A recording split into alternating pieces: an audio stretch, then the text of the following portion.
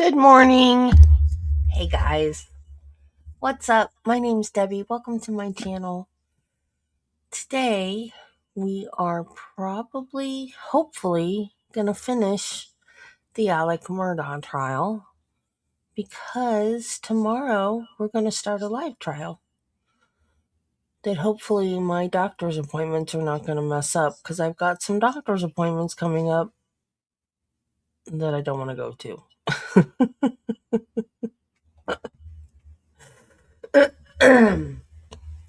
On the 10th, we have Courtney Clenny's plea hearing, which I have mixed feelings about because I really wanted to watch that trial. So, if you don't know, Courtney Clenny was the OnlyFans model that her boyfriend slash manager, I guess, they had a very toxic relationship with lots of arguments, lots of hands-on fights, and their last fight, this is her story.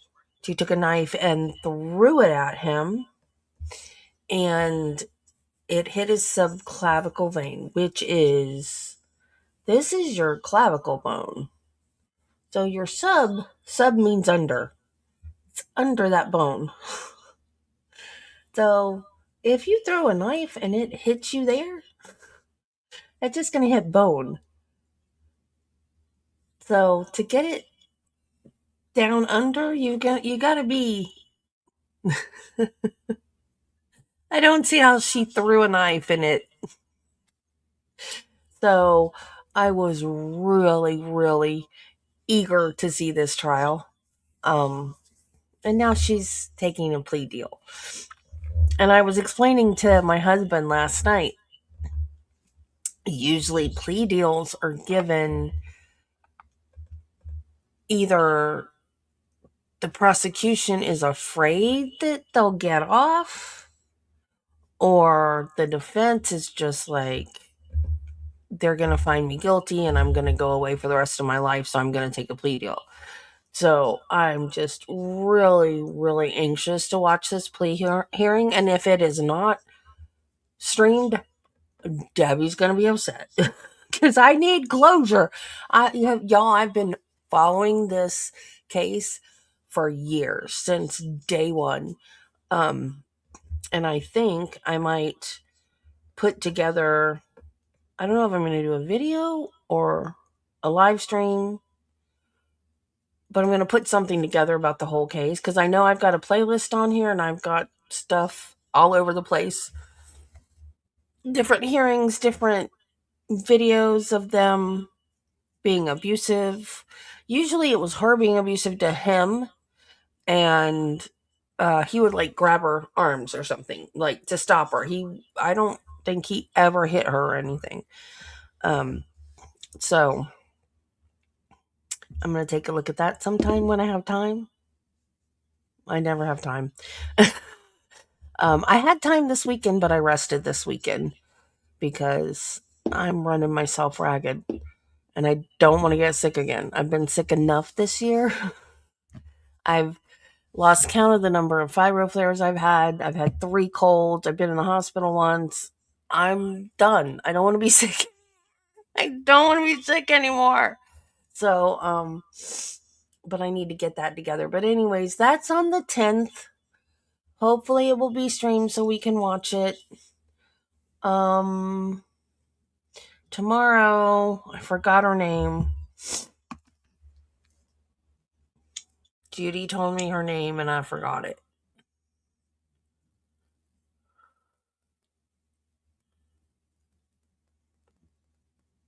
Sarah Grace Patrick. So today is jury selection. Hopefully they'll get done today and we can watch that tomorrow. If we get done with thank you, Judy. If we get done with Murdaugh today, which hopefully we will. It's in Georgia, so it's the same time zone. It might not start till 10, though. But that's okay. We can chit chat and watch funny videos or something. I don't know. Murdaugh's defense team filed a memo with the court informing the judge that reserved samples of the DNA evidence exist, but the state plans to use the limited amount of evidence for a retest. Why would they do that? Fearing that could exhaust the remaining DNA evidence, they asked the judge to allow their tests first.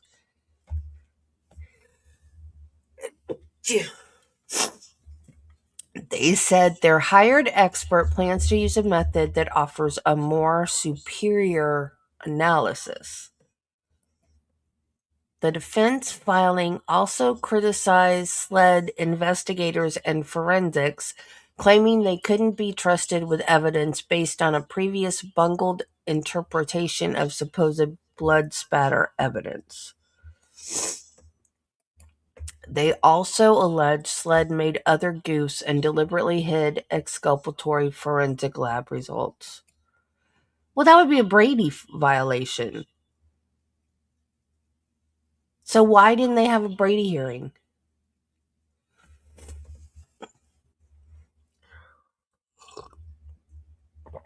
I was telling Travis last night about the first case that I covered,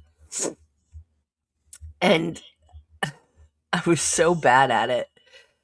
I put a part of a hearing up, and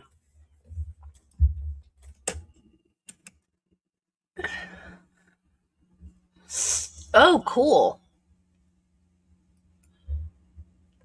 I'll have to look at that.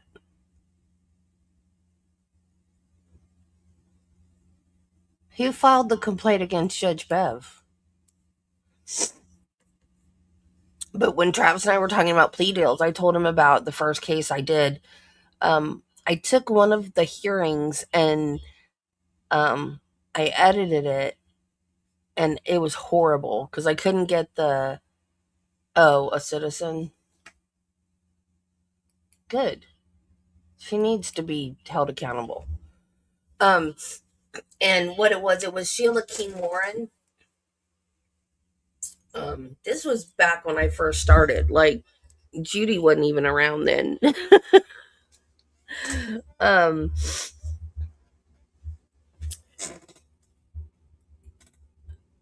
and it was a Brady hearing. And I thought it was so interesting. And I probably like butchered the thing where you can't even tell what's going on. But it was Sheila King Warren. She had dressed as a clown. It was a Florida case. It was back when all those weird clown sightings happened. Back like in 2016 or so. I don't even remember. But she dressed as a clown and killed her boyfriend's wife. And the Brady hearing was it was a cold case, and then they caught her, and then it was a Brady hearing because the defense said that the prosecution had a list of all the clown sightings in South Florida at the time, and that they were not releasing it to the defense. So the defense attorney wanted the prosecution sanctioned and everything. Like, it was a like, he was mad. It was a good hearing. I just don't know how good it came out on my video, but and then like 2 or 3 days later, they found the list of clown sightings. So then they came back, like, I don't know, 3 or 4 weeks later, and she took a plea deal. So I think what happened was they got the list of clown sightings and they investigated it, and no other clown was like could have possibly done the murder. It sounds so silly when you say it out loud, but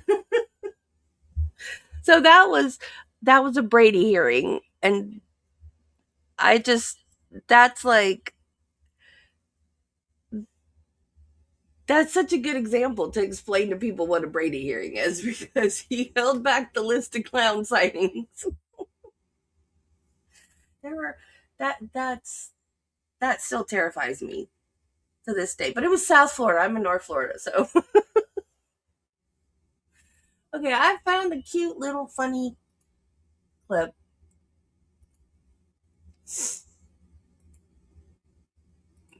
Because I'm a country girl and I used to have a barn cat and I used to have horses. Let me tell you something, this barn cat was much happier outside than inside.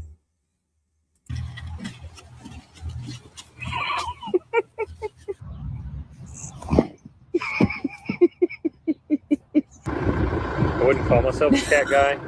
She's not a cat. She's not a.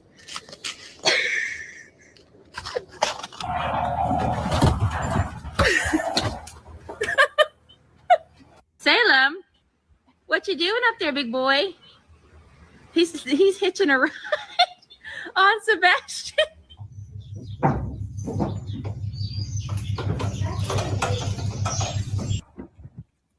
This one's funny. Oh wait, it might not be this one. Cheeky. There's one where the horse laughs. Don't bite his tail. That one.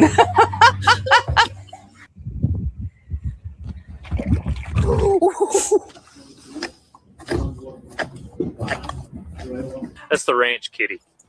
I'm not a cat guy. Okay, Suede, too much. Hey, too much. I love that one. The cat's just in his tail. Just. I wouldn't call myself.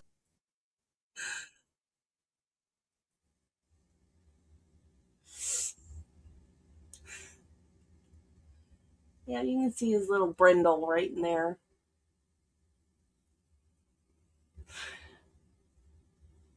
He gets up every morning now. Like, this is his job. He gets up and he just stands and looks at me and I'm like, okay, I got your bed. Let's go. Come on. And I move the bed for him. Right, Spike? Gotta go to work with Mom every day, don't you?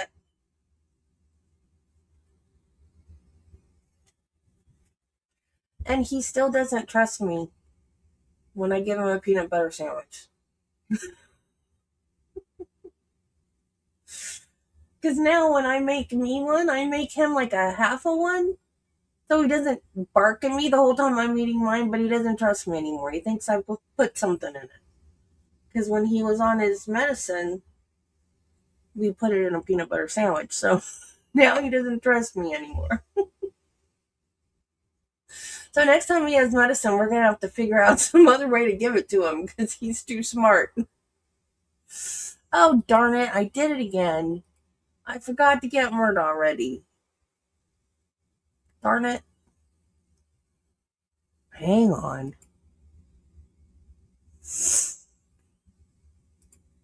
Playlists.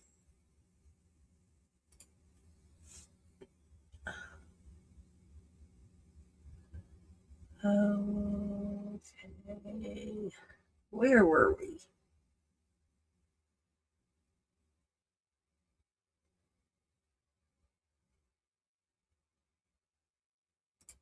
Oh, yeah.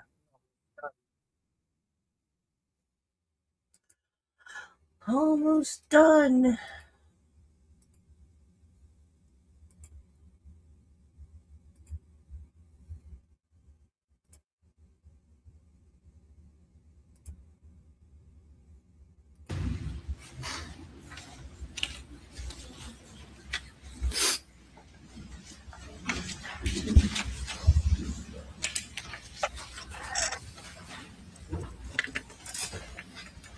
What is Alex doing now?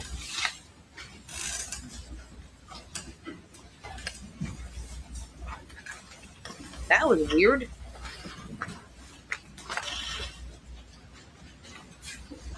What are we waiting on?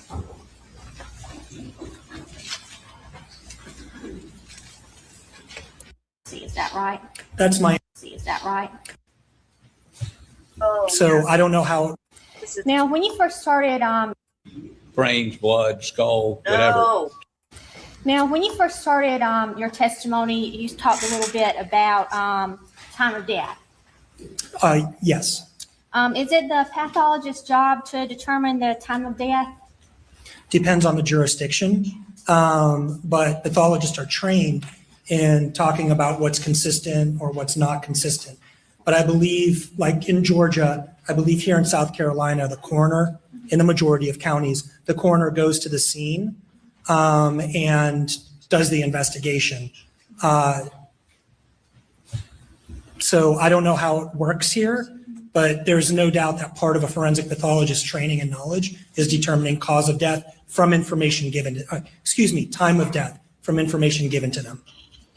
And it's not customary for a pathologist to actually go out to the crime scene, is it? Oh, I'd say more often than not, the pathologist does not go out. All right, and now in this case, because this appeared to be homicide, the county coroner would be the one to have requested an autopsy. Is that right? That's my understanding. I'm definitely in Georgia. It's my understanding here, yes. And Dr. Reamer performed the autopsy here, Yes, ma'am. and she performed an independent autopsy. She did. Oh, I'm so sick of this Did she rain. perform an autopsy of either of the victims in this case? I did not. And you relied on, I think you testified that Dr. Reamer's report, x-rays, crime scene photos, and autopsy photos in determining your opinion. That's correct. And you were hired, right? Yes, I was. And you were here on Friday, weren't you? I was. So that would mean you've made over $10,000 in evaluating or taking part in this case. At the end of the day, that's correct. Did you do a report? I was not asked to do a report, no. Wouldn't you agree that a report would have been helpful to explain the scientific methods or investigation that you used to come to your conclusions? Why do they always go there? Oh, different jurisdictions do it differently. So I have no idea how it's done here. But I mean, my report would have been exactly the same as my testimony. So I guess it would be on paper instead of, verbally. Well, you saw Dr. Reamer's report, and that was actually entered into evidence, right? Yes, I did. All right. You spoke a little bit about Maggie and Yes, that's her correct. autopsy. And I believe you said in your testimony that Maggie's shooter could be taller than Maggie. Is that right? Oh, no, that's not what I said. What did you say? No. What we were talking about was if Maggie's gunshot or rifle wounds to the top of her head and to the side of her head were with her standing up, that would have to be somebody at an elevated position. So I didn't give an opinion that the shooter had to be taller because we talked about how she could be bent over. But an elevated position could mean the shooter was taller, right? Oh, but it could be that the shooter was taller, but that would still have to be somebody at an extremely elevated position shooting down. I'll leave it at that. And you said that determining trajectory is not something that you do. At the scene, that's correct. On the body, that's what I do all the time. All right, let's move on to Paul. Would you agree that when a gun is shot, a lot of energy and momentum is generated, and that momentum and energy tears through a person's body? Depending on the range of fire, the type of ammunition, yes, I agree with that. And when pellets are shot, they spread out. Eventually, yes. Right. So if Paul was shot in the back of the head and those pellets start spreading out, did they come back together when they exited this way? No. But that's where we're talking about the same thing as range of fire. So those pellets, if you go from the top of the head down to here, this is about 6 inches. So we have about 6 inches. We have maybe a foot, right? From here to here. Those pellets can still be together and starting to spread out. So no, they're not going to go out and come back together. Some, that's why I was talking about that billiard ball effect. Some, if you hit that cue ball, the side ones are going to pop out and the middle ones will still be together. So no, they won't go out and come back, but I have no issue with 1 foot from here to here and having still a whole cluster of pellets going through. But the pellets would be closer together when they first enter the body. For a certain distance, yes. And we also talked about soot or stippling. Now, in Dr. Reamer's report, she does note that there was soot and stippling for certain injuries, right? Yes, ma'am. And she did not note that for the injury to the shoulder and head. Agreed. Okay. And wasn't the top of Paul's skull missing? Yes, it was.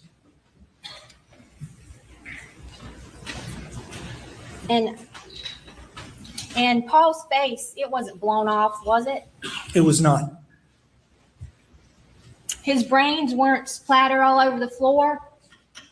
Well, I mean, it depends on what you mean by that, but his brain left his head and ended up being on the floor. There were some smaller pieces in other areas and then a large piece in one area.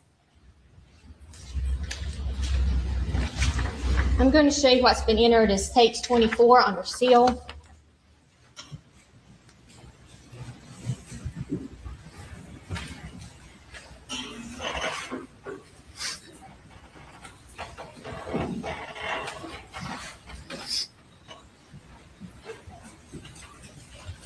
Okay, I don't know if you can tell from this picture.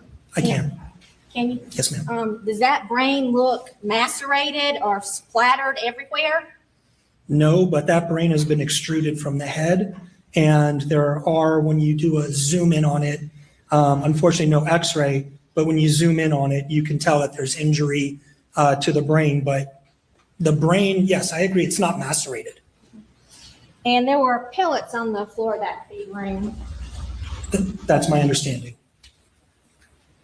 I'm going to show you tapes 26 and 43. Can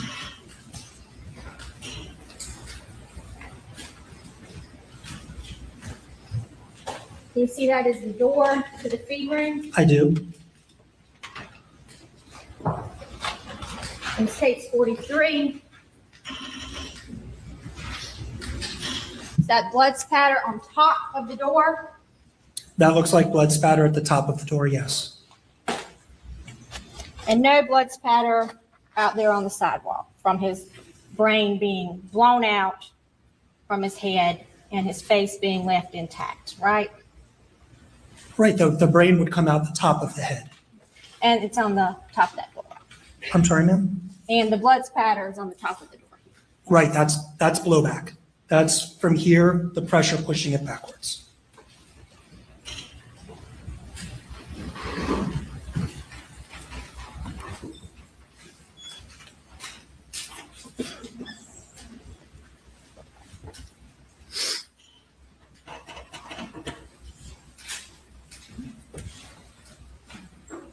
And did you see any crime scene photos of the feed room where there were some containers on a shelf?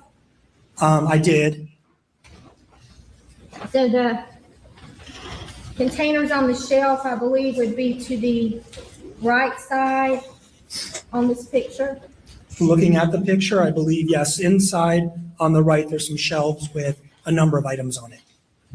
And was there kind of a demarcation line showing blood going to the top of the feed room? Oh, I don't recall. In all honesty, you're starting to get into an area that's not my area of expertise. Into trajectory, is that right? Outside of the body, yes.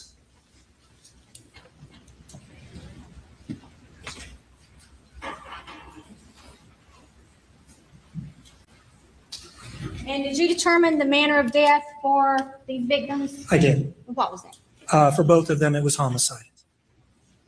Thank you, nothing further. Anything further? Thank you. You may step down. Excuse, thank you.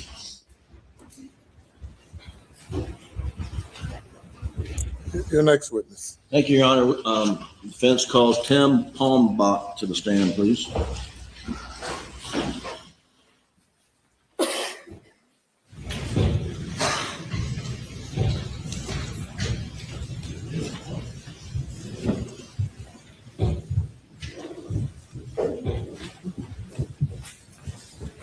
Good morning. Raise your right hand.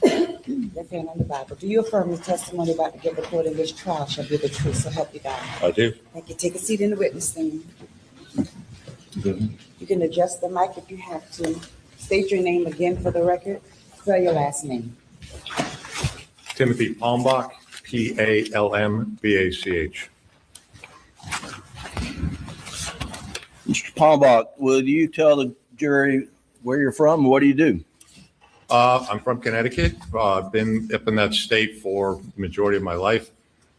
Most of my career has been in the Connecticut State Police, and I actually started out in a row position. Then I was transferred into a major crime unit, and from there, I spent a good deal of my time in the lab. I retired as a major from the lab in 2004, and at that time, I was head of the whole division of scientific services for the state of Connecticut. I then went back to the school, which was my alma mater, which was University of New Haven, to teach. I took the chair of forensic science position, which is a large forensic science program with both graduate and undergraduate students. And I managed that program as well as teaching. In addition to that, I was doing some degree of consultation, expert consultation, but not much just because of the volume of work that I had.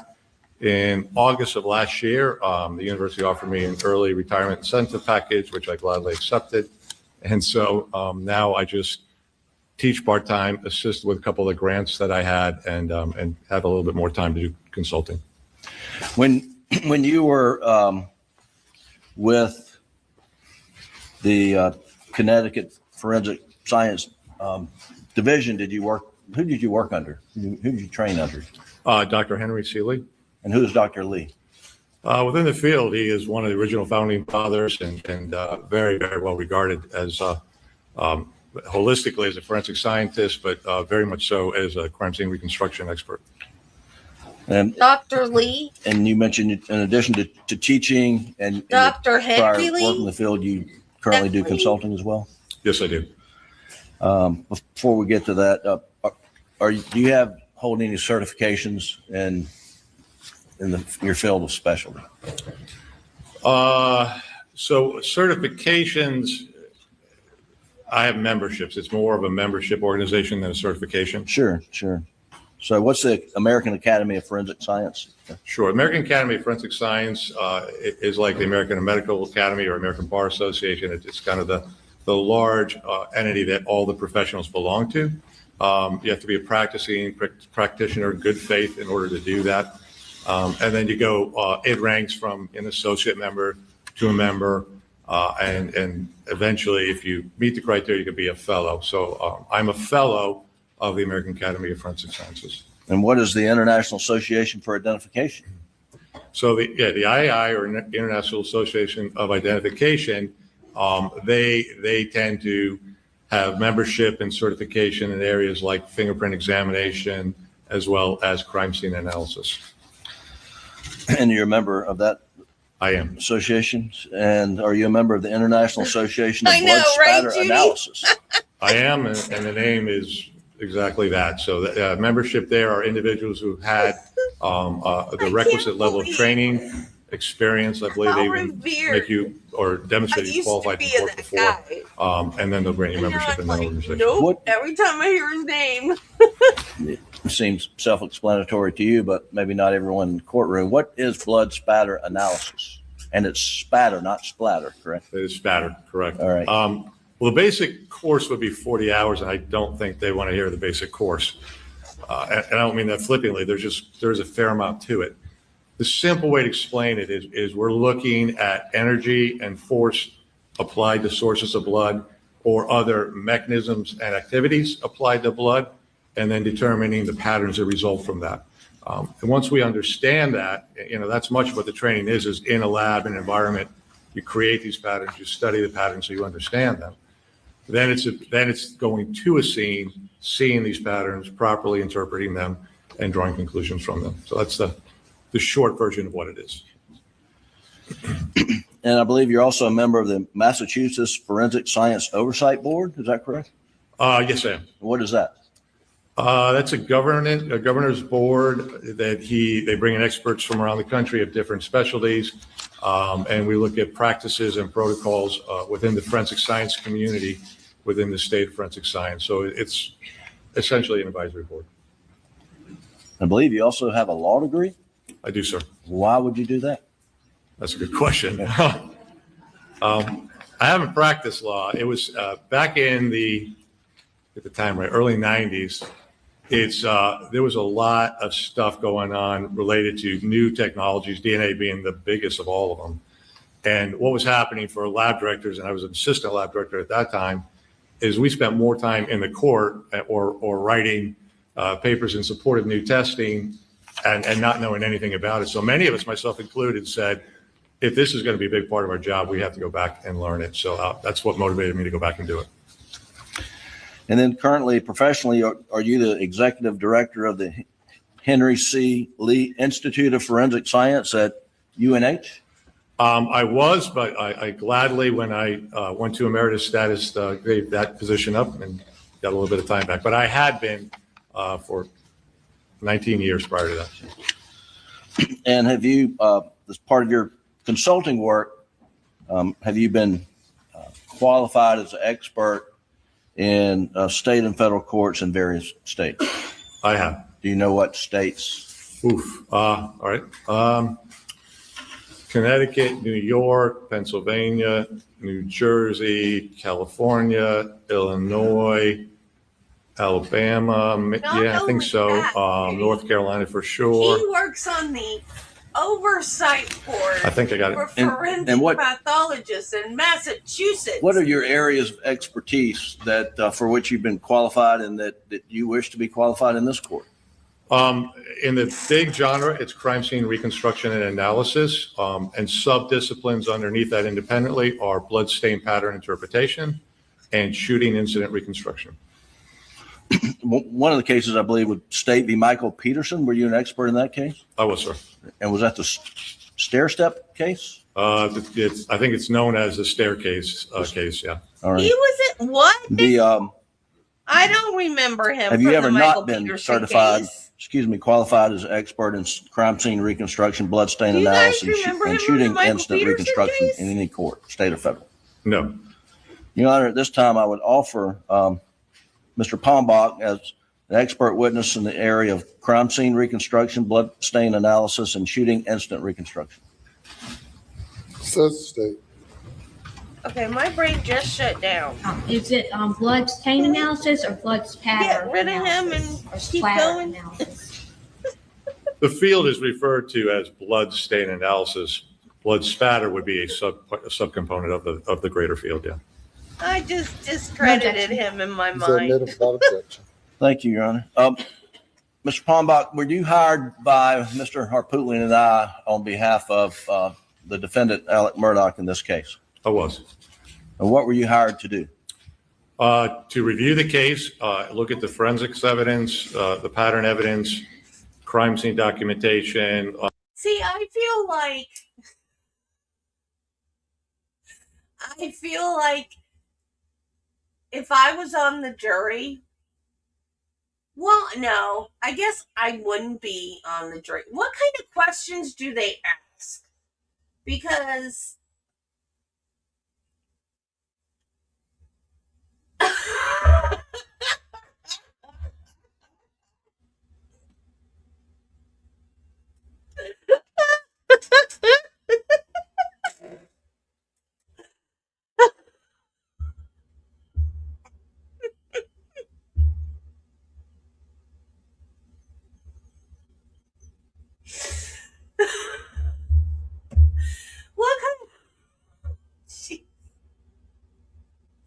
what kind of questions do they ask when you're on a jury? Because, like I said, the one time I did it, I didn't get asked any questions because I was like, nope, I'm friends with the arresting officer, right? So,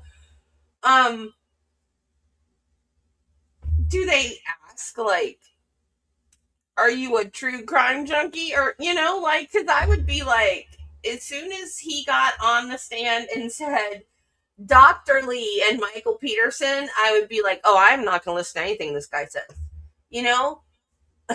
So, how do they weed out jurors like that? Like, they're not going to ask me, did I watch the Michael Peterson case? What do I think about Dr. Henry Lee? You know what I mean? So, like, if I was on this jury, as soon as I heard that, I wouldn't even be paying attention to this guy. Lab analysis, autopsies, and related investigative reports that dealt with the scene activity and the physical evidence. And what are you charging for your time? I am. How much do you charge? I do it as a block rating, just simply because I don't want to keep track of hours.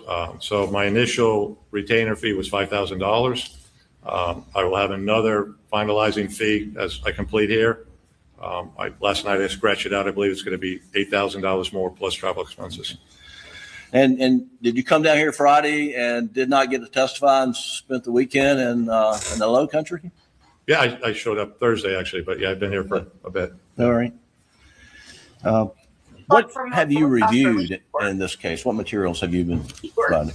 Again, lots of photographs, crime scene photographs, evidence photographs, autopsy photographs, autopsy records, data, x-rays, various lab reports, investigative reports, diagrams created by investigating personnel, and reports that were related to those diagrams. Now, when you, upon your initial review of the autopsy reports, did you make any suggestions to us? Yeah, once I agreed to take the case, that material was submitted and I began to just review it. And that's what I usually do, is read through it and see, get a sense of what makes sense. One of the areas that I was very concerned with right away was looking at the shotgun wound to Paul. And based on all my training and experience, what we visualize in the head is absolutely consistent with a contact wound.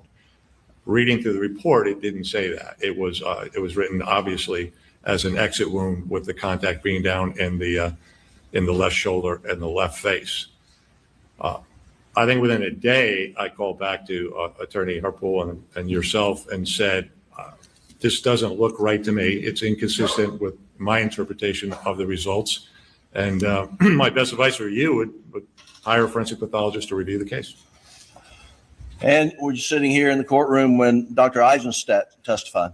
I was. And before coming to town to Walterboro Thursday, Friday, had you ever met Dr. Eisenstadt before? No. Had you ever worked with Dr. Eisenstadt before? No. Did you talk to Dr. Eisenstadt at any point in time before you arrived here in South Carolina for this case? No. Okay. Did you have an opportunity to go to Moselle? I did. And when was that? Friday morning. Okay. Was that your first physical trip to Moselle? Correct. Okay. And we'll get to some of the things that you located. Generally, overall, I want to first address the shooting of Paul. As you reviewed everything and tried to reconstruct the crime scene, can you give the jury an overall picture of Paul's murder? How did it occur? Sure. I believe it began with Paul, his right shoulder to the open feed door. This is inside the feed room, and he's facing straight ahead, and he's upright, and his arms are more or less at his side. And the first shot comes in a very oblique angled shot into his chest, travels through his chest, exits the side of his chest into his left arm, exits his left arm, and then continues on and exits through a window pane in the feed shed, which is the opposite side from the doorway. Roughly, where would the shooter have been on the first shot into Paul? Where would the shooter have been? Yes, sir. Okay, they're definitely going to be outside the door.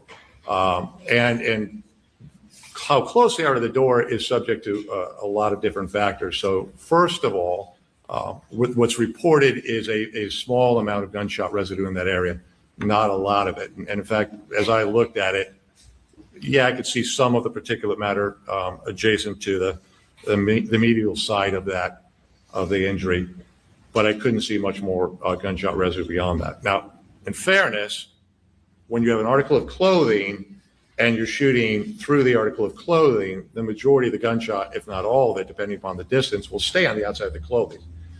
In this case, it was black clothing, blood-filled clothing, and you wouldn't be able to see that unless you did some enhancements or use something we call like a modified Grice reagent test. Well, let me stop you there. Did you see any indication that SLED did any GSR testing of the clothing? I did not. Okay. All right. Please continue. A GSR pattern testing of the clothing. Correct. I'm sorry. Okay. However, I'm not going to dispute what I read, that there was a minor bit of stippling there. But a minor bit of stippling there with a shotgun is going to give you a necessary minimum distance of 2 to 3 feet from the wound to the end of the barrel.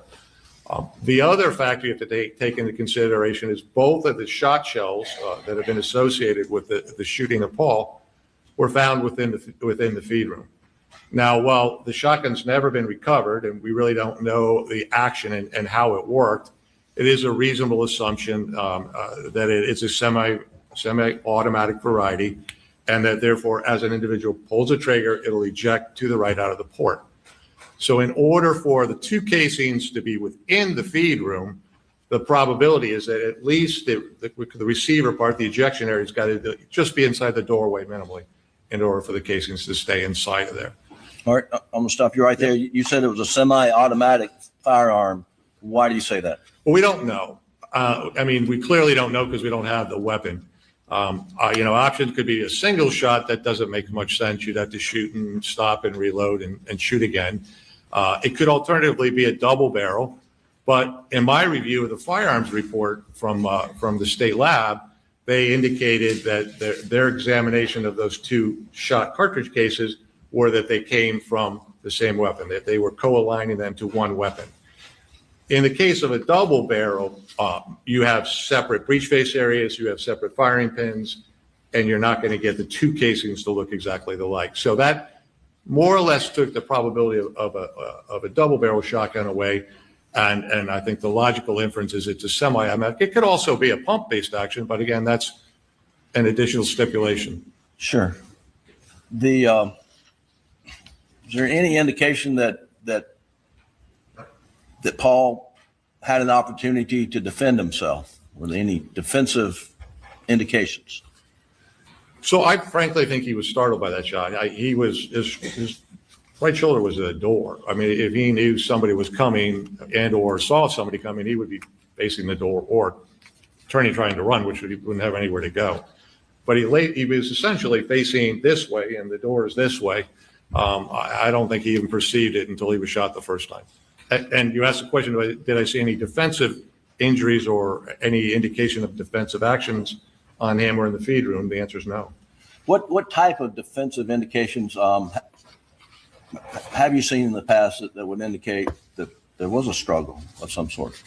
Well, I think obviously your hands always kind of come up, and his hands would be going up in the direction of the shooter and the weapon. So the orientation of his body would have changed. His hands coming up means that he likely, they could have been injured. Certainly there could be gunshot residue distribution on them. There could be, sure. That'd be the main difference.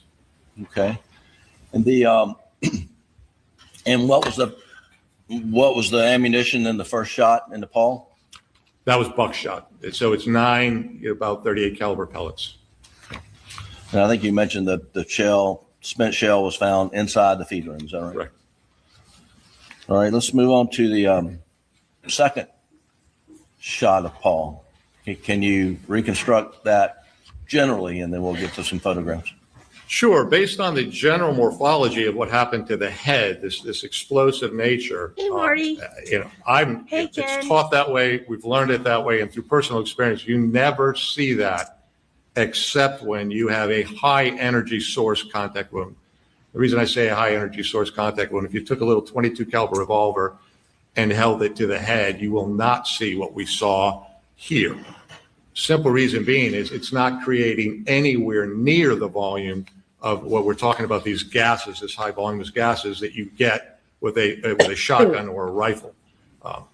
Effectively, why? Well, the barrel of the shotgun is going to be longer, it's wider, and so that you have this whole big area within the barrel that's being pressurized. And that just creates an exponentially a whole lot more gaseous material than you would have seen in a handgun. So seeing that head in the condition it was, that is a contact wound from a high energy source weapon, which would understandably be a shotgun or a high powered rifle. Now, I don't want to repeat what the jury just heard, but were you sitting here in the courtroom when Dr. Eisenstadt, explained the Sure. mechanism of the head to the shot? I heard that, yep. Shot to the head, I'm sorry. Yeah. And is that, do you agree or disagree? Yeah, with no, his fully assessment? agree, completely agree. We'll get to this shortly, but there's on the door, as it swung open, at the top, there's hair, it looks like paws, and there's blood at the top. Is that inconsistent with your assessment of how the shot happened? No, actually, it's completely consistent with that. Well, explain that, please. So what happens is the barrel is in alignment and tightly against the head. And again, the shot goes into the head. The gaseous material begins to build. And again, this is, again, milliseconds is right, very, very quickly. It's beginning to swell and build. At the same time, the wadding is starting to move down toward the exit area and come out. And then the head finally goes from the pressure. It can't go. And as it goes, the pressurized gases are going to find the quickest area to escape, and then they're going to redirect in that format. That ends up being the entrance hole. So you kind of get like a shift in action here, and all of the energy now is kind of recategorized, and it's now pushing up toward the corner of the ceiling and the door. Now, have you seen Dr. Kinsey's photograph of the door? And it's a crime scene photo, and there's a little ding in the door. I have seen that. Did you go out and inspect that on Friday? I did, because you could clearly see a little ding, and I totally agree that could have been a pellet impact, but it was taken at that time. It was taken at a little bit of an angle, and I felt it would be better if I get up and get 90-degree and closer view and examine it myself, and I did. And while you were there, did you also see any other pellets in the feed room that you attribute to the shooting of Paul in the head? So first of all, in close examination of the impact on the door, I do believe that's from a pellet, and actually the dimensional size of it is consistent with the diameter of a number 2 steel shot pellet. And it is also, it was elongated, so you can see that it was coming from the bottom up.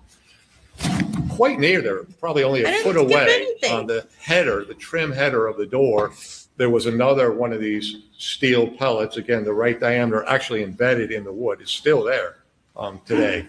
Going back, and I'll be honest, I did not see that in the photograph. Going back and looking at the photographs, I confirmed, it actually was present the day of the shooting.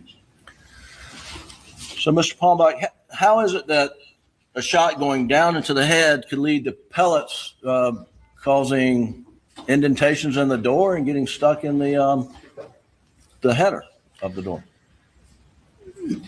An explosion really is the best way to do it, but it's not just this kind of an explosion. It is a like the military would call it a chafe charge, where you focus the explosion in a narrow pathway, and that creates a much larger damage area. And that's what happened here. You expanded the skull plate, and it pushed back through, first of all, the actual entrance hole in the skull. Well, and as that happens, then the skull breaks and pulls out. But there's now a very large energy moving this way, and it's drawing with it things as heavy and large as the entire brain. But it's also grabbing blood, it's grabbing tissue, it's grabbing skin, it's grabbing hair, it's grabbing the bone fragments, and it's grabbing part of the steel shot that's still in the skull cavity, and it's pushing it at a pretty reasonable velocity up and toward that corner of the door and the ceiling. And we'll get to photos, but there appears to be the wadding that in the middle of the feed room on the floor. In your opinion, where did that come from? It came out from inside the brain. That obviously made it through the brain. It was in the brain. And again, remember the wad has these little fingers that tend to open and flare out like that. As a matter of fact, you look at it in the photograph, you can see that it was flanged. The fingers were folded back. So it kind of is breaking power, right? It's not going to go through the rest of the brain and out the side of the face and into the shoulder as easily as a pellets will. So it stopped more or less in the brain, and then it got caught up in this explosive force. I'm assuming it just went up it could have gone up into the shooter. It could have gone up into the door, could have gone up the ceiling and wherever any one of those areas could have happened and fallen down on the floor where we find it. And I want to talk about the shooter. How close would the shooter have been in relation to the shot into Paul's head? Well, so this is contact. So he's got to be close enough to get the barrel in contact, firm contact with his head. We don't know what that gun is. I don't know is it an 18-inch barrel length, a 26-inch barrel length? We don't know that. Obviously, that's going to change the difference. But and the shot is somewhat overhead downward. So all of that is bringing this shooter much closer to Paul than when he took the first shot with Paul standing upright. So we see indentations from a pellet in the door. We see a pellet stuck in the threshold of the door. What's happening to the shooter in this, in your reconstruction of a contact shot to the back of the head? What's happening to the shooter at that point? He's getting hit with large amounts of brain material, blood, skin, hair, bone fragments, and I believe very likely some of the pellets. And what would be the force of that hitting the shooter? Substantial. And the reason we know that is one, we've seen what's happened to the skull, how badly damaged it was. And secondarily, we have two of the pellets. One is actually denting this metal door and another one is embedding in the wood above it. That, I can't quantify that force, but that's substantial force. And that's the kind of energy that's taking all of the brain, all the fluid, all the tissue, and all the hair, and all the broken skull places, and sending it. Principally, it's going to follow right along the barrel pathway, around it for sure, but that it's going to go in the same direction, essentially, that the barrel had been placed. Would you expect to see any type injuries to the shooter? That's quite possible. I mean, for sure, they're literally covered in all of that material, for sure. Are you okay, baby? But given the size of the bones, the amount of the bone, and now pellets coming back at them, if any of them hit him, it's going to be an injury, whether it's substantial or just a stinging injury. Yeah, you I think be a smart ass to me. I just kicked my dog in the face. And and how much biological material and blood is going to be on the shooter's clothing and on the shooter's person? A lot on the upper body and head. I mean, if the shooter has I just accidentally kicked Spike's thick hair, face. something a lot different than what I have, would you expect it to be matted in the shooter's hair? Certainly. I mean, you're gonna be covered on any surface, but yeah, I guess the thicker the hair is, the probably more it will retain in there. And we have pictures of the room showing blood in various places throughout the room, right? And is that consistent with? Exactly. So you have this core high velocity, kind of high volume pattern going up to the corner. But you also, this hole in the side of the head it's like this. It's very large. And so once that's open, there's still a lot of energy right there. And there's blood and tissue right there. You're also then going to just literally blow volume. Oh, I don't know. And that's what we're seeing throughout the room. That's why you're seeing it, on shelves and on the door trims and on this wall and on this wall over here. With the exception, if you really look at it, there are some areas that they have a void appearance, which to us would indicate there was something there that absorbed the blood that should have been there. And in this case, it would be the shooter's position. And again, we're going to get to some photos and walk through that a little bit more. But I want you to now address just sort of an overview. Dr. Kinsey's, I guess, reconstruction based on Dr. Reamer's autopsy, where the shot is being made from a different angle. Do you think that's possible in this case? Oh, I don't think at all it's possible that was the shot came the way that Dr. Reamer articulated. I think probably Dr. Kinsey, and I don't blame him, relied on that information that was provided to him by Dr. Reamer, and he began to conduct his analysis based on that information, which was wrong. But as to the angle of the gun, do the angles work out where you could take this shot from the outside? So you have to look at the shot distribution evidence. We'll talk about gunpowder residence. We'll look at where blood spatter is located, and then we'll look at where we see, this pellet and other projected spatter coming back. None of that is consistent with the lower trajectory upward shot that Dr. Kinsey articulated, and all of it is consistent with an overhand contact shot to the back of Paul's head. Okay, well, let's start walking through these photos. Don't all dogs And we'll start with Defendant's Exhibit 162, which is an evidence. And please cover your screens. This is under seal, and it's. Can you pull it up, Doug? Okay. Do you recognize this photo? I do. And what is it? This is showing the left side of Paul's face and the left shoulder and the injury in that area. Now, can you explain the significance of the size of the two different wounds, one in the side of the jaw and one in the shoulder? Yes, the shoulder is much larger and much more diffuse and spread out. The side of the neck is a bit more circular and certainly smaller.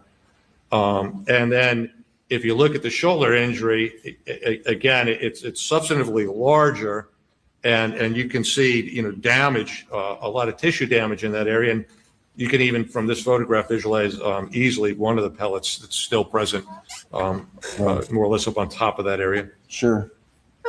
Now, as a shotgun, pellets even enter the body, do they continue to spread out or exit the body and spread out? Yes, yes. Again, it's all about distance. In order, your spread, the distribution of spread is a factor of distance travel. And we're not going to pull up the other autopsy photo, but do we in fact see that under Paul's arm?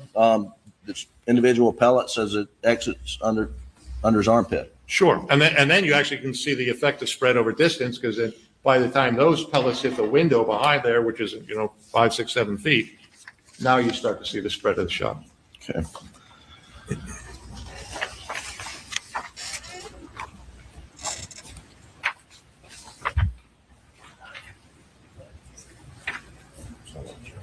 Good. I'll show you 191. Go ahead and get these in. What's that? I think they're in, but we just want. Okay. I'm going to show you, Mr. Palmbach, Defendant's Exhibit 190, 191, and ask if you relied upon these in your analysis. I did. Your Honor, we move Exhibits 190, 191 in evidence under seal at this time. I believe without objection. No objection. They're admitted. Doug, if you could pull up 190, please. Now, will you tell us, Mr. Palmbach, what this photo depicts and how it relates to your analysis? Well, this is showing the final resting position of Paul, and this is obviously after both of the shots and where he's located. As you can see, the brain is located on to the left of him against his left leg, and there's a substantial amount of You didn't miss much. spatter in this area around and transfer and pooling by his feet in the doorway. And you see that his feet are more or less on the, if you were standing on the outside, it would be more or less on the right side of the doorway, and then the rest of his body angles a little bit more toward the left from that once he's outside. Does this photo inform your opinion as to where Paul was probably standing or kneeling at the time he received the fatal blow to his head? Well, this photo in conjunction with several other photos in that area, but yes, it does inform me his motion between the two shots. And let's go to 191, also under seal. And again, just same, just from a different angle. It's from the other side, yeah. And so you're now looking more at the left side. And again, you can see the large brain mass, somewhat near his left knee area. But you can also see a fairly large piece by his of brain material by his left ankle. And then there's more, maybe 18 inches away from his body, kind of adjacent with his belt or hip area. There's also what appears to be a large fragment of skull on the ground, maybe a foot off of the cement pad. All right. I'm going to show you three more photos.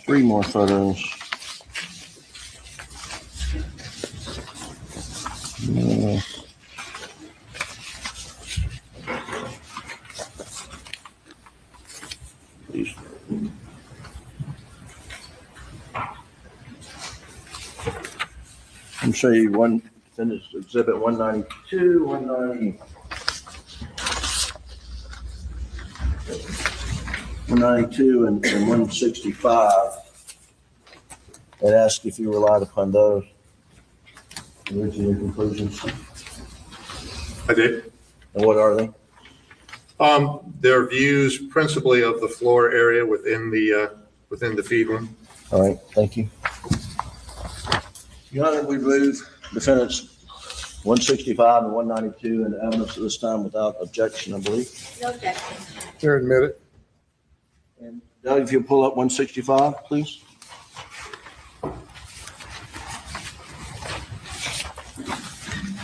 And what do we see here, Mr. Palmbach? Again, it's looking downward at the feed room, so you can see this from the area of the stoop, and then heading back into the kind of the feed bag, and you'll see that yellow placard number 1. And what I can deduce from that, let's focus with the placard area number 1 and the blood stain that's on the floor in that area. See, it happened. That is classified as we call a vertical drip pattern. And that occurs when blood from above comes down. So much they gotta be I right believe by us, that what wherever that we blood are. is attributed to is the chest wound. And so, the shot came into the chest. Of course, the chest entrance is going to start bleeding, but as long as Paul is upright, you really just gravity's going to kind of just flow that down, his shirt, and that'll kind of catch it. We won't see that on the floor for a period. But the shot then came out of his chest, into his arm, and out of his arm. So you've got, 17 or 18 different holes here. There's lots of opportunity for this to bleed. And in fact, it did, and you can see the blood running down his arm. And so I think what you're seeing in those accumulations of droplets on the ground is the positioning now post that first shot of his left arm bleeding. And then you can begin to see some movement away from that toward the door. All right, Doug, go back to, thank you. So did we see the wadding there by the number 1? Correct. And is that the wadding from the headshot? Yes, it is. Yeah, I know. And, all right, back up, Doug. I know. That one was my And go to the threshold, the entry of can you enlarge that? Yes, thank you. Can you tell us what this is? So there's a couple things going here. One, it might be, can I come down a point? Yes, please. It might just be easier. Your Honor, is that okay? Thank you. Go regular size, and then don't make that so tight. But Cut it in half. There you go. Thank you. And you probably want to stand over here, Other side, Tim, so you don't block your stroke. Yep.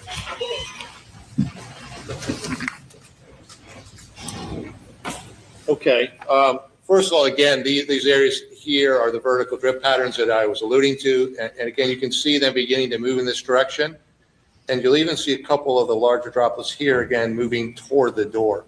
Again, these are coming from Paul as he's moving away more or less kind of from the center part of the room toward the doorway. But an area I think that's really worth paying attention is this area of the floor here, and then this little bit of trim here. And this is a second impact area. This is not directly related to what we're seeing up on the ceiling, although it is related to the overall event of him receiving that headshot. And I believe what we're seeing here is after I think he's moved sufficiently that he's now moving toward the doorway, and the door jamb right here. And in this area here is where he's going to receive this shot. And as he receives this shot here, it's going to exit from his lower face and it's going to hit the shoulder. As it's coming out of the lower face, it's coming with a volume of blood and tissue. And then that's going to get slammed basically right into the shoulder where the shots are. And that's going to create another projection, independent. And that's going to line up for us that his head is located right in, it's about a foot or so off the ground and pretty close proximity to the edge of this trim board. And you can see the resulting spatter in this area, which all supports that impact site and is consistent with that being the projection of the shot out of his head through his lower side of his face and into the shoulder. So are you saying that the blood spatter on the floor there that you just pointed out is from the exit wound from the chin and back into the shoulder? Correct. Now, that's Doug, if you don't mind pulling up Defense 192, please.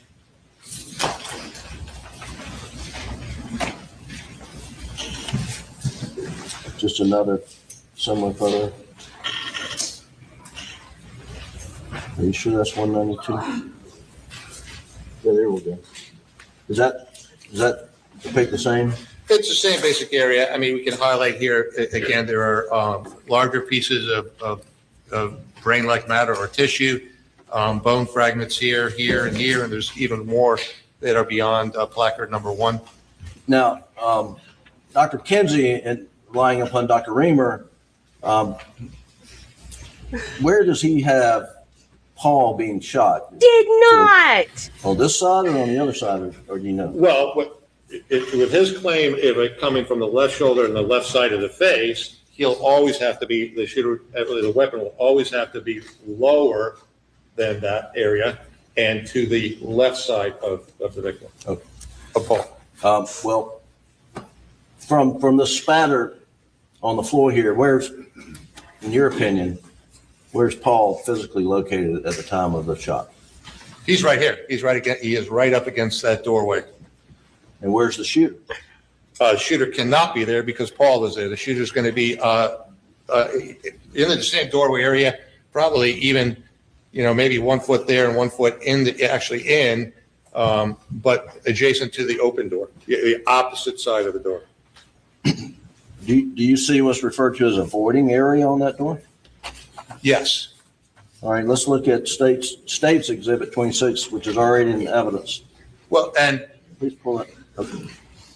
and if Hold up. Don't move on yet, though. Well, I said we could actually see on the floor there. okay, Doug, go back to 192, I believe is what we're looking at.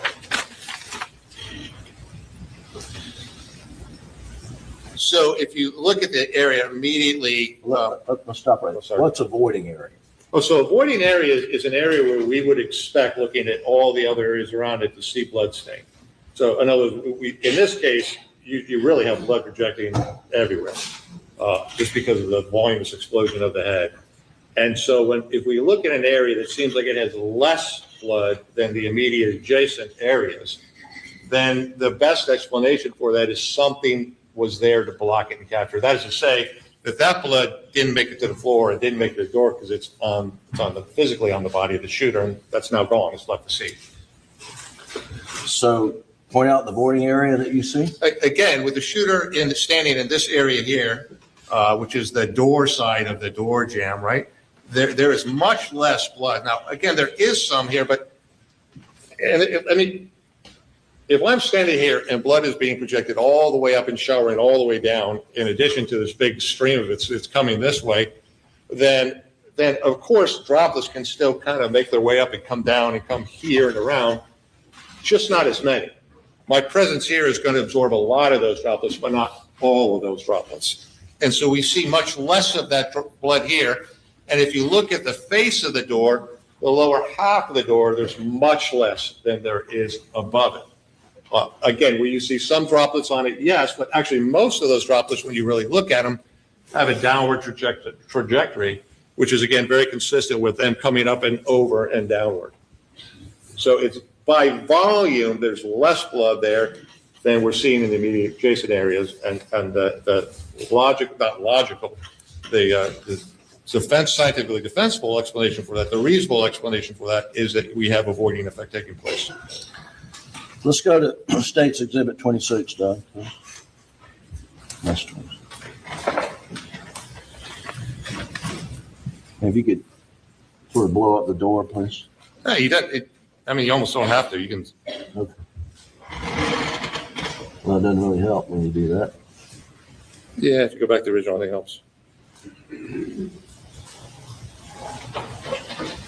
So, literally across the whole top of the door, but most particularly in the upper left corner, right by the hinge side, the upper top, you see large amounts of blood transfer. You see what looks like a contact transfer of material.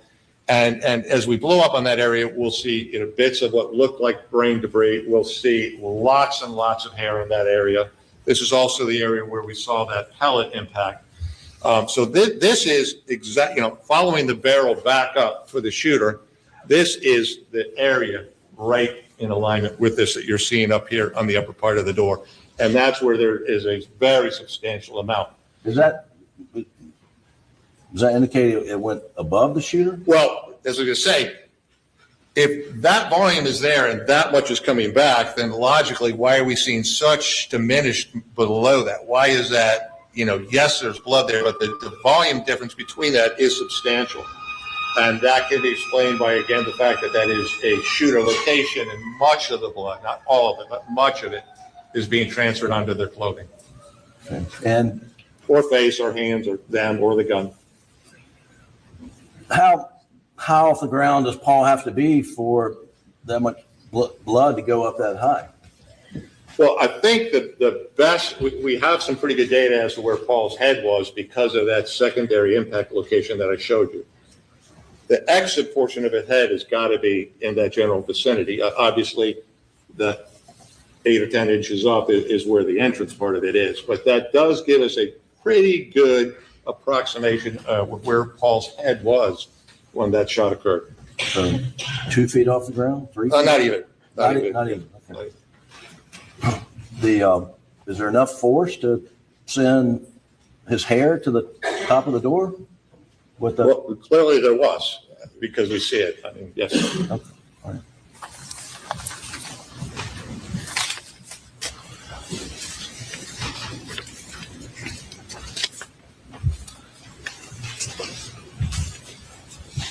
I have a few more door photos.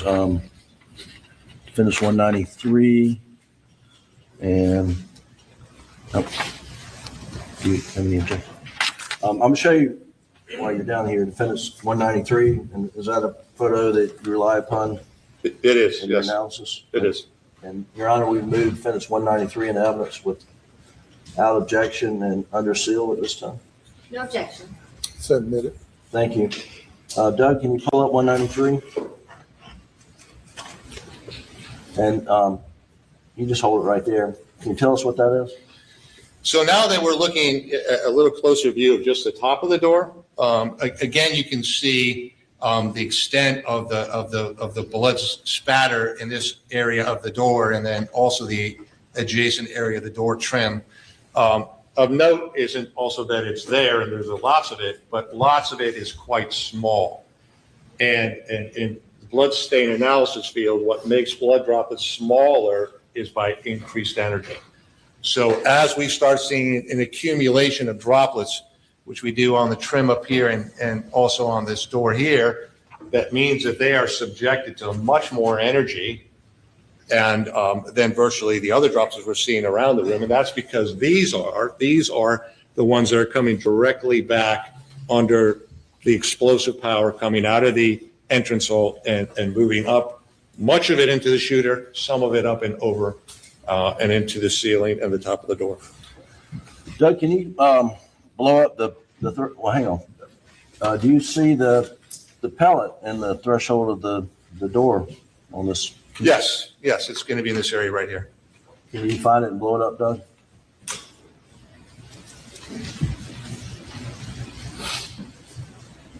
I think you missed one. Well, yeah, he got the other pellet. Yeah, he got the actual pellet, and that is the actual pellet.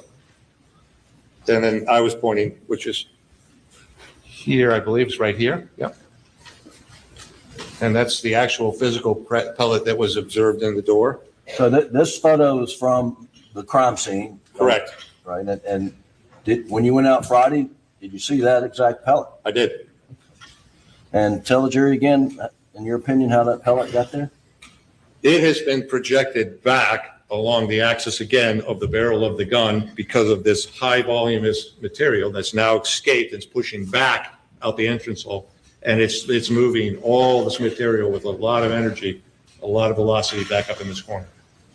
Now, Mr. Palmbach, if the shooter was on the outside and angling toward Paul's shoulder and up through his head and out the top of his ceiling, would you expect pellet and the markings on the door to be in that area?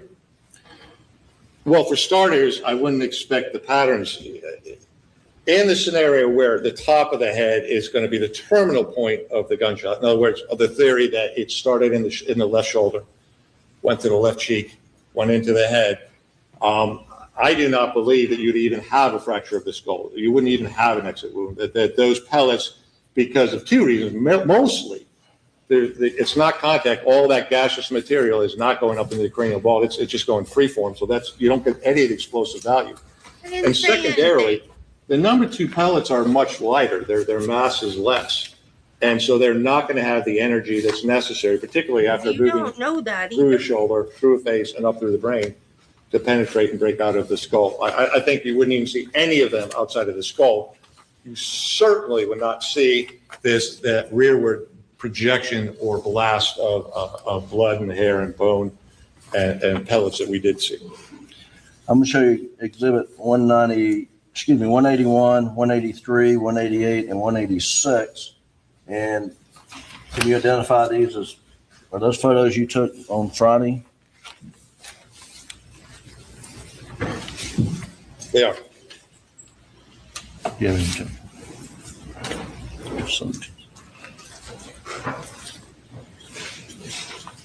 we would move 181, 183, 186, and 188 in evidence at this time without objection.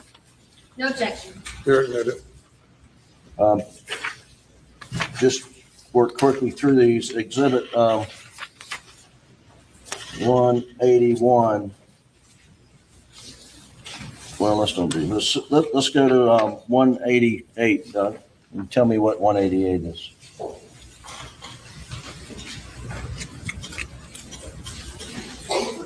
So this is an overall photo of that same area of the door that I took on Friday, and you can see the impact dent right here in that upper corner, same relative position as you saw it in the crime scene photos. Can you also see the pellet lodged in the? Yes. Yep. And the actual pellet is up here on the door trim, and again, it's in the same relative position as observed in the crime scene photos. Okay. And then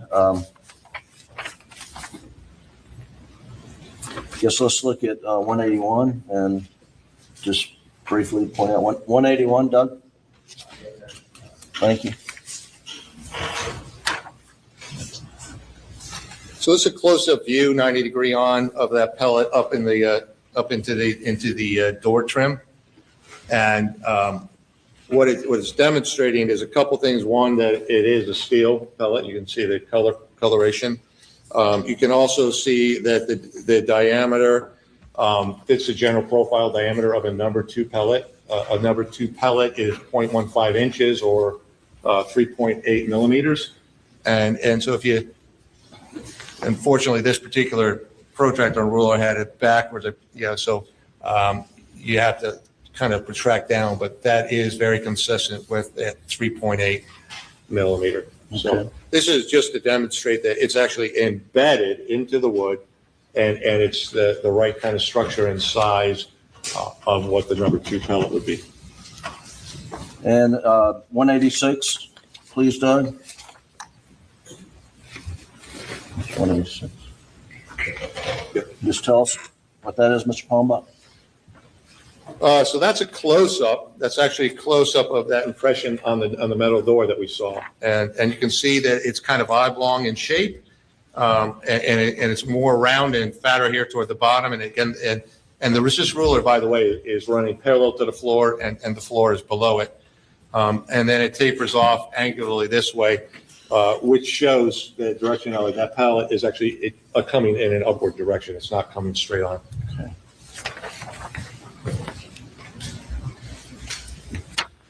Lastly, I'm going to show you on this set 180, defendant's 182. Can you identify that? Yes, I can. What is it? It's a picture of me on the external part of the doorway, just showing what the relative positioning would have to be to hold the shotgun in roughly the positioning that Dr. Kinsey was alluding to. All right, and Your Honor, we would move to introduce defendant's exhibit 182 in evidence. Please, without objection. No objection. Can you pull up 182, please?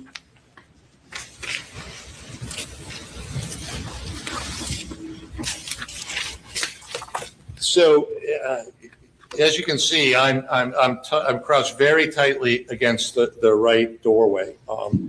It's about as far over as I could go, and still, I was trying to, how far can I go over and still manage, a firearm in this kind of relative position here. Right out of the gate, what you realize is my body is physically in the position where Paul is passing through, and we previously identified this area right here, like right in my right shin area, about a foot off the floor, and here where I'm seeing the impact spatter associated with the exit out of the lower face and into his shoulder. So Paul is moving through here, and his head's at about this location, very close to this door, and then outside of the door where we finally found him. And it's in that location that from the other side, the shotgun comes down into his head. The other thing that I wanted to show in this photograph, and it should be noted that you see a shelf here on the right, that's a change from the original scene. Not that shelf is the same, the best I can determine, but they cut out the rest of it. So, it actually went down the whole length of that wall. There was a refrigerator on it and other objects. And if you look at the distance between the edge of that shelf, it's 4 inches or so. It's not possible that the shooter could have gotten in the room and there's just not enough room for them to be on the left side of Paul. So they would have to be outside reaching in with the shotgun in order for that to happen. But in my attempt to do that, I was in the wrong location. And I think a couple of critical things about that is, again, we do not know the length of the gun because we don't have it. So I don't know how long it is. But we can make a general assumption this would be pretty short. It would be probably longer than that, but because there was no observed, nobody talked about seeing any gunshot residue, even on the shoulder of Paul, then you've got to have, again, a minimum, and that area was fairly well exposed at 2 to 3 feet minimum where the barrel would have to be. So if the barrel was placed inside on the floor, in an upward, again, so it's got to come across the shoulder, upward and out the back. It's this kind of a trajectory. You can't even have the shoulder until about 2 feet from there, and then the side of the head here, and Paul's head here. None of that creates a pattern consistent with anything that we see. Now, that would account for a lack of gunshot residue if that was true, but what it definitely would have changed is the pellets coming out of here now would have definitely begun to spread, and you would have seen pellets all across the side of his left side of his face, which you didn't. And then finally, if you look at this angle here, again, imagine door here, gun in this thing, then even if, and I think there's no evidence of it, but even if the shot could go through Paul's head and create an exit pathway, then that would project whatever pellets and bone matter that way. Whereas if you move the shooter to the other side and we shoot into Paul downward this way, then all of this material comes back at the shooter, but also it's going this way into that upper corner, which is where we see the pellet defects and the heavy blood and the hair. I was going to. Okay, and you'll take a seat. That'd be great. Thank you. You can take that down. Done.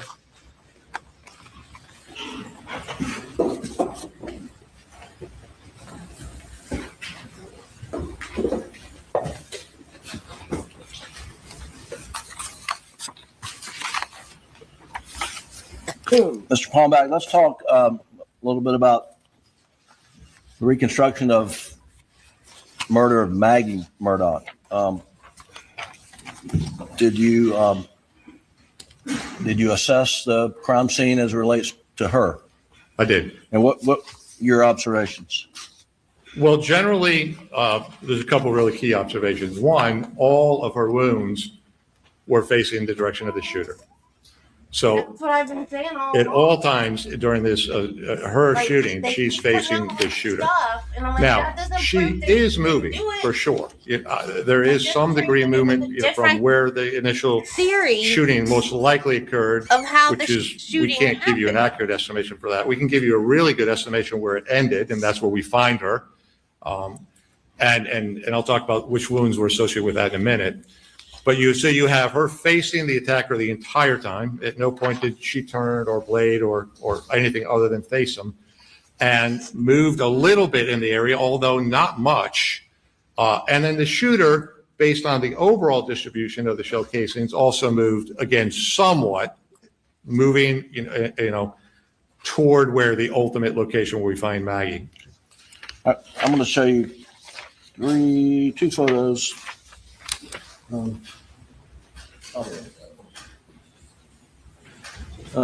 Defense Exhibit 163 and 164, and ask if you relied upon those. I did. Defense Exhibit 163 and 64 in evidence at this time. No objection. Committed. So, if you don't mind pulling out 163, Doug. Thank you. And jury's seen this, but just give us an overview of what this is. Well, so Maggie is underneath the blanket there, and she's in a face down position there. Just leave it like that. Don't it? Her head is more toward us, and her feet are pointing more toward I think what's been identified as a doghouse. Right. You'll see placards in the foreground, 3 and 4, which are two of the blackout 300 casings. You'll see a placard 12, which is over on the grass, more in alignment. We're heading more toward Maggie's head area. And that was a large piece of what appears to be brain-like material. Well, that's why I wanted to do the trial, was because especially if they're gonna ask for the death penalty this time, but they give him a plea. If they let him take a plea deal and the death penalty's on the table, he's not going to want to go to trial. I have a strong feeling if they give him a plea deal versus going to trial and the death penalty being on the table, he'll take the plea deal because he's already in prison. And while you can't see the numbering, there are additional placards to the left, immediately to the left side. Well, they're on Maggie's right side, but as we view the photograph, they're to the left of where she's currently located. So this just gives us some general orientation of approximate locations of the shooter, and certainly where at least the fatal shot to Maggie was taken. All right. I'm gonna show you Defense Exhibit 149. And the other two would move to those be under seal, and He's probably 149 loving under it. seal. Is this probably rely upon this and reaching a Off the conclusion? wall, I did. man. Your Honor, we move, Excuse me, Exhibit 194, not 149. 194 in evidence under seal at this time. No objection. You did it. And if you don't mind pulling up, Doug. Didn't Well, somebody else before I take do that, credit? let's go to 164, and Teach us style. Alex Murdaugh. which is a closer up area There's somebody around Yeah. the side by side, as they call it. Uh-huh. What's the significance of this photo? Yep. Again, I Ruling think the this place is an area properly. in which Maggie passed by during this incident. It's also an area that's being highlighted now where what appears to be a damaged loop bearing, which is consistent in shape and design and structure to the one that's still in her right ear. This one would have come out of her left ear at the time of that impact, shot to her left ear, and more or less just been blown over destruction. And the jury that has seen the autopsy photo of the injury to her left ear, do you believe this earring is a byproduct of that injury? I do. Okay. And then just briefly, I'm gonna pull up 194 and ask if you can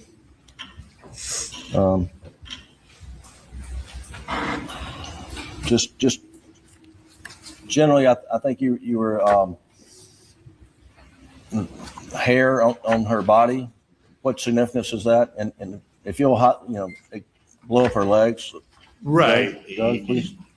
So, when you find a body, you always have to wonder, is that really the position that the body remained in? Or, through medical, maybe the defendant or the accused or the shooter did something to the body.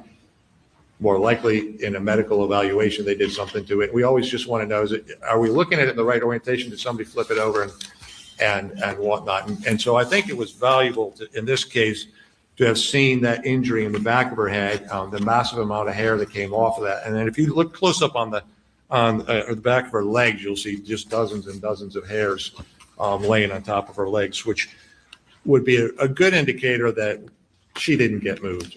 We can count on this being the final position, unaltered position of Maggie. Doug, can you go back to 163?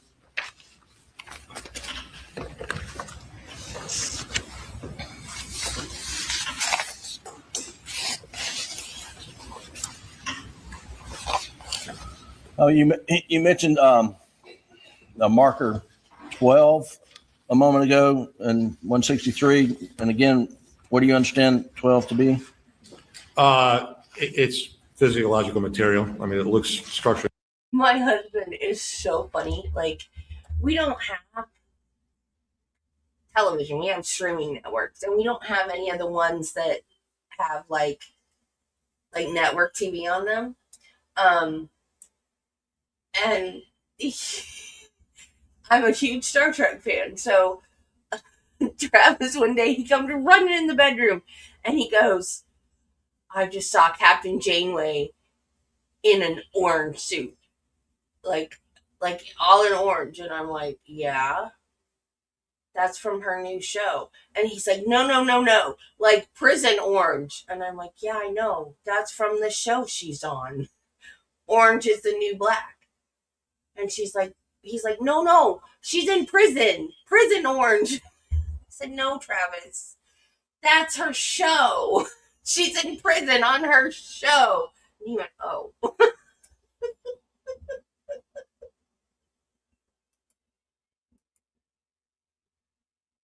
Like brain material, but it's tissue.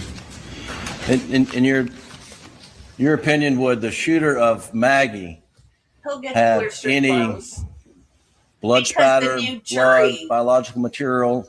the new jury won't know, which is unbelievable to me. That they can find people that won't know any of this has happened. I don't see how, but they will. On him or her? I think it's possible. I think it's possible because, as we're seeing here, that you have a projection of brain material backwards toward the direction of where the shooter would have been located. We also have a couple of the shots, the left thigh shot and the abdomen shot, which have been identified as having stippling around them.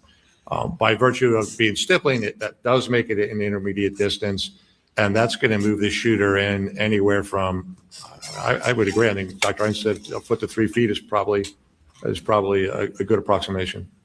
Okay. Mr. Palmbach, do you have an opinion based upon more probably than not, whether there was one or two shooters who murdered Maggie and Paul on the night of June 7th? I do have an opinion on that. And what's your opinion? My opinion is the totality of the evidence is more suggestive of a two-shooter scenario. And what? Which she could have hired. I mean, please explain the basis of your opinion. Doesn't Okay, make him not guilty. So we'll go back to Paul.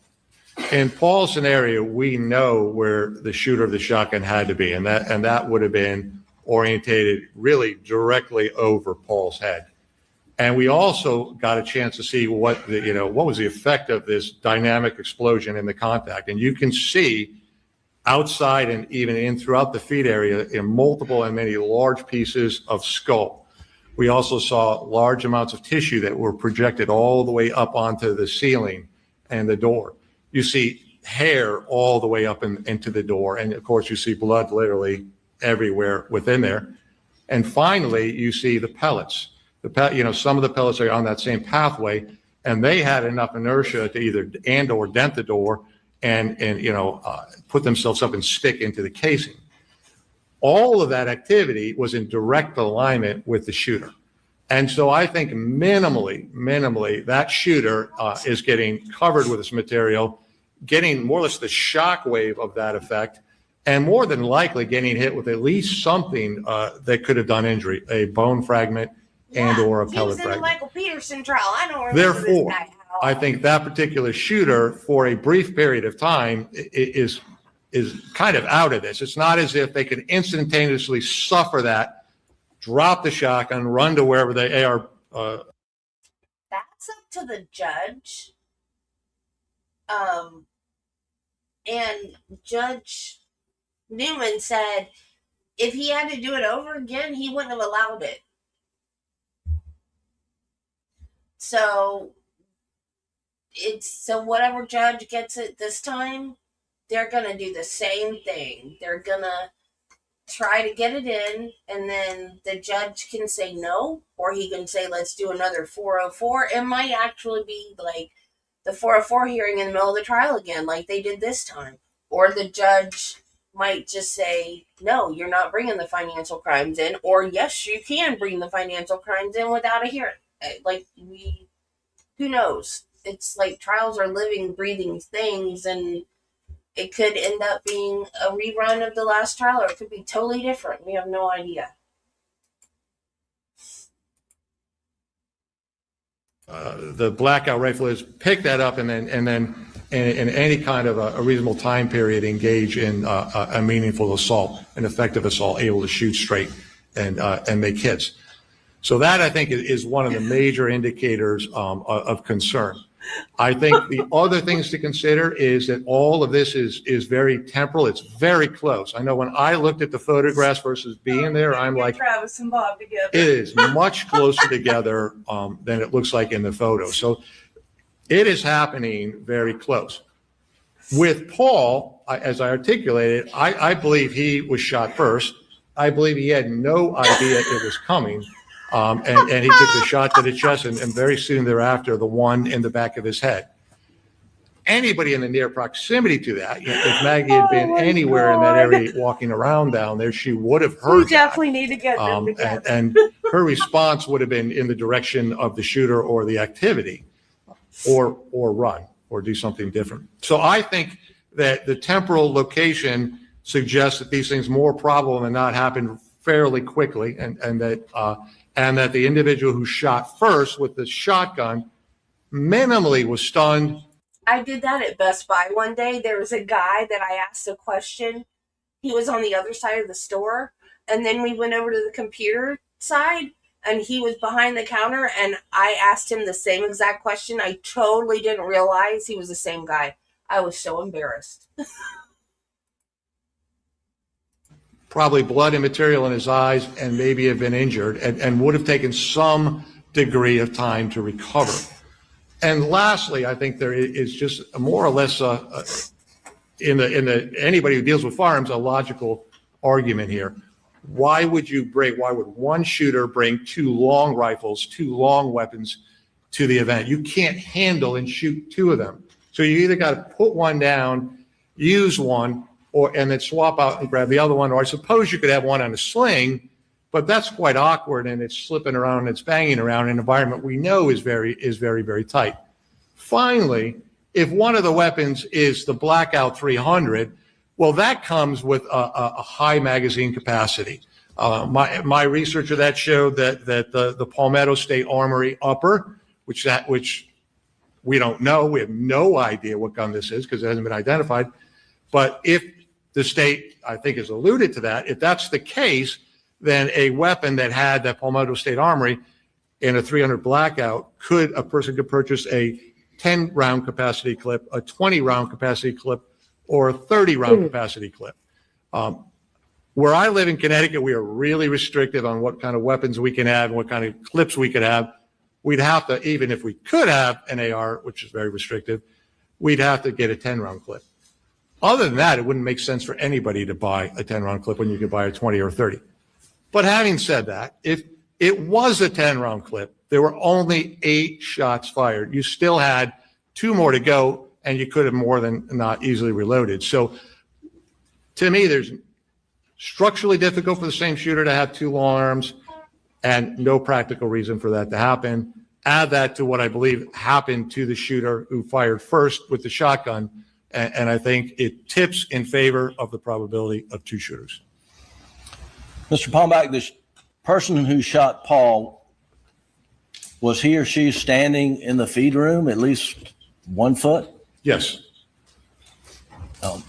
Was there an opportunity to do a footprint analysis to illuminate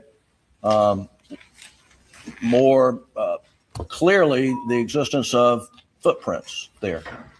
For sure. I mean, all of us, several, I can speak for myself and I believe others have opined about this, including some of the analysts in the case. There are what appear to be partial footprints in blood in the feed room and on the cement around it. And while I'm not a footwear pattern expert, I can generally recognize what appears to be footwear or partial footwear impressions. I would agree with that. But in order to go beyond it's a general pattern to something more specific, that generally what you do, and I've done this countless times, is you spray enhancement reagents on them. And you spray a reagent, we generally call them blood pattern enhancer reagent, or you could even use a straight protein spray.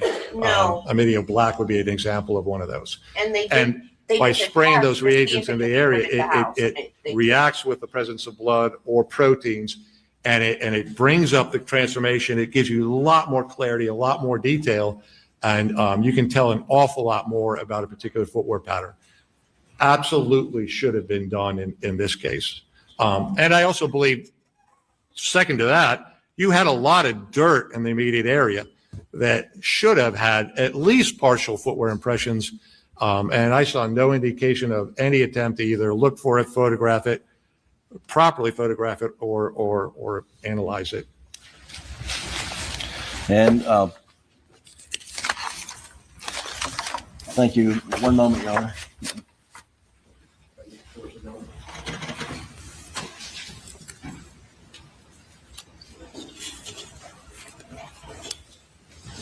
And Mr. Palmbach, did you see any fingerprint analysis or attempts to obtain fingerprints from the feed room area? I did not.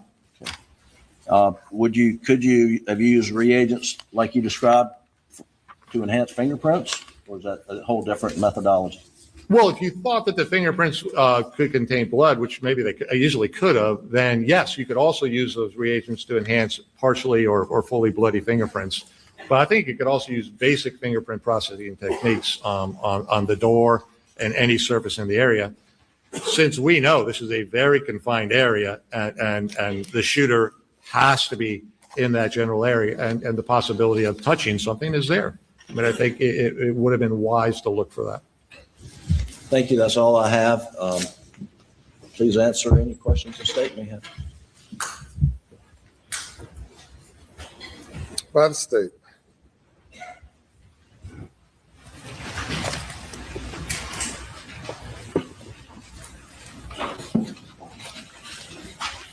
Is it Dr. Palmbach? No, ma'am. This Mr. I'm not a Palmbach? doctor. Okay, I want to get it right. Now, you said you were hired by the defense to investigate and come up with your own conclusions here. And you just got the chance to go out to Moselle, was it last Friday? That's correct. And so between last Friday and today, you've had the chance to determine all of these things you've testified about.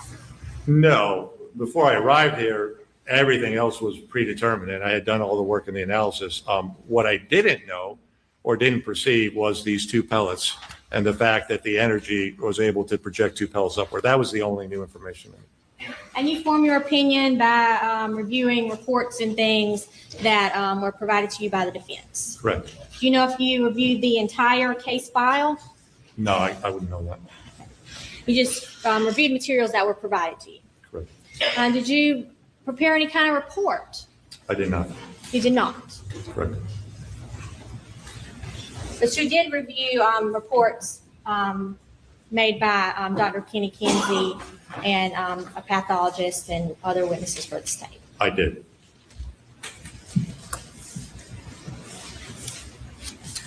All right, let's talk about the feed room a little bit. You testified a lot about that. Now, you said the shooter stepped in the feed room, could have stepped in the feed room to shoot Paul in the back of the head. Correct. And when he would have shot Paul, he would have been covered in blood. As a result of the backspatter from the headshot, yes. Covered in blood. Yes. And in the picture of the feed room, were there any other bloody footprints clearly apparent? That's why I think he hired any somebody other- to do it. Yes. Other than what? I think he hired somebody and then went to his Well, mom's all house I've seen while they is did. partial footprints that have been observed in the feed room. I've yet to read a report that said conclusively they were Paul's.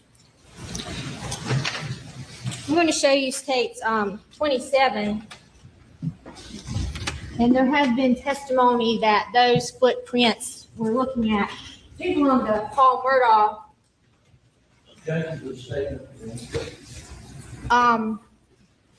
Were there any other clearly visible footprints that you can see in that picture from a bloody shooter? So first of all, and again, I am not a footwear examiner, so I'm not going to make a determination about whether or not it definitively is Paul Murdaugh's shoe. All of the reports I've read generated by the state, the ones that I've seen, would say that they didn't exclude it, but that also does not mean that it's Paul's. Now, I'm not disagreeing that I it don't doesn't know. maybe have Could some be. characteristics in similar, but I don't know that they're even at a point where that has been fully identified as Paul's. So you haven't seen the report that identified those as Paul's footprints? Definitively identified as Paul's? No, I did not. You only saw the reports the defense wanted you to see. You paid the one guy to shoot him. I got the reports that were supplied to me, yes. Now about the damage to the door, we saw this picture where there is blood in the corner of the door frame. And that was the defense's exhibit.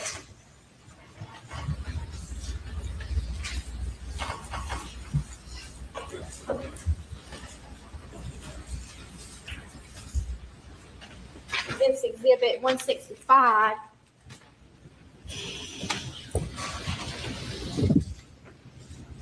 And I think we were emphasizing the blood in the right corner, the bottom of the door frame there. Yes, Were there any defects from pellets in the door frame down there? not that I saw. Those defects were in the top of the door, right? That is correct. And you referred to Paul being shot in the back of the head, kind of like an explosion. Correct. And I'm not a physicist or anything here, but when you fire a shotgun, things are going in a direction that the gun is fired, right? Correct. So there wouldn't be just like a boom explosion like from a bomb when you fire a shotgun. Actually, that's more exactly what it would be like, yes. So you're saying a shotgun, when you fire it, the impact is all around like a bomb instead of in the direction the gun is fired? Only when you confine it. And again, and that's why it makes the classical determination of a contact wound in something like the cranium. It's not, you shoot a person anywhere else, you will not trap the gaseous material and allow the pressure to build up within eventually. Yeah, it does look like a bomb going off. That only happens in the cranial vault. So if there was an explosion of this type, wouldn't Paul's whole head be blown off? I'd say the fact that his entire brain came out and a large portion of his skull is missing, that's pretty dynamic. I don't know how much more you want. But his brain wasn't destroyed, was it? There were pieces of his brain throughout the room, and including out on the ground. Most of his brain was intact, right? The majority of the structure was physically together, but whether it was injured is absolutely not for me to decide. It's a pathologist that needs to do that. I believe you testified that his brain was a mass on the ground. Yes. I am not sure. And his face wasn't destroyed either from this explosion, was it? No, because again, the energy source is going to find the easiest egress, and that is where the entrance hole came. So that's why none of that explosive value did not go down with the shot, which is the kind of the logical inference that all should come this way or his left. But in this capacity, because this is in this seal vault, this is this large hole there, then you get kind of a shift, and all of this now starts pushing back that way, following the exit point out the entrance hole. And you're talking about pushing up, but the shooter was firing down? The explosive release of the gas trapped in the cranial will push back Oh, upwards I in the believe direction it of where was the barrel was. First degree murder, Absolutely. too. Some of the projectile and energy has gone through the brain, exited the left side of the face and into the shoulder, and created I exactly just that think he pattern hired two that- people that to you were do it. I pointing to think a there were minute ago on two the door jam. shooters. So all these pellets that were being pushed downward when they were shot, we don't have any defects downward, just upward. Correct. Okay.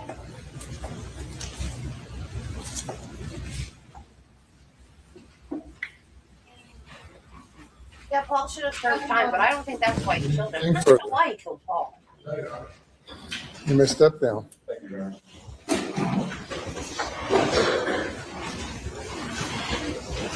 We will break for lunch now till 2:45. Till 2:45.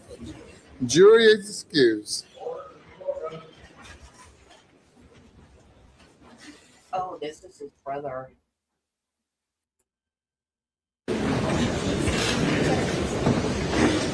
Oh, that's right. Paul died this way.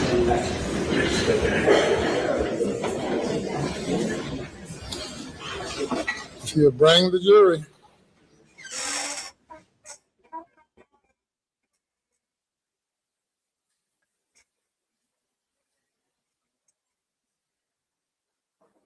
Yeah, I really do think that he hired someone and then he went to his mom's house for an alibi.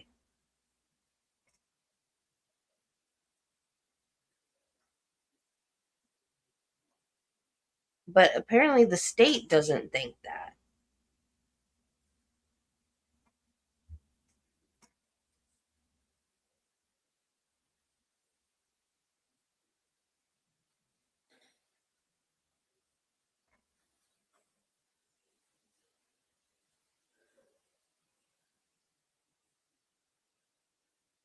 And I wonder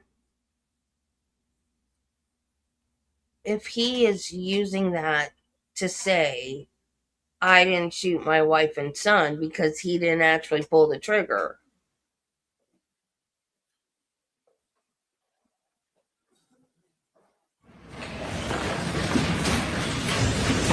Oh, I'm not lying. I didn't kill my wife and son. He Very didn't good. Thank you. actually pull the trigger. Madam Forlady, You paid somebody. how's the jury? That's what I think. They're doing okay. Very good. Thank you. Your next witness. Your Honor, defense calls John Marvin Murdaugh.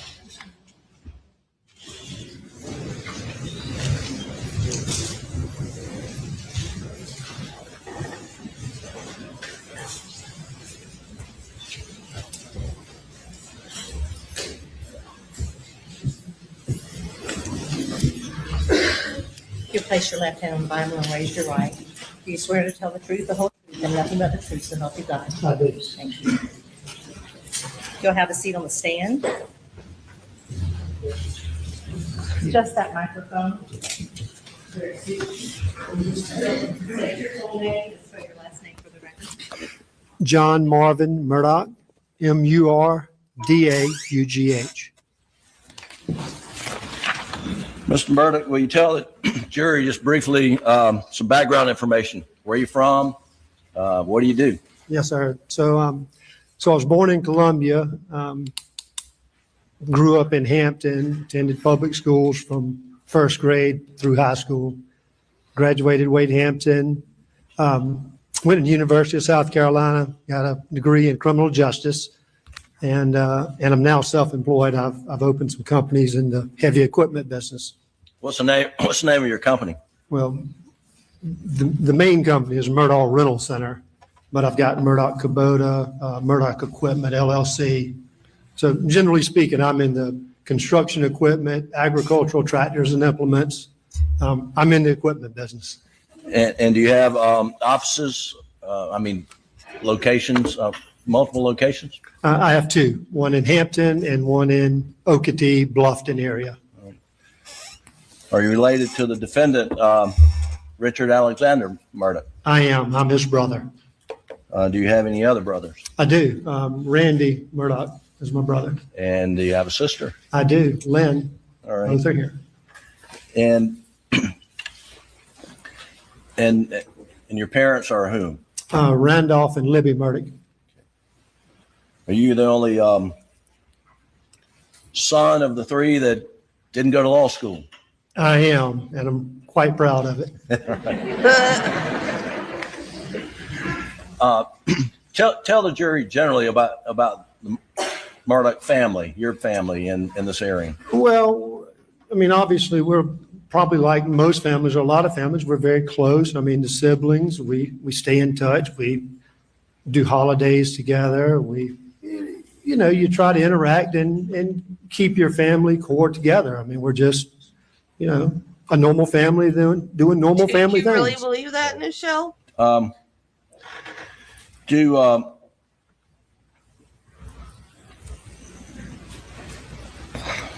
Your parents, we've heard about your father, Randolph Murdaugh, who died on June the 10th. Is that correct? That's correct. And then your mother's Miss Libby? She is. And she's still alive, correct? She is. In fact, yesterday was her birthday. And you went by to see her, I understand. I did. With my kids. In the spring of 2021, were they both alive? Was your dad alive? Yes, sir. And what was his health in the spring of 2021? Well, he had been battling cancer, and not just cancer. I'll use that term loosely. He had multiple forms of cancer, but he had been battling cancer, had health issues. He had been through heart surgeries. Just overall, his health was not good. Just in and out of hospitals, just Right. age and the diseases were catching up to him. And would you check in on your mom and dad any chance you got? I would. So I didn't tell you all this, but so I don't live in Hampton. My wife and family and we live down in Beaufort or just outside of Beaufort. And so my drive is about an hour's drive to do it. So I didn't visit as often as Randy and Alec because they were in Hampton. But absolutely, anytime I had the opportunity to work in Hampton at my office, I would always take time to stop by. And then sometimes I would just wanted to go see my mom. And was it routine for one? So either your brothers who lived in Hampton to stop by and check on them routinely? Oh, absolutely. In fact, I don't know every time they went because I wasn't there, but I feel confident that they visited more just because of the proximity. It's just an easier visit. So let's talk about proximity. Your brother Randy, where does he live? He lives in Hampton, in town. And then your sister Lynn, where does she live?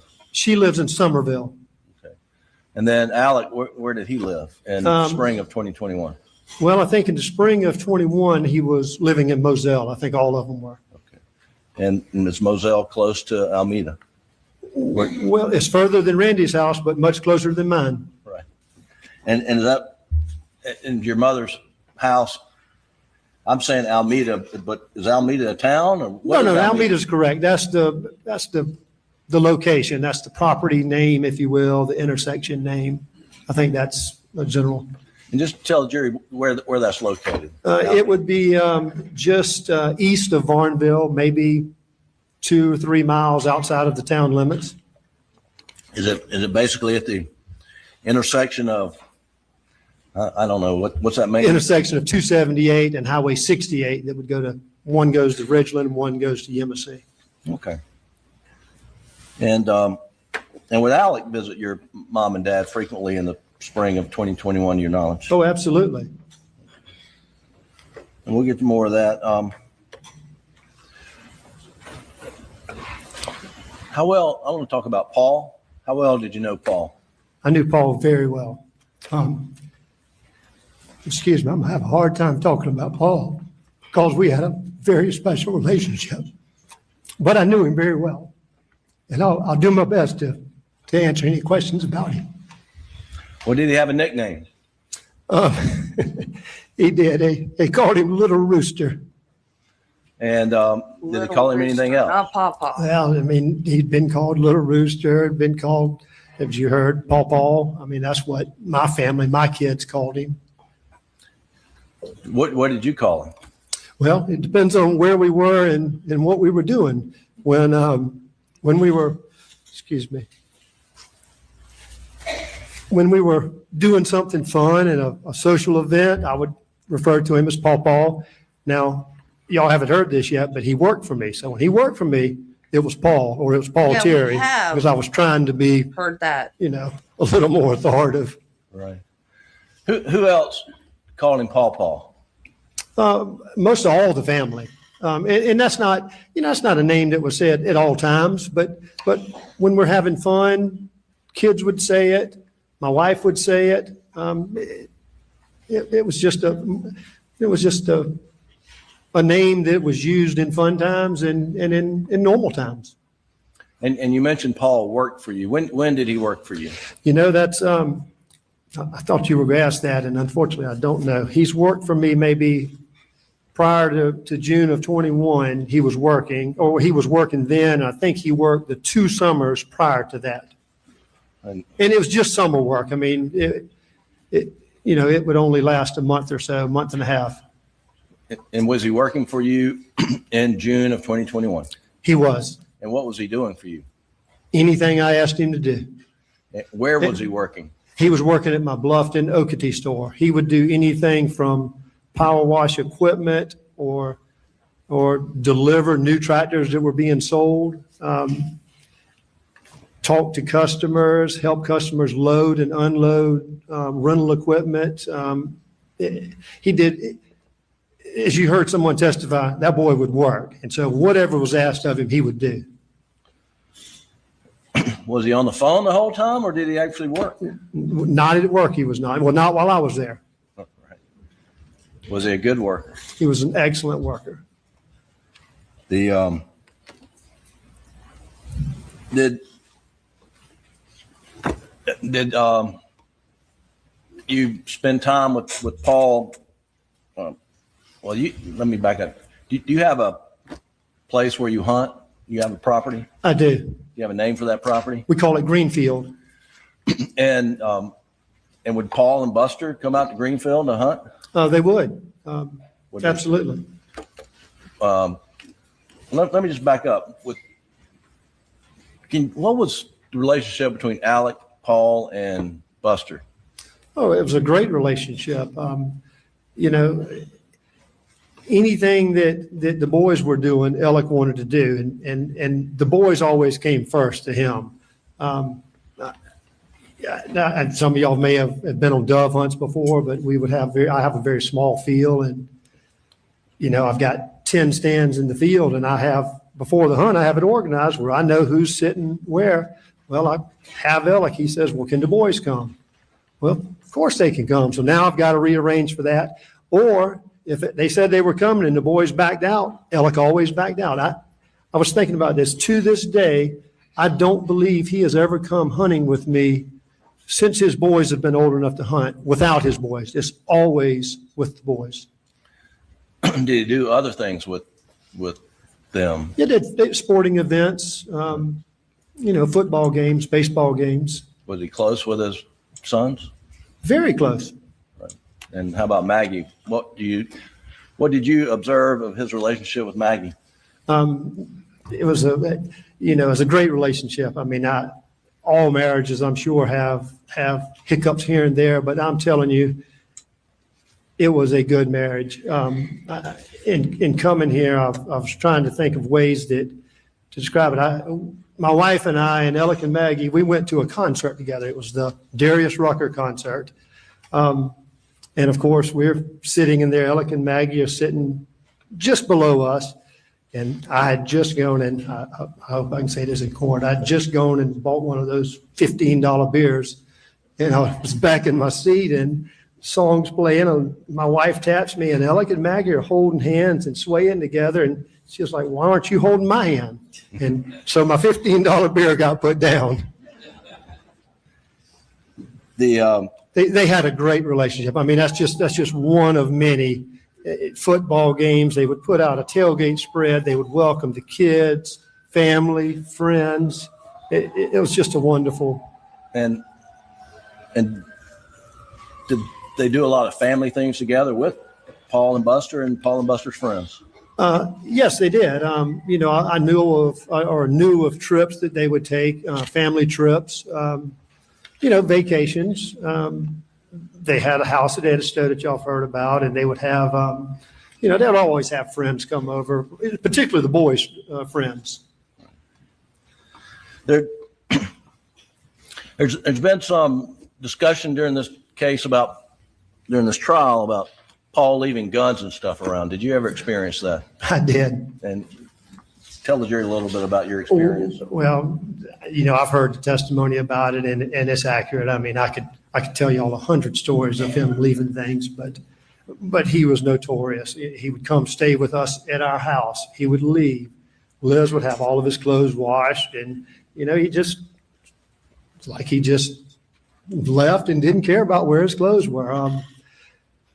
In fact, Paul came duck hunting with me one time, and at Greenfield, and I smile fondly on this when I think back on all this. So we had a great duck hunt. I think there were 3 of us in the blind. Great duck hunt. We picked up all the birds, decoys, and we left, and we go back up and have a nice breakfast. Doing all the post hunt, all the fun things that you do. Well, I went back hunting. I don't know, it was probably a week and a half, maybe 2 weeks later, and his hunting gear is still in the blind. I mean, I had to smile when I saw it. I was like, that's Paul. Right. Did I want to ask you a little bit about riding property? I mean, you ride your property down at Greenfield, I do. and have you But ridden- riding in what, like checking on the property? Do you well, you mean like just riding around joyriding or checking feeders or? Right. Yes, sir. Yes, sir. And do you always carry a gun when you're doing that? I don't. And have you ridden property like at your dad's place with your dad and maybe Alec or others? I mean, is that Right. a Well, frequent occurrence? I would say almost never when I rode the property with my dad. Almost never carry a gun. Almost never would we carry a gun. We would just joyride. Now, if it were late in the afternoon and we were considering maybe getting in a deer stand, at the last minute, possibly. But typically with my dad and us, we didn't carry a gun then. Right. Speaking of your dad, what was, you recall what was going on with his health the weekend, the Saturday, Sunday, before June the 7th? So I guess would start, Friday would be the 4th, Saturday would be the 5th, Sunday would be the 6th. Right. So he was actually in the hospital, I believe in Columbia that weekend. And I think he got out of the hospital on Sunday. Okay. And did you pick him up? Your brother picked him up? You know who picked him up? I did not. I didn't. I may have been out of town. I can't recall. I've heard the testimony about it. I did not pick him up. Did you end up taking your father to the doctor on that Monday, June the 7th? I did. And where did you take him? I took him to Savannah, And to his, what I would call his normal doctor. Okay. I think Columbia was maybe he had to go up there for some different things or another. I'm not sure. and was he having some breathing issues on He was that having Monday? major breathing issues. And when you went to the doctor on Monday, June the 7th, was there a decision made to admit him to the hospital? It was. So when I took him, we were only going to a doctor's appointment. We were not going to the hospital. It was just me taking him to a doctor's appointment to try to find out what the breathing issues were, maybe, some type of a treatment or medication or something to help him. While we were there, not as soon as the doctor saw him, but when the doctor saw him and went through some things, he immediately told both of us that he had to be in the hospital, that he was not getting the oxygen that he needed. And when was he admitted on that Monday? He was. And what was, as you understood it, the prognosis when he was put back in hospital on Monday, the 7th?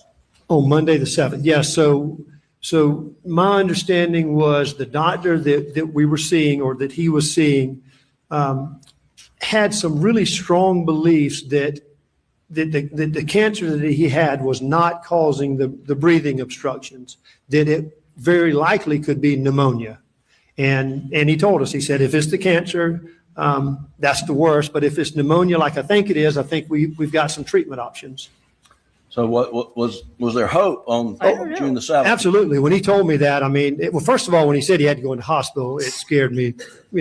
Obviously it scares you when a doctor tells you immediately have to check in. But yes, him explaining that he was optimistic that it was going to be pneumonia and that there would be a breathing treatment to help it. I felt pretty good. Now, in evidence, and I'm not going to read it again, but did you and your brother send out text messages to family members giving them an update? We did. And that was on the 7th? That was on the 7th. And in the update, did you explain the doctor believed it was pneumonia? Yes, I gave a basic summary of what I was told by the doctor, what I believed it to be. I think Randy and I had a few minutes to talk, and he typed up another email just to make sure that everybody was in the loop. Okay. And I'm sorry, not an email, a text message. Text message. Sorry. Okay. And did the diagnosis and the prognosis subsequently change? on your Well, dad? it did. It did. When was that? Well, so on Tuesday afternoon, we're back out at Alameda. I'm sorry, we're back at Moselle. And, you know, we still hadn't heard much. I mean, all this other stuff going on, it just, as you can imagine, it's just so much going on. Randy called me and told me they had done everything that they could do and that he would be coming home in an ambulance under hospice care. Okay.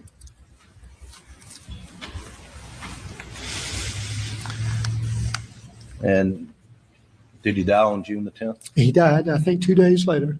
No way. There's, take your time. That's all right. That's all right.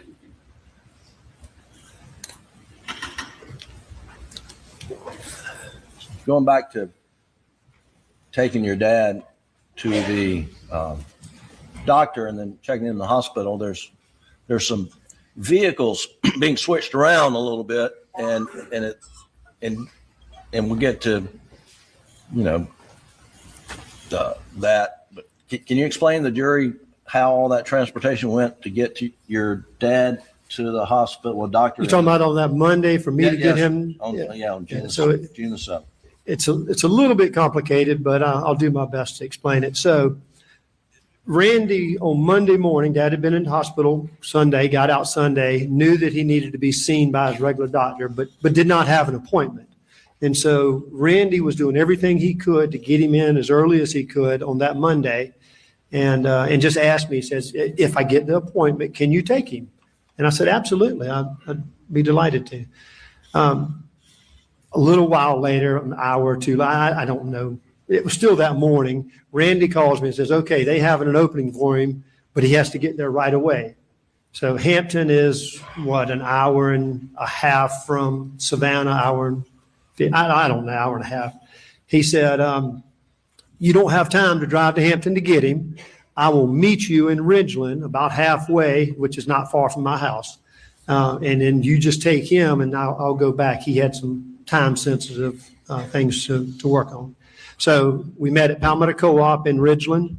I got in my mom's car with my dad. Randy got in my truck and drove it back to Alameda where Randy had come to pick up my dad. So Randy's truck's back at mom and dad's house. So I drive dad to Savannah in my mom's car, go through what we just talked about, the doctor's appointment, getting checked in. And back then COVID was still going on and there were several restrictions. They wouldn't let me go back with my dad at that time. So I was going to be driving home and now I'm stuck in my mom's car. So I knew Paul was working and I guess it was around 5 or so. And that's when we closed. I called Paul and said, Paul, listen, I need you to, if you would, drive my mom's car back to Alameda, pick up my truck and bring it to work the next morning. And then just leave he was driving like a farm truck that day. I said, leave it and I'll drive it and we'll just swap back the next morning. And so that's how our cars got swapped. All right. So when you got back on the evening of the 7th, did you see Paul? I did. And where did you see him? At my house. And he got into your mom's. Got into my mom's sedan car. And drove to Alameda. And drove it to Alameda and then got in my truck and drove it to Moselle. Okay. And you said the farm truck was at your house. Do you remember where Paul's truck was? Paul's normal truck was in the shop being worked on. Was that Jimmy Butler's? It was a shop in Varnville, Jimmy Butler's, yes, Okay. sir. Now, when you last saw Paul, was he just as normal as you see him every day, or was? Oh, absolutely. He was playing with my kids in the yard, waiting on me to get there. In fact, that particular day, he was pretty dirty. So whatever he had been doing back at work had him pretty dirty, but he was playing with the kids in the yard, being Paul. Is that the last time you saw him? That is the last time I saw him. When did you learn that, and how did you learn that Maggie and Paul were murdered on the night of June the 7th? Well, Alec called me, and Liz and I, we have 3 younger kids. I mean, our youngest is 8 now, so it would have been 6 at the time. And so we don't have a lot of free time to ourselves. But that night we were watching television. Well, let me back up. Had Alec called you earlier in the night when he was on his way to Oh, yes, sir. his mom's? Yes, sir. And we got phone records of that. What do you recall of that conversation? He called, just checking on me, just said, I saw the news about Dad. Things look good. It was a brief conversation, and I hate to say it, but I kind of said, listen, man, Liz and I finally have a few minutes. Can we talk tomorrow? We're watching the movie. And what was his demeanor when you spoke with him on the evening of the 7th? Same as always, just normal. And then later on that night, you got another phone call from him? And I got when you asked the question, how did I learn? Yes, Alec called me and just absolutely hysterical. As soon as I heard his voice, I knew something bad was going on. Didn't know what. And I'm in my pajamas. He said, something bad is really happening. And I don't know what his exact words, but I think he said, Maggie and Paul have been hurt really badly. Please get here as fast as you can. And, I drop what I'm doing and I go get dressed and I'm hurrying. I'm, just so many things are going through your mind. You don't know what to do. So I get dressed and I run outside and realize I don't have a car.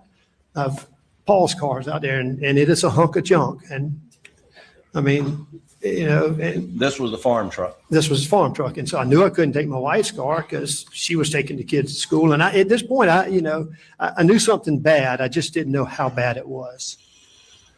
And so did you then get in the farm truck and head to Moselle? I did. And what happened along the way? Well, so That's Alex's brother. Along the way, I'd spoken to Randy.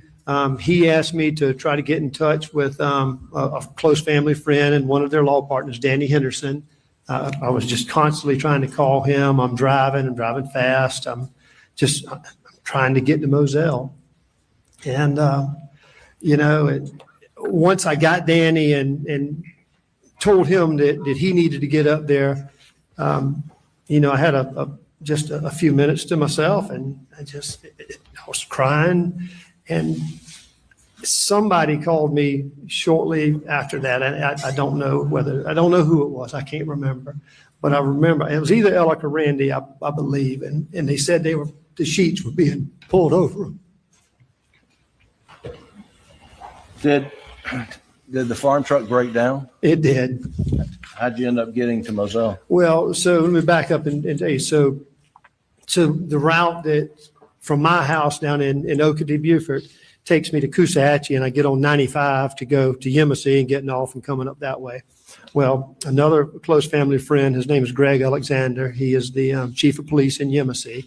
I reach out to him and I just say, Greg, I gave him said something bad had happened. Or again, I don't know when I was told about the sheets, but I told him, I said, listen, something bad's happened. We got to get up there. When I get to Yemassee, can you please help make sure I get to Moselle? Because this truck's sputtering and I knew it wasn't good.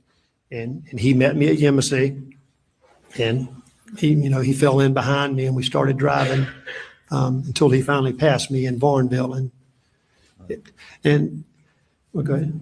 And did he end up driving you the rest of the way? Well, he did. So he passed me shortly before Varnville. He took a right on 63 and he was a little ways ahead of me when the truck quit on me. I called him and said, Greg, I said, come back and get me. The truck has broken down. And of course he picked me up and took me straight on to Moselle.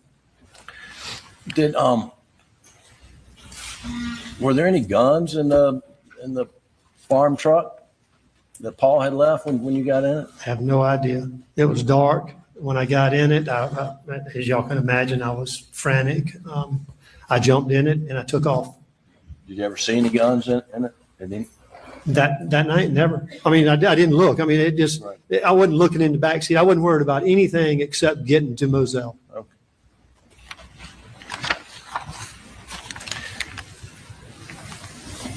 Do you remember about the time you got to Moselle? What time was it roughly? Or better yet, who was there when you got there? Well, there were, I mean, well before I got to Moselle or we got to Moselle, you could see the lights flashing. It was just, there were tons of people. Mostly what I would describe is first responders of some sort. And when you pulled up, where did you go? So we came in the main gate and came around and they had created a small crime scene. And when we pulled up, I saw Alec, and I think before Greg even stopped the car, I jumped out and ran to him. And what was his condition, Alex? Oh, he was just broken. I mean, distraught. I mean, everybody was. There were a few other people there, but he just, all we did is hugged and cried. I mean, I don't even know that we talked. How long did you stay down adjacent to the crime scene? Do you recall? Quite some time. I have to assume that I probably was there at the 11 o'clock-ish. I don't know what time I got there, but I don't think we went back up to the house, until well after midnight, maybe 2, 3. And when you went to the house, do you recall if any SLED agents came up there? Well, I did not see any. I heard some testimony, some came and got some clothes, but I did not see any SLED agents at the house. The last officer that I remember seeing that night, or officers, were the ones that told us that we needed to leave that area, that they were going to be doing stuff with the bodies, and that we needed to go to the house. Right. When you went into the house, were there other people in there when you got in? There were. Most people that I knew, some of Alex's partners, Randy's partners, family members, Lynn. Was there food out or had food? What was it? Had anything? Well, I didn't see any food, but I saw pots and pans, and I saw folks that were cleaning up. They were removing pots and pans, but I never opened it and looked in it, so I presumed that it was food.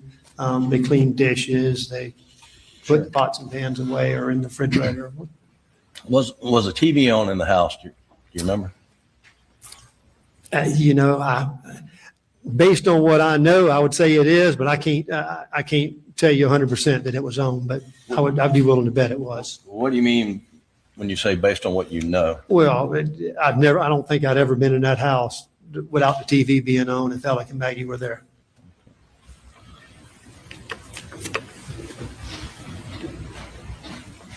After, did you ultimately go to Alameda that evening with Alec, Buster, and his girlfriend, Brooklyn? We did. Do you remember what Alec was wearing when he went to Alameda? Not precise. I mean, I can't, he was wearing shorts and a t-shirt. I can't tell you details, but it was shorts and a t-shirt, like relaxed shorts. Do you know whether he had a shower or not? It appeared he had. I mean, his hair was not, I didn't see him in the shower, but I can tell you, I think he had a shower. I understand. So then let's move forward to the morning of the June 8th. I guess, did you get any sleep the night of June the 7th? Very little. I don't know that I fell asleep. I've certainly laid in the bed. It just, as you can imagine, just the thoughts and things. I don't know if I slept. When I got up and started moving the next day, I certainly didn't feel like I'd slept. What did you do the next day when you got up? You talking about precisely or generally? Just generally. I got up and Alec was up. I don't think Buster and Buckland were. I told Alec that I was going over to Greenfield. My farm that I told you all about is 2 or 3 miles away, so it's very close. And I have all, plenty of clothes over there. So I told him I was going over there to shower and put on fresh clothes, and that I would meet him at Moselle. And did you go to Moselle? I did after I left Greenfield. Yes, sir. And do you remember who was there when you got to Moselle? I was the first one there. And what'd you do? I just went to stay there until I knew Buster, Brooklyn, and Alec were coming. I suspected that other family members and partners, I knew others were coming, so I just kind of sat there just, just in disbelief still. It's just, moments of just. Was the door to the house unlocked? Do you remember? That's a good question. I thought about it. I don't remember. It either was unlocked or I had the code, because there's a keypad on a side door, but I can't tell you which door I went in. I don't know. Did you eventually go down to the kennels? I did. Once everyone got there, there was a fair amount of activity in the house with family and law partners, Alex's law partners, Randy's law partners. I just felt like I needed to go down. I needed to see for myself what had gone on and just kind of take it in. I mean, just maybe for some type of understanding. How long did you stay down there at the kennels? Well, I don't know. But I will say this: before I went, I was unsure whether I was allowed to go, because I knew it was a crime scene. And so I reached out to a friend of mine in law enforcement and said, listen, I don't know who's handling the crime scene. I don't know whatever. He said, well, I'll find out and make sure that it's clear for you to go. And he said, don't go until I tell you. And he called me back a few minutes later and said he had spoken to, I believe it was Captain Ryan Neal, and had given the okay that everything was released and it was okay to go there. And was it cleaned up? No, Jim, it was not cleaned up. Were there skull fragments? Yeah, so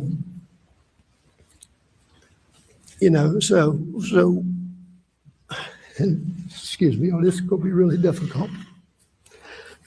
So I could easily see where Maggie had been. I saw the night before where the sheets were, and somebody had told me that who was who. And so I could see where Maggie had been, and it was grass, and, they had covered it up with dirt. So there really was nothing to see where Maggie was. I walked over to the feed room, and y'all have heard the descriptions. Y'all saw it. I've never seen pictures, and I've told them before coming to this court that I was not going to see pictures. But y'all can imagine what I experienced. It had not been cleaned up. I saw blood. I saw brains. I saw pieces of skull. And when I say brains, it could just be tissue. I don't know what I was seeing. It was terrible. And for some reason, I thought it was something that I needed to do for Paul to clean it up. I felt like it was the right thing to do. I felt like I owed him, and I started cleaning. And I can promise you, no mother or father or aunt or uncle should ever have to see and do what I did that day. I don't know. I'm not blaming anybody, but it's just, I was just overwhelmed. I did everything I could, and I would have moments where I would stop crying for a moment, and just in disbelief. At one point, I called my brother Randy and told him what I was doing, trying to describe what I was doing, and he immediately told me to stop doing it. It was not good for me. It was not healthy for me to be there. And I couldn't stop. I had to do it for Paul. That's just what I had to do. And I don't know, it's probably 15, 20 minutes later. Mark Ball shows up. Y'all heard Mark Ball testify. And he came and hugged me and told me it was okay to leave. Okay to leave what was left of Paul. They would clean it up. the hardest thing I've ever been through in my life. Yes, sir. What'd you do next? Mark basically got me. I'm sure I was just a basket case, but he got me back to the house and, got me back around family and, just got back to, the support of others that were there. And there were a lot of people at the house at that point. Do you remember when you got back to the house at some point in time, people raising questions or bringing up the fact that Maggie's phone had not been located? Yeah, so that was, particular the lawyers, they were all, being lawyers, they were, questioning things amongst themselves and, how could this happen, trying to figure things out. But it was brought to my attention that Maggie's phone was not there and that law enforcement had not found it. And I can't say that, in fact, I can probably say that I didn't think of it because I'm not a big phone user or a big app user or whatnot. But somebody brought to my attention and says, listen, if Buster or Alec, if they have an app on their phone, like Find My Phone or Find My Friends or an app like that, they said you very likely can find out where the phone is if the battery's not dead. And so I went to Buster and sure enough, I said, Buster, do you have this one of these apps like they're talking about? And he said, yeah, sure I do. I said, well, open it up. He opened it up and he handed me the phone and I see Maggie's name and I press it where, to activate it. And it pings Maggie's phone just out front of the property. And I was like, I hate to say it, but I said, holy shit, there it is. And I said, Buster, I'm taking your phone. I'm going to go back down to the shed and show it to law enforcement. And who did you approach first about the phone? Well, I don't know who it was. Presumably it was SLED agents because keep in mind, I didn't know any of these guys with SLED. I mean, there were a couple of faces that I'd seen before, but I don't know these guys. I've come to know them, but I don't know them or didn't know them then. So I went up to a SLED agent or two SLED agents and said, presumably SLED agents, and said, hey, I've got Buster's phone here and it's got an app on it that can find the phone and it's showing Maggie's phone's right out here. Y'all let's go get it. And he said, no need. We have technology coming later today that we should be able to find it. And it blew me away that I'm sitting here showing them where Maggie's phone is, but they won't take the time to walk with me or take this phone itself. I mean, I'd give them the phone to go find it. So I walk over, I knew Duffy Stone. He was the solicitor. I knew one of his investigators. I walked over to them, said the exact same thing, and they immediately said, absolutely, let's go find this thing before the battery goes dead. And what happened? That we did that. We started walking down the back entrance or the kennel entrance, if you will. And as we were, and at that time, the agent was holding the phone. I'm looking at it with him.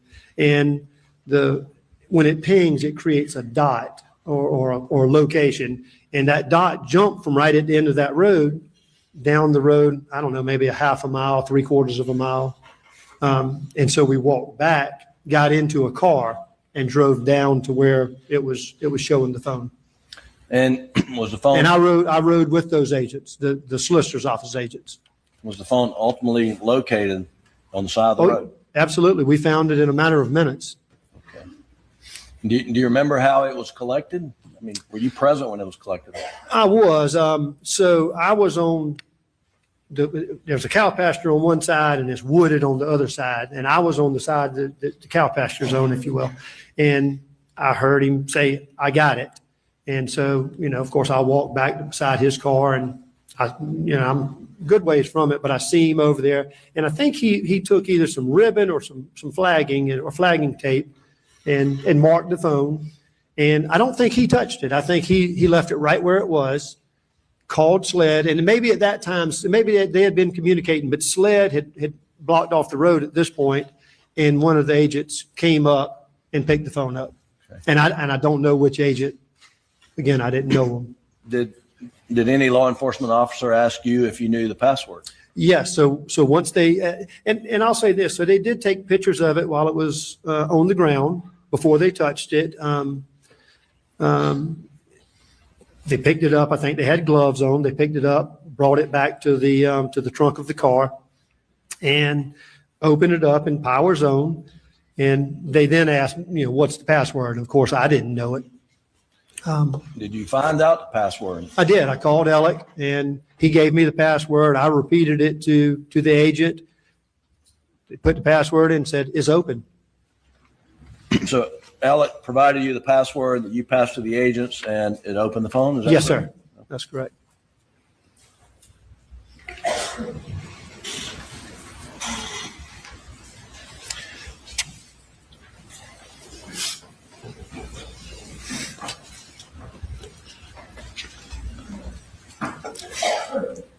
John Marvin, were you aware of a news release that was issued that morning, Tuesday, June 8th, that the public had no need to be alarmed or concerned for their safety? Yes, sir.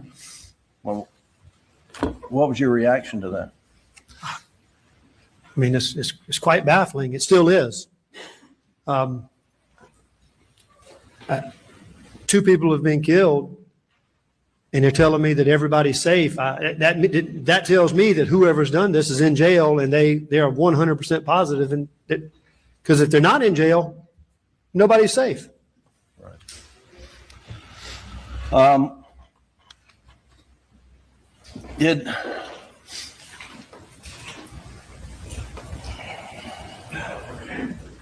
forgot all about it.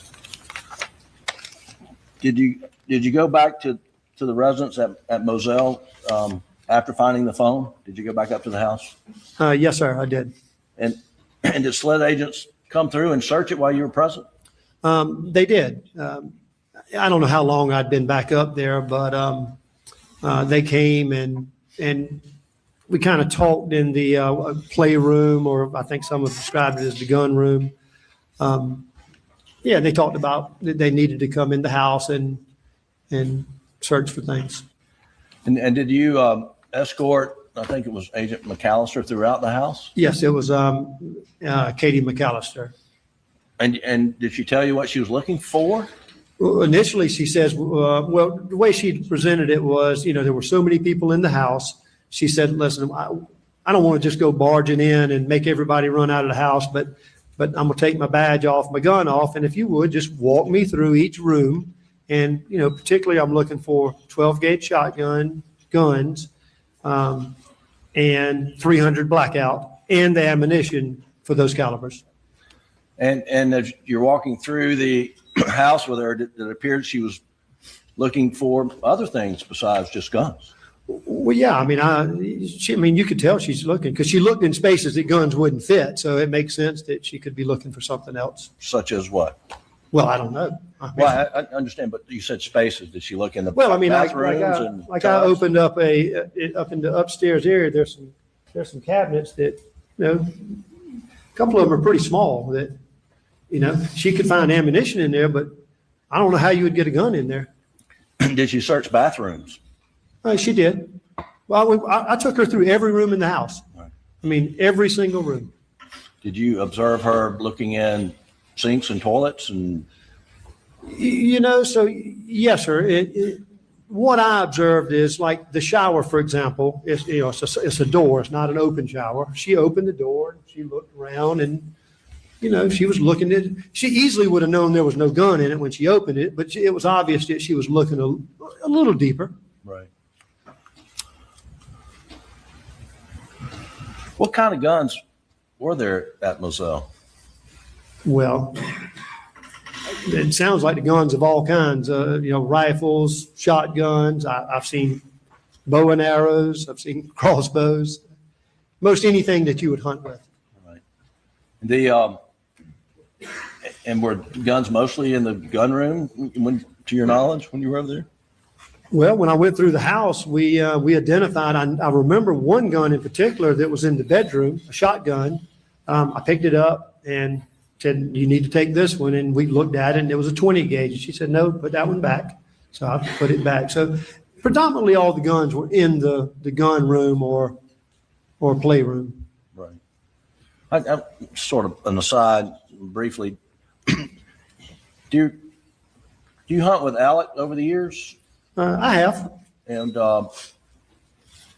did he have a go-to gun, to your knowledge, that he would use? Not to my knowledge. When's the last time you ever seen him hunt with a 12 gauge? You know, I'd say that when he bird hunt, he's either shooting a 20 gauge or a 28. You know, there was a time, and please don't ask me when, but I would say it was a few years prior to this that we were turkey hunting on another piece of property down on Savannah River. And I know he was hunting with a 12 gauge then, but I don't know whether it was his gun or somebody else's. Did that gun have a sticker on it? Do you remember? It did. And you remember what the sticker said? No, I don't remember what the sticker said, but I do remember teasing Alec that when you're turkey hunting, you don't want to be seen, and, you know, big sticker on the side of your barrel is kind of like waving a white flag to a turkey. Did you serve as somewhat of a liaison or the point person with SLED and the family initially? I don't know that I'd call it a liaison or a point person, but I absolutely, I'd become to know Agent David Owens, and I absolutely told David, I said, listen, if you need anything from me or anybody and you can't get in touch with them, you reach out to me. I will either see to it that they call you back, I will see to it that you get the answers that you're looking for, or I will put you in touch with the person you're trying to reach. So I did make myself available. And did Alec give, to your knowledge, carte blanche to law enforcement to search anywhere that they wish? Oh, he did. In fact, that before I was going to just do something, you know, I knew that to be the case, but yes, he confirmed it with me. Anything they needed, anytime they needed it. And you provided consent to search the house the afternoon on the 8th on his behalf, did you not? I did. And I've consented every time they've ever asked. We'll get to that. Were you ever asked to provide consent or see if you could obtain consent for any law enforcement to search your mom's house where Alec had been the night before? Say that to me one more time. Did any law enforcement ask you to consent or obtain consent so that law enforcement could search Almeda? And I'm talking about on the 8th, because Alec had just been there the night before. Right. Did anybody ask you, hey, can we go search Almeda? No one asked anything. Okay. If asked, would you have obtained consent for law enforcement? I would have given them consent, and I would have taken them over there just like I did at Alec's house, and I would have helped facilitate the search to show them areas that they may not know about.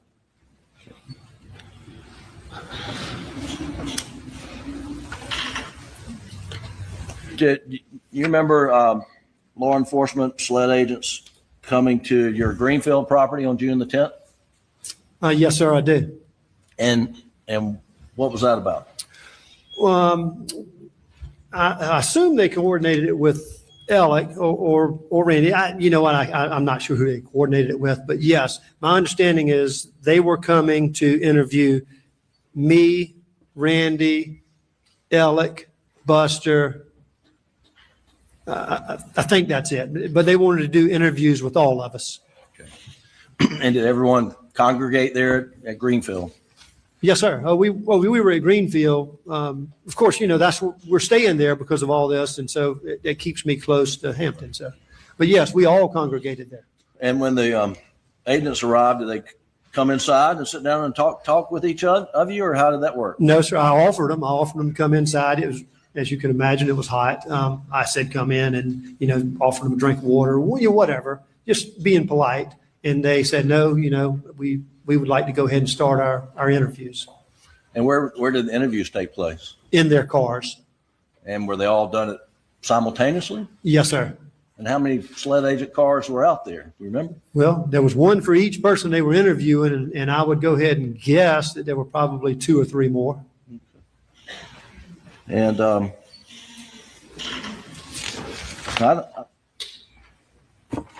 not sure that we need to actually play this, but have you been in the courtroom and you've heard this audio tape of Alec being interviewed on that June the 10th, where he states something, either I did him so bad or they did him so bad? Have you heard that? I have.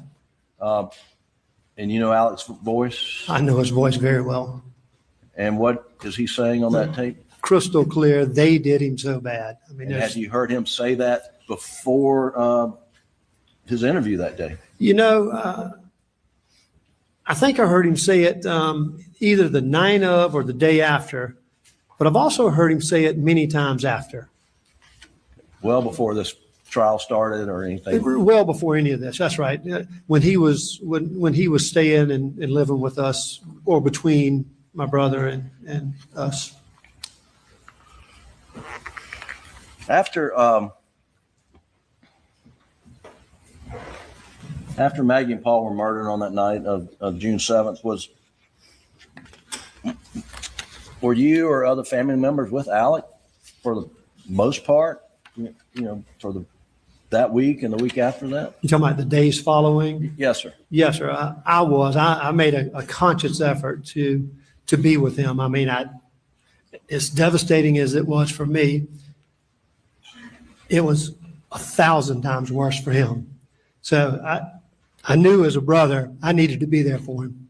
And I was, you know, of course I didn't sleep with him, but when we were awake, he was, I may not be standing beside him, but we would be in the room together. Or if we needed to go to the gas station, if he wanted dip, I'd ride with him. I just knew I just thought that's what I needed to do. What was his demeanor that was in the immediate aftermath of these murders? Oh, Jimmy, that night or days or? That night, the next day, the day after? Like I just said, he is, when you can use words that he was destroyed. I heard somebody say he was broken. You can use any word you want to use to describe, but I can promise you words don't do it justice. I would have to create a new word to describe how distraught he was. It's terrible. And then carry it forward all through the summer. Did he? How was he coping afterwards? Say later June and July and going forward. You know, it's hard to tell. I thought at times I thought he was doing okay. And be guilty at the same time. Other times it would just be sheer grief. I mean, just uncontrollably crying and just, of course it makes me cry. As y'all can tell, I'm a pretty emotional guy, but we would cry together. And there's no answers. And there's nothing I could say to make it better other than just hugging.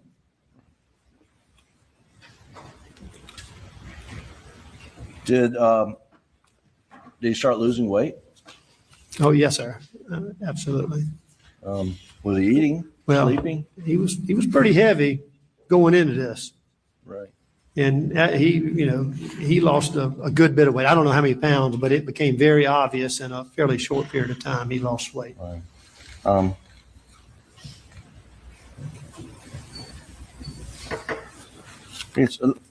skipped over something in my outline. I apologize, but going back on the evening of June 7th, early morning hours, did folks who were there at Alameda raise questions about perhaps the murder? Maggie and Paul were somehow associated with the You mean at Moselle? Yeah, the Moselle.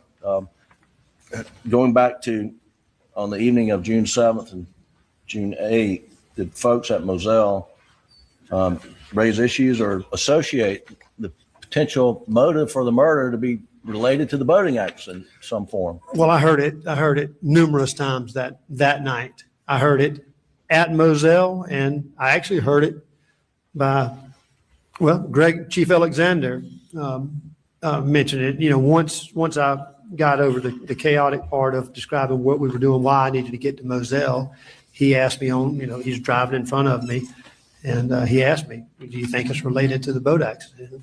Of course, Greg, I don't know. I don't know anything about what's happened. Were you were aware of the boating accident and Paul's charges? Yes, sir. Weren't you aware? And was there a backlash in the community over that?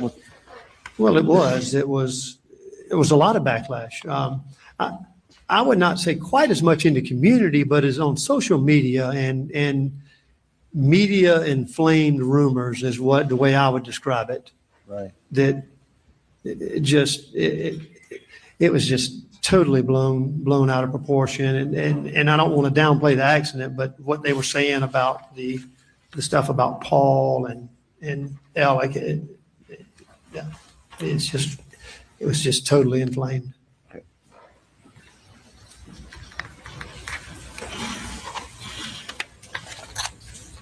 And you asked about the boating accident. So I told y'all that I called Michael Paul, my friend, to make sure I could go to the crime scene the next morning. Well, Michael Paul is one of my best friends, if not my best friend. I called him that night while we were still down at the crime scene, not because he's in law enforcement, not because of anything, because he's my friend. And I actually told him on the phone, I said, MP is what I said, MP, I don't even know why I called you. I just needed to talk to somebody. And we talked and, cried a little bit after I described. He didn't know what had happened. So I told him and, I cried and you could tell he was upset. But in that conversation, he asked me also, do you think it could be related to the boating accident? Objection.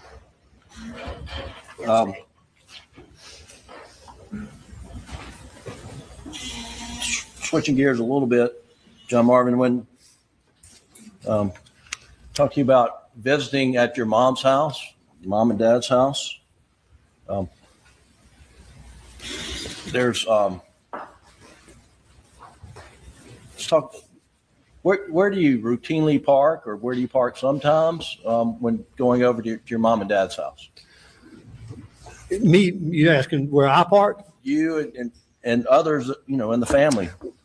Well, there's a couple of places you can park, depending on who's there, whether there's other cars there. You can either park at what you call the carport, and there's a big dirt area beside it. You can park there, walk up to the side door, or you can pull around to the back corner, park there. We all use both spots. I'm going to pull up and look at it on your screen. As a matter of fact, I told you it's my mom's birthday. I went there yesterday. I pulled right into the back of the house, but I didn't turn around. I circled the house. Okay. So there's. So I'm going to pull up State's Exhibit 524. It's an evidence, Doug, and go to slide 38. And this is the GPS OnStar data. And Doug, if you'll blow up around the house, please, sir. Thank you.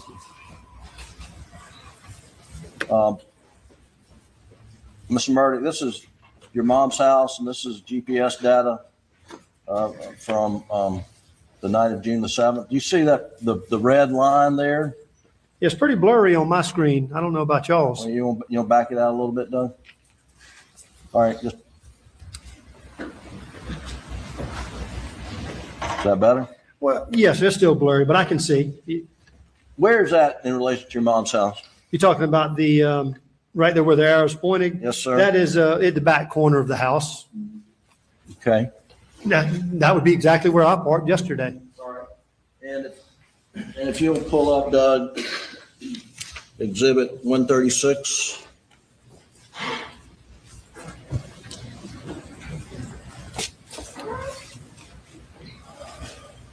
And this will be Defendant's Exhibit 136 in evidence. Can you tell me where that is? That's the same area. That's what I'm talking about. Is that the same area that we just saw on the last exhibit with the red dots? Yes. Okay. Generally speaking, I mean, it's such a wide open area. So when you pull up, you're not like pulling into the exact same spot each time to where you're creating a road or whatnot. It's just a nice grassy area. You pull up, go up to the back door, and you're right there at the back of the house. And why do you go to the back of the house? That's when my dad was alive. There's a little breakfast room there with a recliner in it.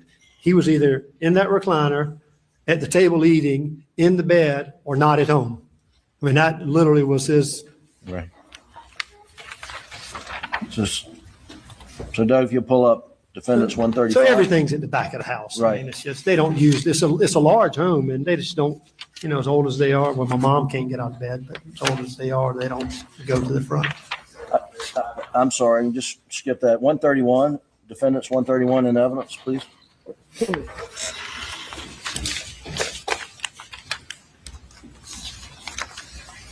Again, is this sort of the same area photographed from a different direction? Yes, sir. Now, what's that structure that we see in the background past that big oak tree? That was my dad's cookhouse, or man cave, as some people would call it. That's okay. Yeah. And how far is that from the house, roughly? I would guess 60 to 80 yards. Okay. And that's and is it open around there? I mean, from the photo, is that accurate? Oh, it's absolutely. All right. That whole area is a grassy area with oak trees and pecan trees.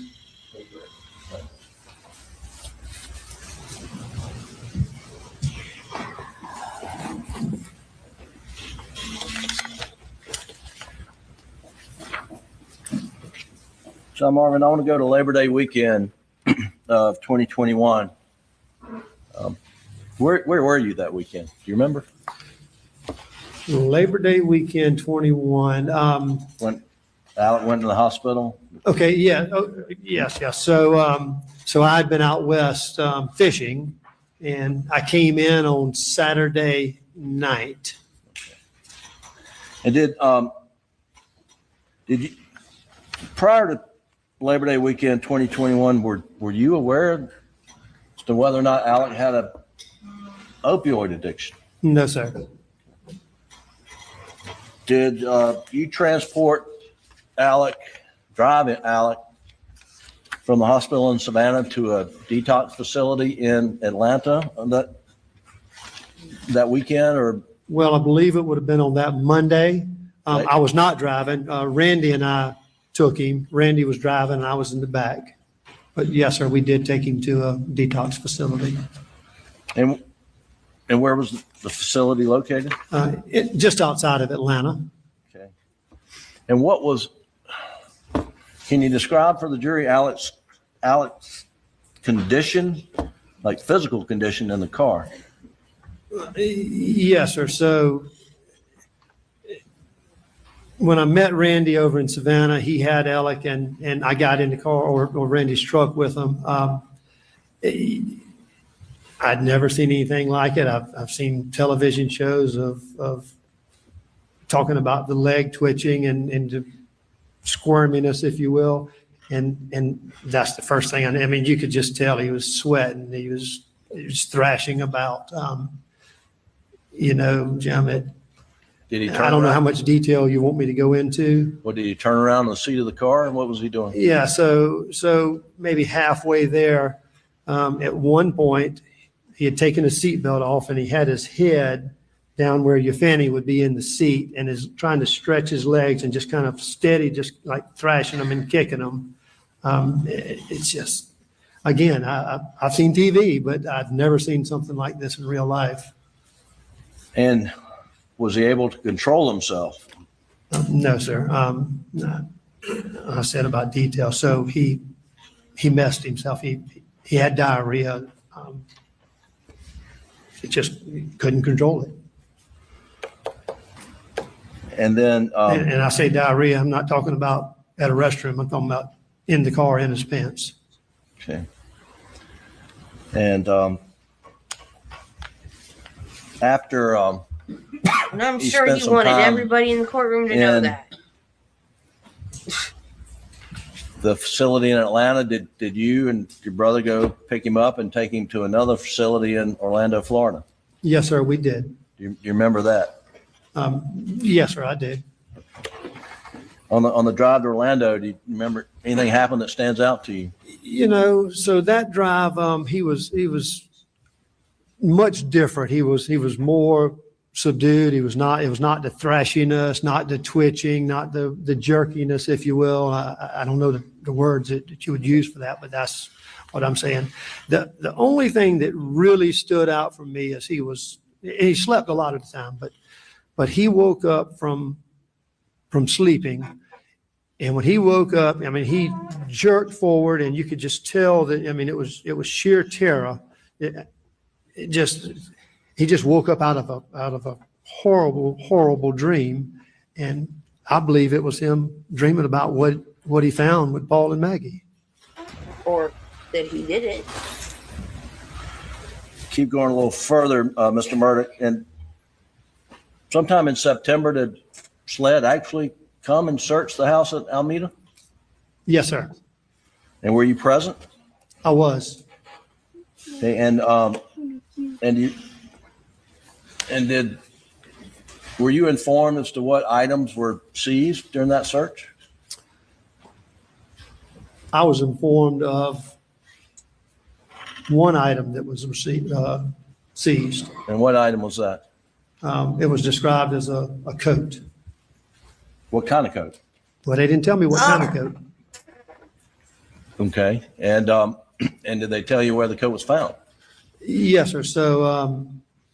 So I would assume that the searching of the house, all that was winding down. So Agent David Owens and I believe Randy was outside near us, but he may have been talking to somebody else. I'm not sure. May have been talking to another agent. I'm not sure. But David Owens, or Agent Owens, came up to me and said, we found a coat back on the property. Do you know anything about it? And I said, well, David, I said, if you found it back on the property, I said, it's a large piece of property, some 400 something acres. I said, my dad rides this Kubota side by side. It's probably his. And I said, and if you show it to me, I can try to identify it. And of course, he said he couldn't show it to him or wouldn't show it to me. I'm not sure what it was. Were you sometime later asked to view a photo of a blue raincoat? I was. Well, I was asked to view a raincoat and listen to an audio tape. Of the kennel? Yes, sir. Okay. On the blue raincoat, were you informed where it was seized from? Well, I knew where it was seized from because he had already told me. But I was, in this instance, I was told that they wanted us to, or when I say us, they asked Randy, Lynn, and I to go view the coat and the tape. At this point, I knew where it had been recovered, but they said, we want you to view a coat that had been recovered out of a closet. And was that different from what you were led to believe when you? Oh, absolutely. Had you ever, did they ever anybody provide an explanation about why you were giving two different locations where a coat was found? To this day, no one's told me that. The photo of the coat that they showed you, had you ever seen that raincoat before? No, sir. Was it the blue raincoat that? Well, it certainly looked similar to the one, I saw a picture. I didn't see the coat itself. But it certainly looked to be similar or the same. Had you ever seen it before? No, sir. Did you recognize what closet it came out of from photos during this trial? Well, I saw that. And I think I know what closet they're referring to. Well, There's only two. I'm sorry. The closet as you go up on the first flight of stairs before you go at the landing right there. It's what's kept there? Clothing, not everyday clothing that's more or less in storage. Junk. Right.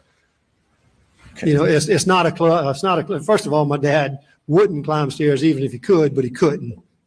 Right. There's some testimony that there's GSR on that raincoat. Got any idea how there could be GSR on clothing in your dad's closet at Almeda? Objection. No, I. Abstain. Did your dad carry guns around with him? No, not in the sense that you're saying. So he was not like Paul that always had guns with him. He would keep a gun if he went dove hunting, for example, and he went on one dove hunt. That gun may ride with him for 2 months. He just would stay. He just would. Same with golf clubs. If he went back when he would play golf, he just During a bunch of junk in his truck. During hunting season, was there normally a gun in the back seat? During hunting season, I would say that there usually would be. And did he In have? fact, during hunting season, because he always hunt. He always loved to go on a bird hunt. And did he have a specific gun that he used frequently? Oh, he had one gun. And did that gun have a name? It did. It was called Bo Whoop. And did he clean it often? I've never seen him clean it. He got that gun in 1957 for his high school graduation, and he used it for every game that he chased. But I'm sure it got cleaned somewhere along the way, but I'd never seen him clean it, and I still haven't seen him clean it. Got it. I don't know how the thing still works. That's an old gun.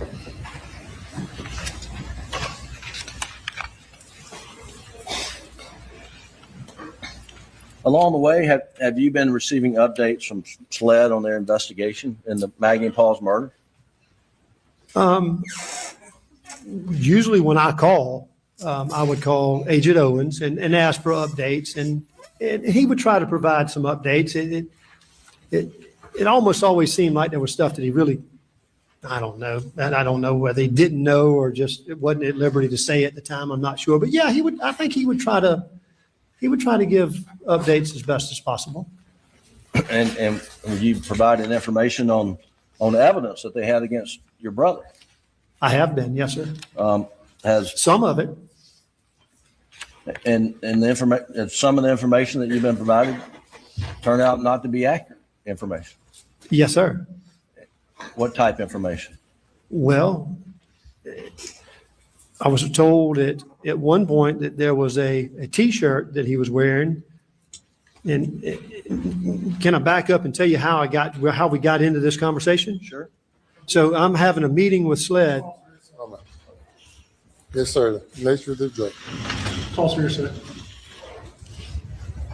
Statement of an opponent, Your Honor, agent of. It's a statement of a party opponent.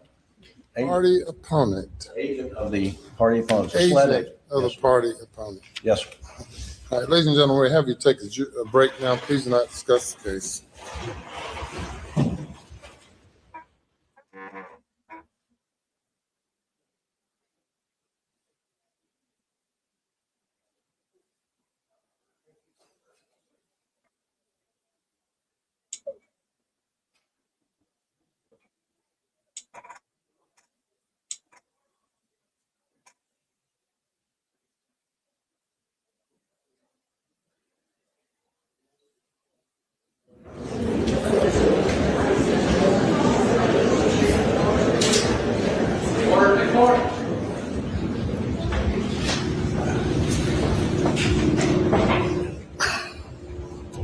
All right, everybody be seated.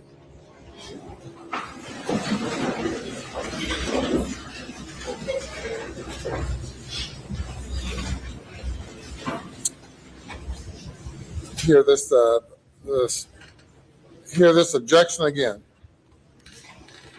Stays objecting, calls for hearsay. All right, in your response to the Mr.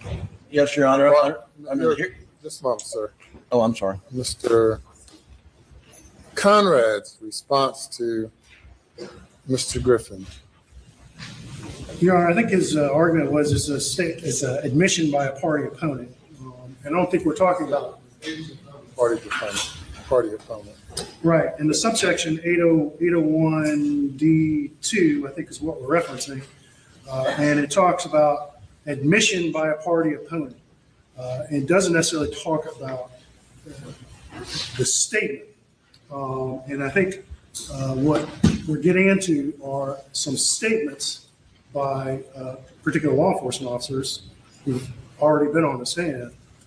And I don't think those are admissions to any issue that's of relevance in this case.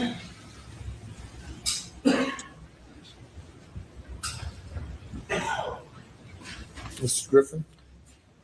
Your Honor, they're directly relevant. The statements relate to evidence that they've told the family they have against Mr. Murdaugh. Directly relevant? Yes, sir. So the objection not based on relevance. Well, I thought that's what, so a statement of a party opponent is non-hearsay under the definition of hearsay. Your Honor, it's, I don't have the rule in front of me, but under. The state of South Carolina is a party opponent in this case? And SLED is the investigative agency. Yes, sir. If otherwise, the rule would not apply in a criminal case. I mean, it has to be the investigative agency. I'm not asking for Colleton County statements or it's the. No, you've gotten those in already. Newspaper statements, Colleton County's call to the newspaper or whatever. Yes. What else, Mr. Conrad? I'd also object for the relevance as well, Your Honor, because the state has not offered the shirt and evidence, and the defense is attempting to kind of backdoor here, and it simply doesn't go to any issue, anything that's issued in this. He's already testified to the shirt. To the shirt, but he's trying to get evidence, and maybe we need to proffer it to see exactly what he would say. But my assumption was that he was going to start talking about a report by Mr. Bevel, which we've talked about several times in this case, and I'd object to the relevance and to particularly with Mr. Murdaugh bringing it up. All right. Well, tell me again what you're asking the witness. Yeah, or yes. proffer it to the witness. Yes. Yes. Yes. So, Mr. Murdaugh, what information were you provided by?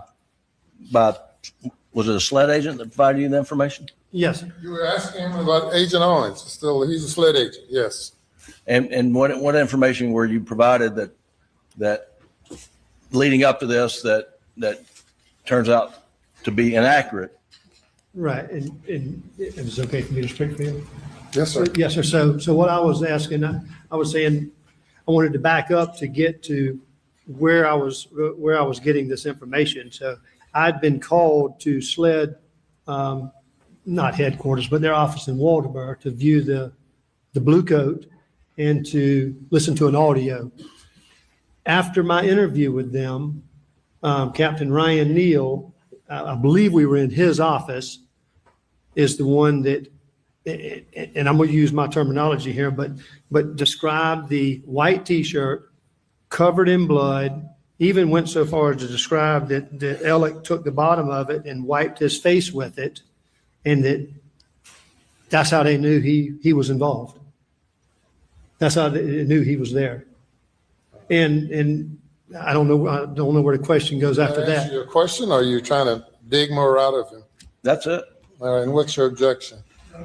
I renew my objection to the relevance. Nothing has been put, this jury hasn't heard any evidence of any blood being on this T-shirt. And the state has not offered any reports to suggest as such. The objection is overruled. We're going to take 10 minutes. Thank you. Here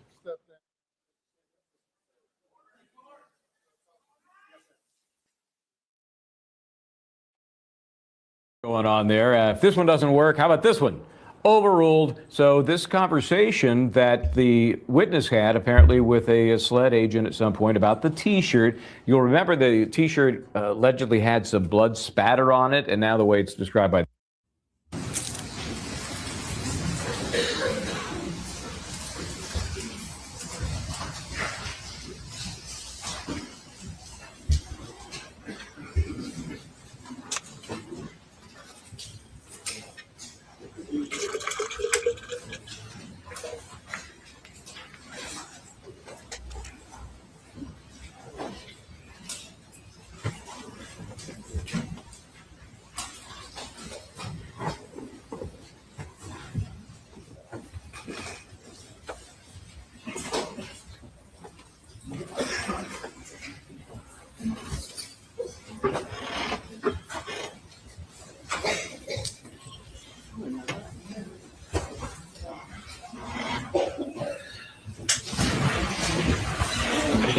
present, sir. All right, thank you.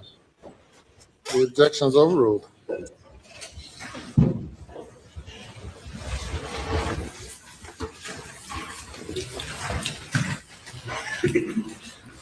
Thank you, Mr. Murdaugh. When we broke, the question on the table was about a conversation that you had with a SLED agent regarding some matter of evidence. Can you provide your answer, please, sir? Yes. So, as I was about to say, what led me to this conversation was SLED asked my brother, my sister, and I to come over to identify or attempt to identify a coat and a recording. And we did that. And so I did my interview with them. And then after the interview, we went into Captain Ryan Neal's, I think he's captain, but Agent Ryan Neal's office at the same SLED office. And in that office, or in his office, we were all in there. They made reference to the shirt that they said Alec was wearing. They told us that it was covered in blood. They went so far as to tell me on the police body cam that he takes his shirt and wipes his face, and that's how they knew that Alec was at the scene, that he was the one. So Marvin, just finishing up, what was Alex's relationship with Maggie and Paul's parents? Grandma and Papa T, as we've heard. Grandma and Papa T, that's great. They had a great relationship. Alec and Papa T played golf together regularly. I mean, it's just a really good father-in-law, son-in-law relationship, and mother-in-law. And have you? They would travel together, vacation together with different places. And have you stayed in contact with them as best you could? Yes, sir. Okay.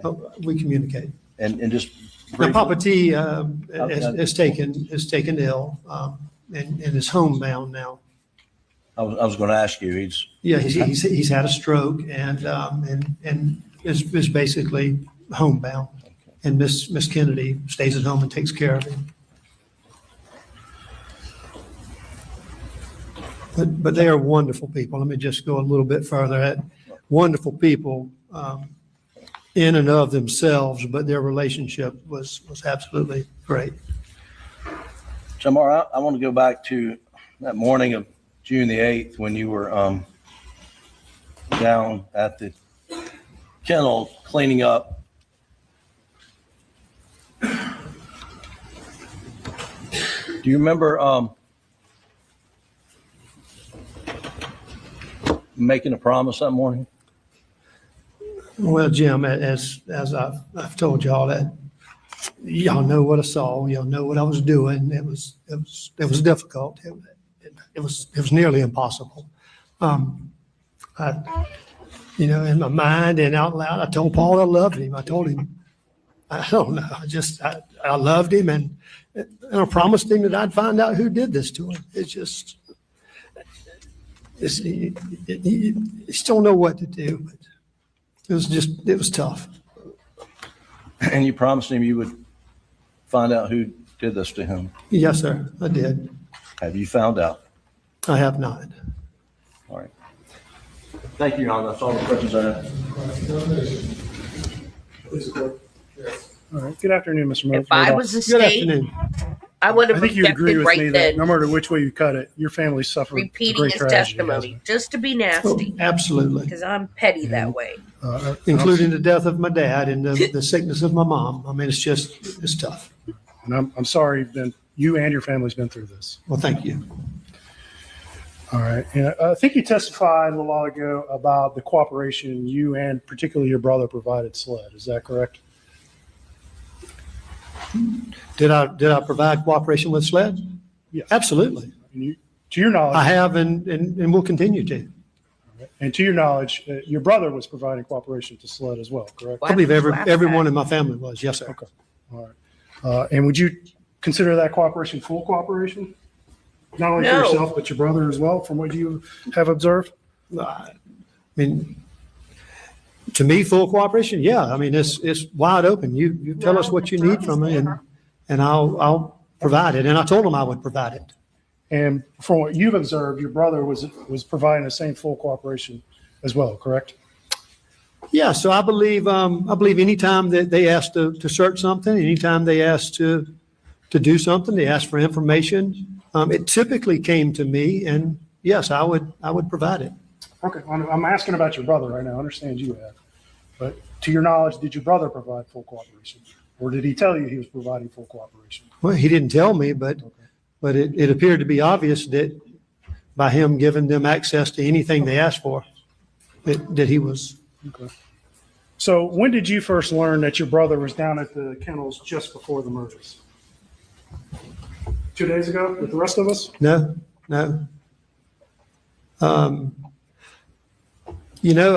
So obviously I went for an interview with SLED, the one I told you about, where we talked about the shirt, talked about the blood, all that. That was the reason for me being there, was to hear that audio.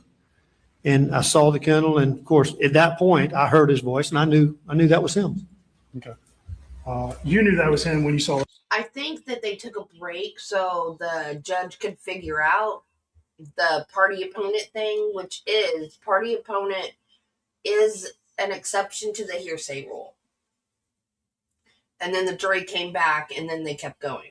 So it's not voir dire. And so then this is the cross-examination. But my comment was about the way he worded the question was, you testified just a while ago that you and your brother had both been cooperative with SLED. Is that true?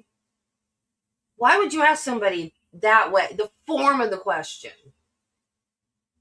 Is that true? He just testified to that. That's not proper impeachment. Of course he's going to say, yes, that's true. That's what my objection was. Why would you ask him that way? See, now he's impeaching him, or trying to, by just honing in on Alex's cooperation with SLED. But that first question was, he shouldn't have asked it that way. That video, correct? That's correct. Listen to it. Right. Do you recall the date of that interview when you first listened to that video? I do not. All right. Would you disagree with me if I said it was August 12th of 2022? I have no way to agree or disagree. Or at least during the month of August of 2022? Again, I'm sure they have my interview recorded for that date, but. All right. Before August of 2022, at that interview, when you heard your brother's voice at the kennels, had he ever told you that he was down there just prior to the murders? No, sir. Did he ever tell you that afterwards, after you listened to that video? No, sir. And I'm trying to think if we've been able to have an opportunity to even speak. Okay. All right. So you'd agree that if he had not told SLED that was not full cooperation, correct? If he had not told SLED that he was at the kennels just before the murders, he had not actually been fully cooperative. What's your question? Would you agree that is not full cooperation? By him not telling SLED that he was at the kennel? Correct. I would say that yes, he. Okay, two people just left. Again, I am not a lawyer. I'm a nurse. This is purely my opinion from what I know of watching trials myself. So I apologize if I get anything wrong. Okay. All right. So I don't want to go through the whole kind of vehicle shell game that we talked about earlier. It's confusing, probably to me most of all. But let's just focus on. So what was Paul's normal daily driver? What vehicle did he drive on a daily basis? On a normal basis, he drove a white F-150 Platinum. Okay. And let me confuse you a little bit more, as I drive the identical truck. Okay. All right. So you testified that Paul's F-150 Platinum was at Jimmy Butler's over the weekend, correct? It was being worked on at Jimmy Butler's. That's correct. And then Monday, there's a series of car swaps. I don't want to go through them, but at the end of the day, you end up in the F-250 farm truck, correct? That's correct. And Paul ends up in your F-150 Platinum. Ultimately, he does. He drives from mom's car back to Alameda. Gets I know my there's truck. several swaps. Yes, sir. That's correct. I'm just kind of talking at the end of the day. And he drove your F-150 back to Moselle, that night, correct? To Moselle, yes, sir. And you testified that you came over later that night after Alex had called you about the murders, correct? That's correct. Where was your truck parked when you first got there? And we'll talk about how you got there in a minute, but where was Paul's truck? Well, so first of all, that night. Your truck, I'm sorry. That's right. I know what you're saying. So when I got there, we didn't go anywhere near the house. I went straight to where everything was happening. Okay. As we went to the house later that night, I saw my truck. So it's probably 4 a.m, whatever time we were, 3 or 4 a.m. It was parked in front of the house, normally where you would park cars. Okay. So just kind of straight out the front door? That's correct. And the keys that Paul had been using, do you recall were they left in the truck or have any recollection of where those keys might have ended up? Well, they were sitting in the ignition. I mean, same place I always leave them. Okay. Because I drove it to Alameda that night. All right. And meanwhile, you were in that F-250 farm truck, right? For a short period of time. And that, refresh my memory, is that white as well? Or is that It's white as well, yes, sir. And it's broke down on you on the way to Moselle, correct? That is correct, on And you Highway left- 63. All right. You left it on the side of the road, correct? I did. Okay. And I think, did you call Chief Alexander at that point or? Well, we were riding, we were driving separate cars, but together. And so at that point, he had gotten in front of me and I had to call him to tell him to turn around. Okay. And he came back and picked you up? Came back and I jumped in his car. You left the truck truck or whatever. It's Suburban. I'm sorry, I'm trying not to talk over you, my apologies. And you left the F-250 there on the side of the road? I did. Okay. All right. And rode with Chief Alexander to the property? That's correct. And were you aware that your brother Alex had loaned Chief Alexander money at several points over the past couple of years? I was not. All right. And you testified that you learned of your brother's opioid addiction the weekend of Labor Day of 2021. Is that correct? Well, that's when it started coming out, yes, sir. Okay. So did you have any idea that he had a opioid or drug problem prior to that? Prior to that, I did not. Okay. So from your observations of him on a daily basis, he seemed to be sober at most times or not under the influence of any? Did you ever observe him under the? Well, keep in mind now, so again, I'm not a lawyer in the firm. I live in Beaufort, so I don't see him daily. Okay. But our encounters usually would be during non-working hours. Mm-hmm. But even then, yes, I had no reason to think he was on pills. Okay. All right. He's able to function pretty normally on a daily basis to your observations? Yes, sir. All right. Okay. So let's talk about the morning of June 8th. You said that you were the first person over to the house at Moselle that morning. Did I understand that That's correctly? correct. And you're the first person inside the house at that point? That's correct. And so do you recall when Blanca Simpson got there? I don't. What I can tell you is I was the last to leave the house and the first to come back in. So she would have gotten there some point after. You know, the one thing that they're not accounting for, they keep asking, well, did he seem high all the time? Did he seem like he was under the influence? People that are functioning addicts, when they need to function, like at work or at a family thing, they only take enough so they can function, so they don't have withdrawal symptoms. So they're not like stoned out of their mind when they're around people. So it makes sense that people didn't notice. Because at those times, he probably only took enough so that he wasn't feeling bad, so that he felt normal, like himself. And then when he was alone, or just with his, Maggie, he probably took more that he got a little bit of a high off of. But I think by the time it became a problem, he probably wasn't getting high every time he took them. He was probably just taking what he needed to take to keep from having the withdrawal symptoms. And so, them asking, well, did he seem like he was under the influence? He probably didn't to most people. For you? Yes, sir. And I've heard in testimony that instead of going to Moselle, she went to Alameda. But when she came to Moselle, it would have been after you, correct? I think the other folks were there as well. Yeah, but well after me. Well, okay.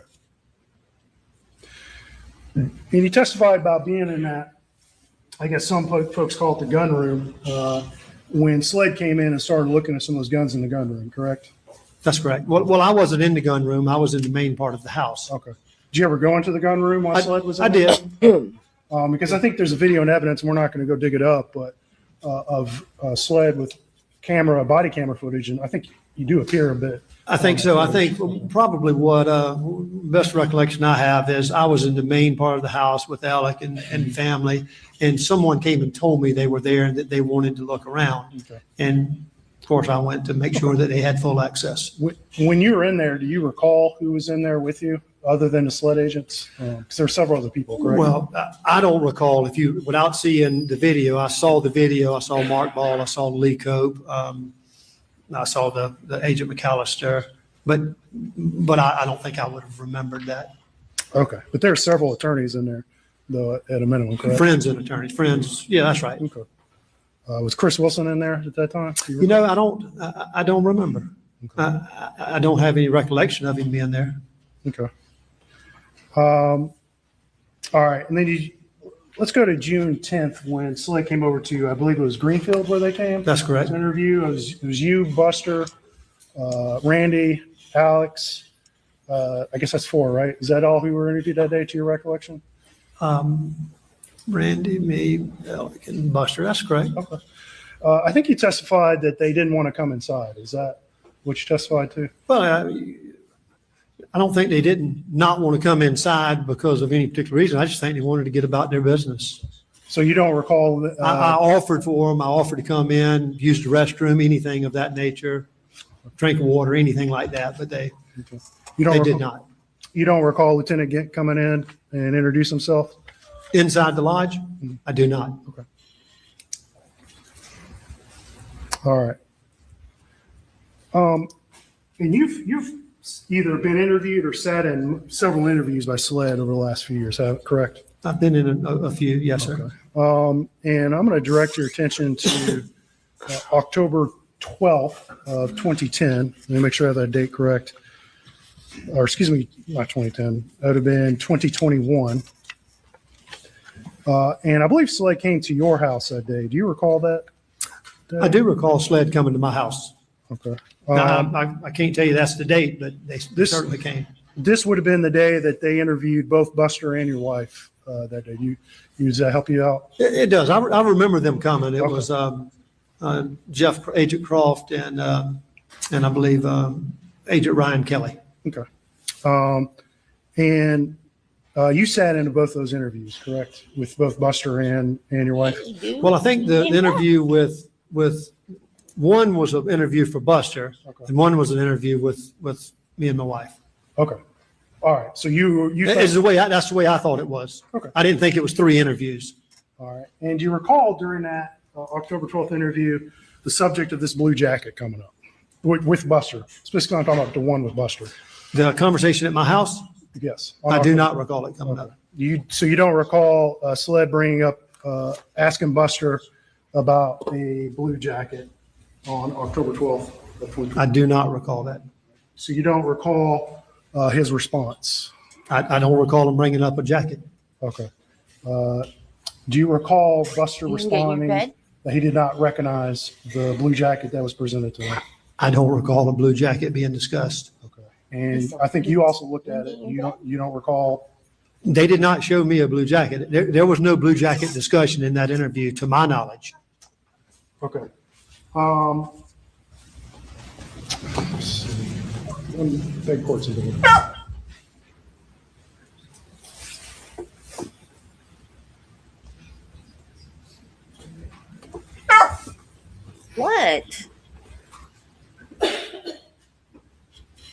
anything. Do you recall what Buster's response in that interview to being Why you asked if that yelling could at be me? Randolph's jacket, to him saying if it's over $15, no, it wasn't?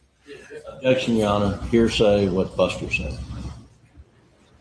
He's asking to recall what Buster said. I sustain the objection.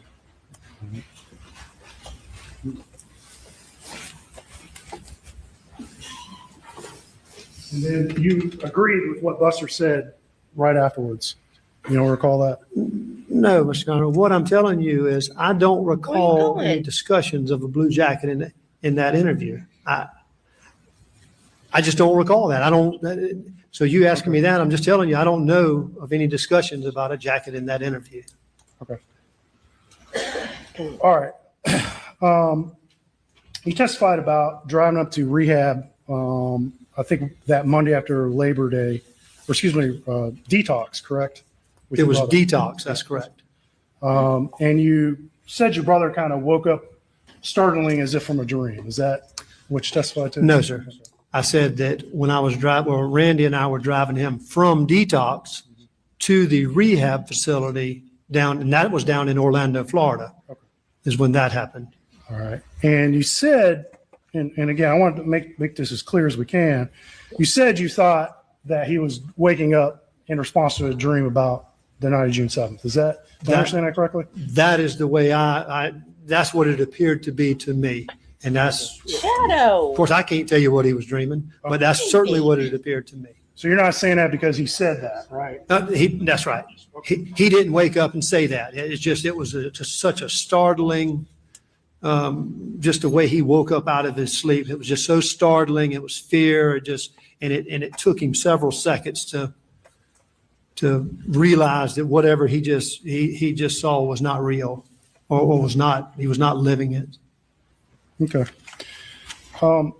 You testified about the day of June 7th and the taking your dad to the hospital, him getting admitted, correct?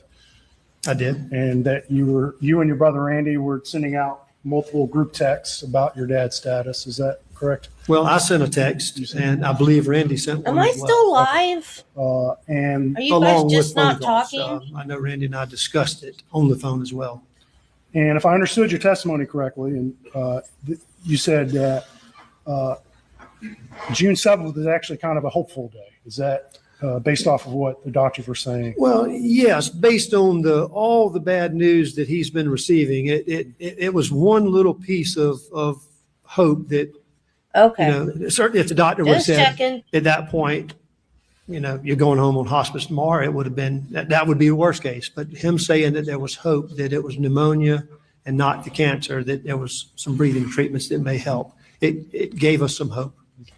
And you sent out at least one group text with this information, correct, to your family members, right? I know I sent one. I could have sent another, but I know there was one. Okay. And do you recall if your brother was included in that? Alex specifically was included?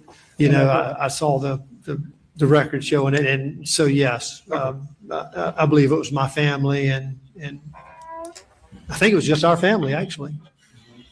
And so there was hope, at least on the afternoon of June 7th, that your dad had pneumonia, which could potentially be treated. And there was a little bit of hope about that, correct? Yes, sir. Okay. So if your brother had told Janine Seckinger during that day that your dad was taking a major turn to the worse, that would not be truthful, correct? That would be correct. And the testimony I heard is he didn't say that. He didn't say what? He didn't say it was terminal or dire or whatever you're saying. Are you based off of Alex's testimony? Yes, sir. Okay. So if Janine Seckinger. Well, I can tell you this. If somebody said that day that it was terminal, one of two people was wrong, or both. Okay. All right. So if Janine Seckinger was told that. If Jeannie Seckinger said that, she was wrong. Well, were you present for any conversations between your brother and Janine Seckinger on June 7th? I wasn't.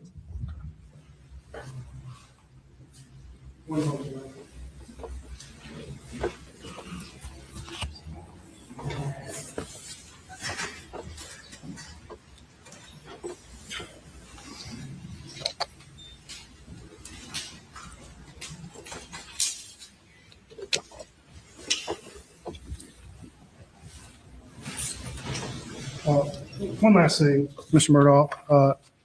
Would you say that the Murdaugh name and legacy is something that's important to you and your brothers? Yes, I think any family's name and legacy is important to them.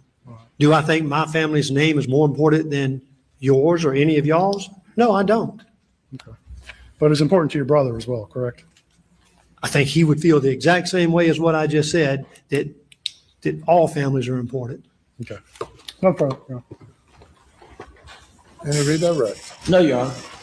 Thank you. None of that did a darn thing. That was a total waste of time. Defense rests, Your Honor. All right, ladies and gentlemen, that is the defense's case. And we will excuse you for this day and have you come back at 9:30 tomorrow morning. Have a good evening.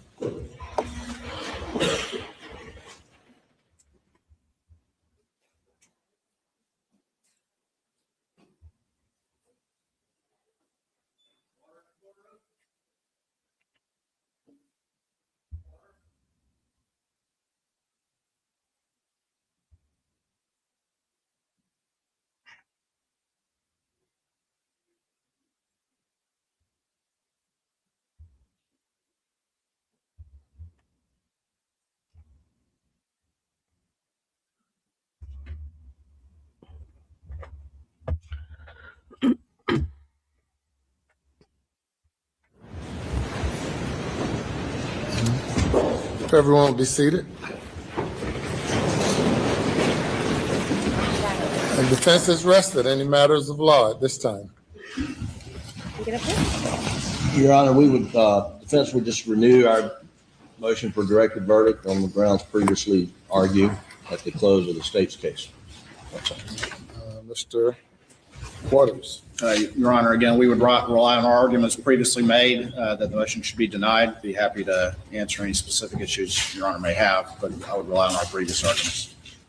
All right. The motion is denied based on all the reasons stated at the close of the state's case.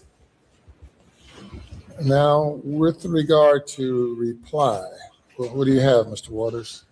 Yes, sir. We have maybe 4 witnesses, maybe 5 at this point in time. I'm hopeful that we could accomplish that in a day. Obviously, as is the nature of reply, we will, assess that tonight. But right now, I have 4 definite witnesses and perhaps a 5th that, as it stands right now, that we would have. I don't think many of them, except for 1, would be very lengthy.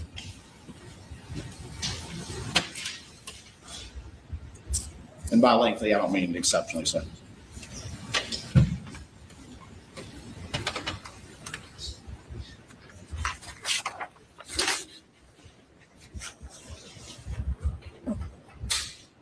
Any comment, Mr. Harpootlian or Mr. Your Honor, Of no course way he has critical something of to Mr. say. Waters, but his estimate of time. Oh, has Michelle, been I'm a so little, sorry. mushy, I think is a good way to put it. I'm not criticizing. I'm just saying this was going to be a 3-week trial, and now it's a 6-week trial. I'm just a little skeptical that we'll get it all done tomorrow. I'm just saying I'll be happy. I'll be ecstatic if it happens. But for planning purposes, perhaps maybe midday Wednesday would be a better. Pardon me? Oh, and somewhere in this process, Your Honor's indicated you'd allow the jury to visit the site. At So the close of the reply. okay, so Oh, we're at, that's I guess, sweet. Mr. Waters' mercy to. Mr. Waters, are these witnesses who you anticipate will contradict issues presented by the defense or address the credibility of matters raised by the defense? It will be focused on issues that were raised during the defense case. Yes, sir. All right. Okay. Well, 9:30 tomorrow morning. Have a good evening.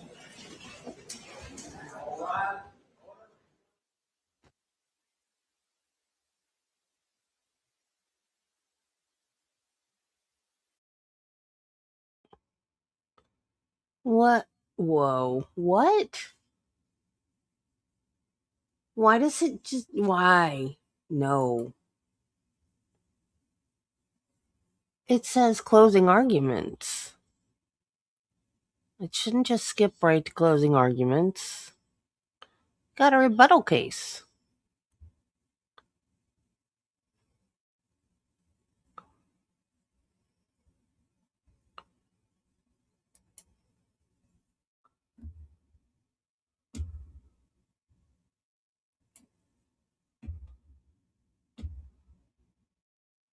No, no, no, no, no.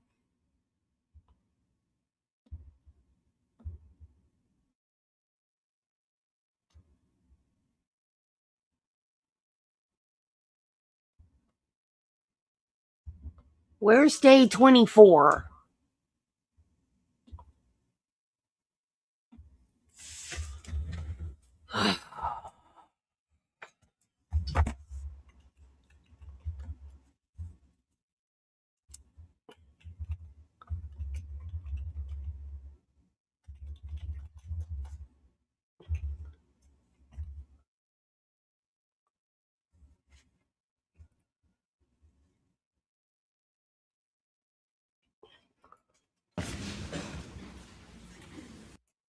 Or law enforcement or anything like that.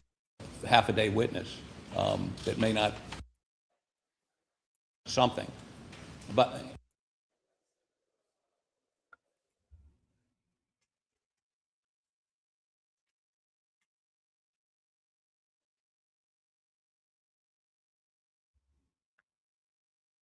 we have a right under the case law, State versus Watson, which is a 2003 case, 353 SC 620, 579 SC 2nd 148, to serve rebuttal.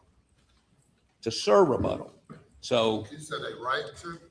it's discretionary with the court, but I would submit to the court that under the criteria set out in this case, you would determine that if they raised new matters, that we have a right to respond to those. Now, we're told that Dr. Reamer, their pathologist, is going to testify. And if you remember correctly, Your Honor, I've looked at the YouTube, that's all we can get at this point, which is a video of it. Dr. Reamer's previously testified that she did not believe this to be a contact wound to the head. I submit they're going to try to repeat that testimony or elaborate on that testimony, and that was the only issue that our pathologist raised, but he believed it was a contact wound, and why. She's already testified why it wasn't a contact wound to the head, and why. So are we going to have to get our pathologist back here to counter hers if she raises some new issue? Or You're such a perhaps, crybaby. Your Honor, seven. Sit down and shut up. It was 2, now it's 4, now it's 7. God. I mean, this is a process that's got to stop at some point. We're going to be here next week. There are 2 expert witnesses that have already testified in this case. Now, one of them I would concede, Ken Kinsey, they're an appropriate reply witness based on Mr. Palmbeck's testimony yesterday.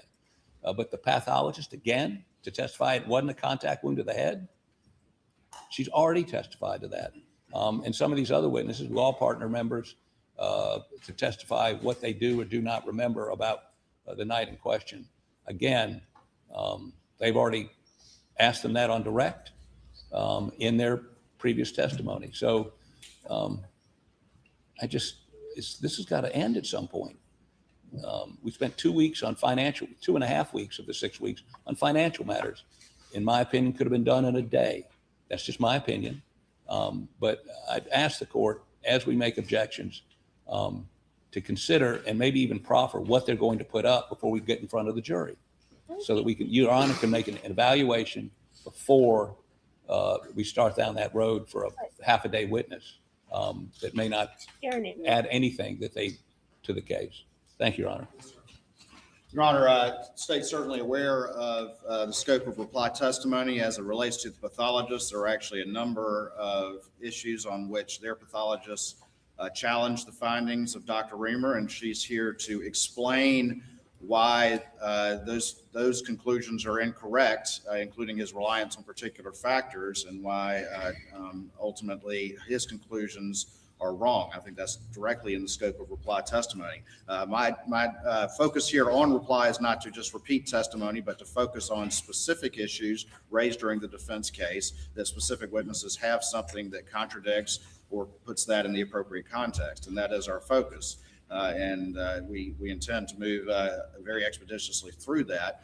But ultimately, as it relates to the pathologist, just like Kenny Kinsey, it relates specifically to the conclusions offered by the defense experts. It is not just mere repetition of testimony already received, but comment on factors identified by those defense experts and why those are incorrect. Your Honor, briefly. Let's take Mr. Kinsey, for instance. There was testimony yesterday that our expert believes there were two shooters. Obviously, something that he was not asked. Obviously, something that's a new matter. Obviously, proper for reply. But there are minute details, perhaps, that will be, these witnesses will be questioned about. And simply because there might be a hook doesn't mean they get to go into everything. I mean, this is, again, this was an estimate, Who's 3-week trial. wasting time We're now, now in week dude? 6. This will go into week 7. It seems to me the state's position is let no dead horse go unbeaten. This has got to stop. Thank you. Of course, the defense, of course, when we had the meeting with Judge Price, at the time, we all agreed with that estimate. It was not just the state. I realize this is going long. I intend to move expeditiously, but the state has the right and the opportunity to do appropriate rebuttal evidence to a defense case, and that will be the focus of the testimony here today. Your Honor, the right they have is the same right I have. It's the right you allow. I just want to make sure he hadn't got a right to do anything. Thank you. Who is such a jerk? Well, certainly the state cannot retry the entire case, but the state He's has not the right trying to to. reply to contradict certain issues presented by the defense or certain issues of credibility. It has to be finely tailored such that we don't create a situation where a court will be compelled to allow sur rebuttal, which is almost unheard of. You mentioned State v. Prather. That was my trial. I was a trial judge in that case in Lexington County, a murder case, wherein I allowed reply testimony, actually by a SLED agent. The Court of Appeals, in a 2-1 decision, reversed the conviction. Then the Supreme Court reversed the Court of Appeals and reinstated the conviction that was obtained before me. So it can be a controversial and contentious issue. Hey, John. Almost always is. Did you know Creighton there has and to be a limit Murdaugh to went the to back law and school forth. together? I'm surprised to hear the number of reply witnesses that the state says that it intends to offer. I do not know. The case is so complex. We've had so much testimony. I cannot sit here in advance and rule as to what would be appropriate and what not. I just have to deal with it on an issue by issue, objection by objection basis. And with that, so bring the jury.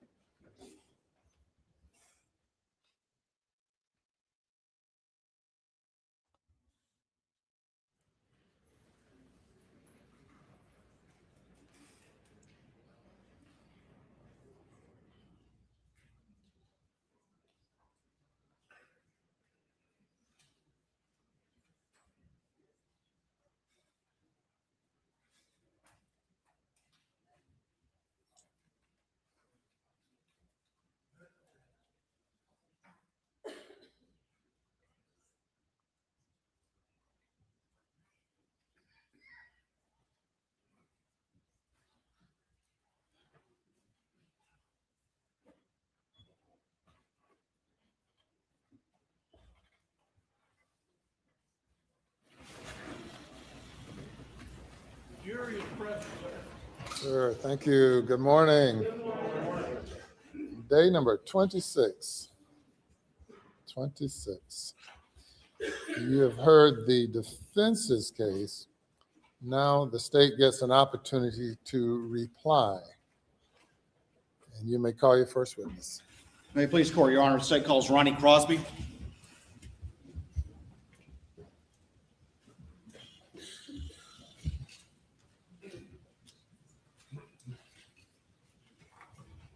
Dang, y'all. Brooklyn's gorgeous.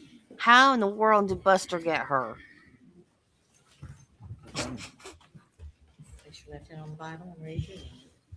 Do you swear or affirm the testimony you give today will be the truth, the whole truth, and nothing but the truth, so help you God?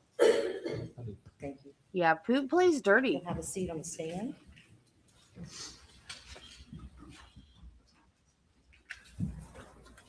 If you would state your name for the record and spell your last name, please. Ronnie Crosby, Crosby. Good morning, Mr. Crosby. Good morning. Just want to go over a few things very quickly in reply to some of the you can't defense see it. case. Turn the And the glare. first thing I want to ask you is, you had previously testified about your close relationship with Paul, didn't you? Yes, I did. All right. And over the years, did you ever have call to ride around the property with Paul, yours or his? There's Buster on Brooklyn. More on my property, but some on one or more occasions at Moselle as well. What, if anything, would y'all carry when y'all rode around the property like that? Why? This is about Paul? In response. Yes, sir. This will be in specific response to the defendant's testimony and in his statements as well. I can be specific. I don't want to do a speaking response, but I can ask another question and maybe put it in focus, Your Honor. Okay. All right. You heard prior testimony that you don't go around looking for hogs in the daytime because they're nocturnal from the defendant, did you not? Are you familiar that that was what was said?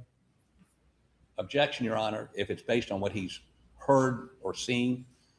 I mean, is this a comment made to him, or if we're going to delve into the appropriate way to hunt hogs day or night? I mean, this is not proper reply. I object. All right. You want me to? Yeah, if you don't mind asking a question again. Sure. All right. The first question is, have you gone riding around the property with your property or the Moselle? Oh, he's in a Creighton Waters is in a band. I have. All right. And what, if anything, would y'all carry when you would go riding the property? I believe the only time I rode with Paul was would have been looking for hogs, and then more so on my property. All right. And what, if anything, would you carry when y'all were looking for hogs? Your Honor, riding with Paul on his property, not Moselle. Objection's overruled. Well, people who have hogs on their property, as a general rule, you would always take a rifle with you, be it day or night, because you never know when you're going to see hogs, and because they are such a nuisance, as I spoke to earlier in my testimony, you always want to be prepared to shoot them. So you would generally have some type of rifle and we with you, a long gun. Objection, Your Honor, he's giving an opinion. He's not been qualified as an expert. Objection overruled. All right. You've had plenty of experience in killing hogs on your property? Yes, I would disagree with Mr. Harpootly, and I am pretty much an expert about killing hogs. All right. And you've had plenty of opportunity to go hunting with Paul? Objection, Your Honor. I apologize to the witness. And you've had plenty of opportunity to go hunting with Paul or have him hunt on your property? Yeah, yes, I've been with him, and he's been on my property many more times. I didn't go with him every time he was on my property, but that's the general rule, that you would have a rifle of some sort. Paul, as this jury's been told over and over, was fond of that 300 Blackout. I've been with him while he had it. I usually use some other type of AR framed gun to shoot hogs. A 223? Well, 223 or a 6.5 Creedmoor, which is on a AR-10 frame. Is it common though to carry your rifle and look for hogs in the daytime and to see hogs in the daytime? Yes, you don't always see them. Sometimes night's better if you're using a night vision scope, but I've killed hundreds of hogs in the daytime riding. It's just something because there's such a nuisance in the low country and really across the state right now and across the South that we have a rule that you don't ride the property without a rifle because you want to try to eliminate as many hogs as you can, and we also trap them. To your observation, did Alec have a good relationship with the local law enforcement community? My observation was Alex had a very good relationship with, probably better than the rest of us, saving his father. Did you on multiple occasions go over in great detail Alec's original story as to what he did on the night of the murders? On more than one occasion, we discussed his story as I testified to, I don't know how many weeks ago that was, but it was a while. And what, if anything, did the defendant tell you about whether or not he checked Paul and Maggie before calling 911? My understanding of what he told me was that he checked them before he called 911. And was he clear on that point to you? That was clear to me. When was the first time you've heard the defendant's latest story admitting that he was in fact at the kennels minutes before the victims were killed? I haven't watched all of this trial like a lot of people have, but when I heard that Alec was taking the stand, I believe it was last Thursday, I did set up my workstation so that I could watch his testimony, and it would have been when he told you that he was at the kennels was the first time that I'd ever heard that. How can he Did testify Alec if ever he's tell seen the you that trial? he thought the boat case had anything to do with the murders?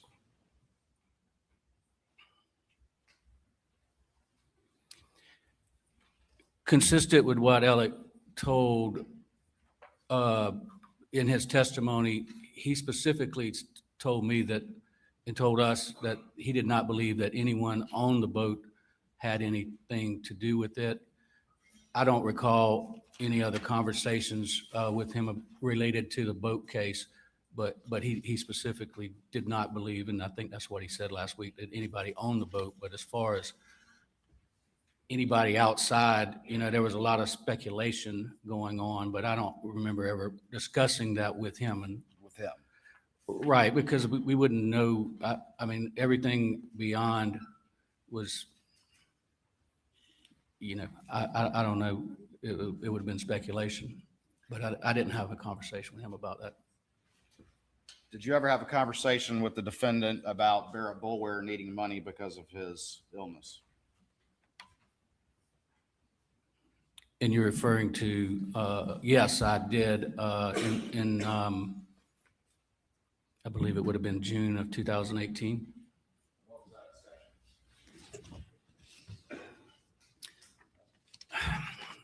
that discussion? Barrett and Alec were what I consider to be very close. Improper reply. Is improper reply an objection? I don't Yes, sir. think that's a The legal defendant during objection. cross-examination was specifically asked about this particular transaction and that we're about to discuss. And Mr. Crosby's testimony would be in response to what the defendant said about the money. I've never heard improper reply as an objection before. As justification for him stealing money from one of his best friends. He did not ask him about a conversation he had with Mr. Crosby about that money. I've heard This is non-responsive. improper reply. This is going off on another tangent. Overrule the objection. Can you tell us about that conversation, please, Mr. Crosby? Yes, and if my year's wrong, but I believe, because I didn't know exactly what you're going to ask me, and I can go back and look at documents, but I'm sure it's in one of these exhibits when that occurred, the materials that Ms. Seckinger put in. I believe in June of 2018, Barrett, who was a good friend of Alex, lot closer to me. I think they were, in my perception, very close friends. But I had become friends with him and had done a couple of real estate transactions with him. That summer, I received a call from his son-in-law. Barrett was in the Mayo Clinic with stage 4 colon cancer.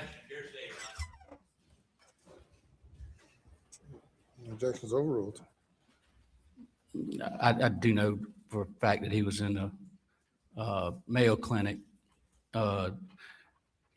suffering, being treated for stage 4 colon cancer, and I received a call as to whether I could help Barrett financially. Your Honor, hearsay, a call.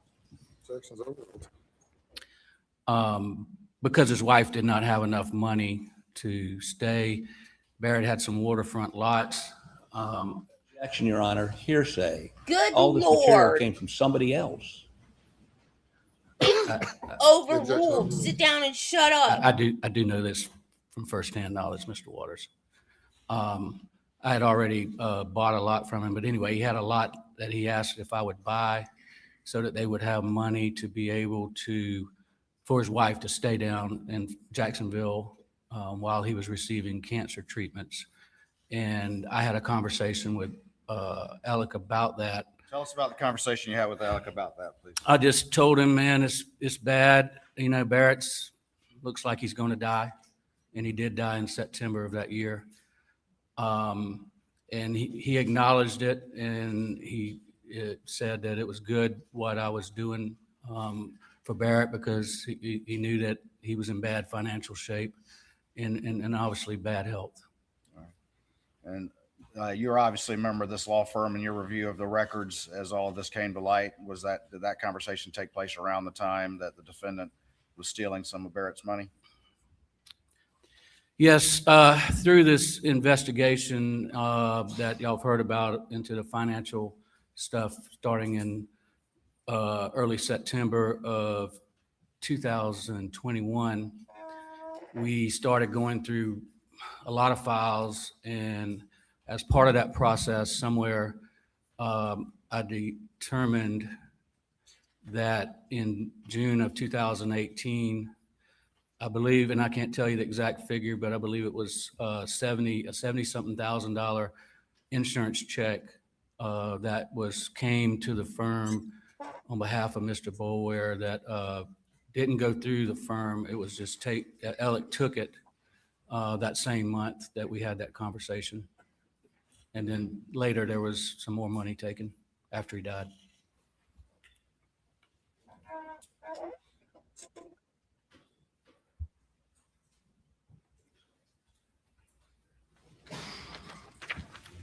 I'll show you what's been marked as Exhibit 575. States 575, see if you recognize that. Is that David? Is that one of the sled agents? Do you not recognize him? Is that David Williams? Well, I'm asking you. I believe that's David Williams. Okay. Your Honor, this time I'd offer States 575 in the evidence. Objection, relevance. What is the relevance? Your Honor, the defendant specifically testified that when he had that initial interview with David Owen on June 8th, as he manufactured his decision to lie about such a crucial fact, it was because he thought that David Williams was the guy interviewing him. This is simply a picture of David Williams. The jury can assess the legitimacy of that claim. Your Honor, I object. Never, ever said David Williams. He said David. That's the record. Objection Never vote. said it was that guy. It's admitted over objection. Can I have the element, please?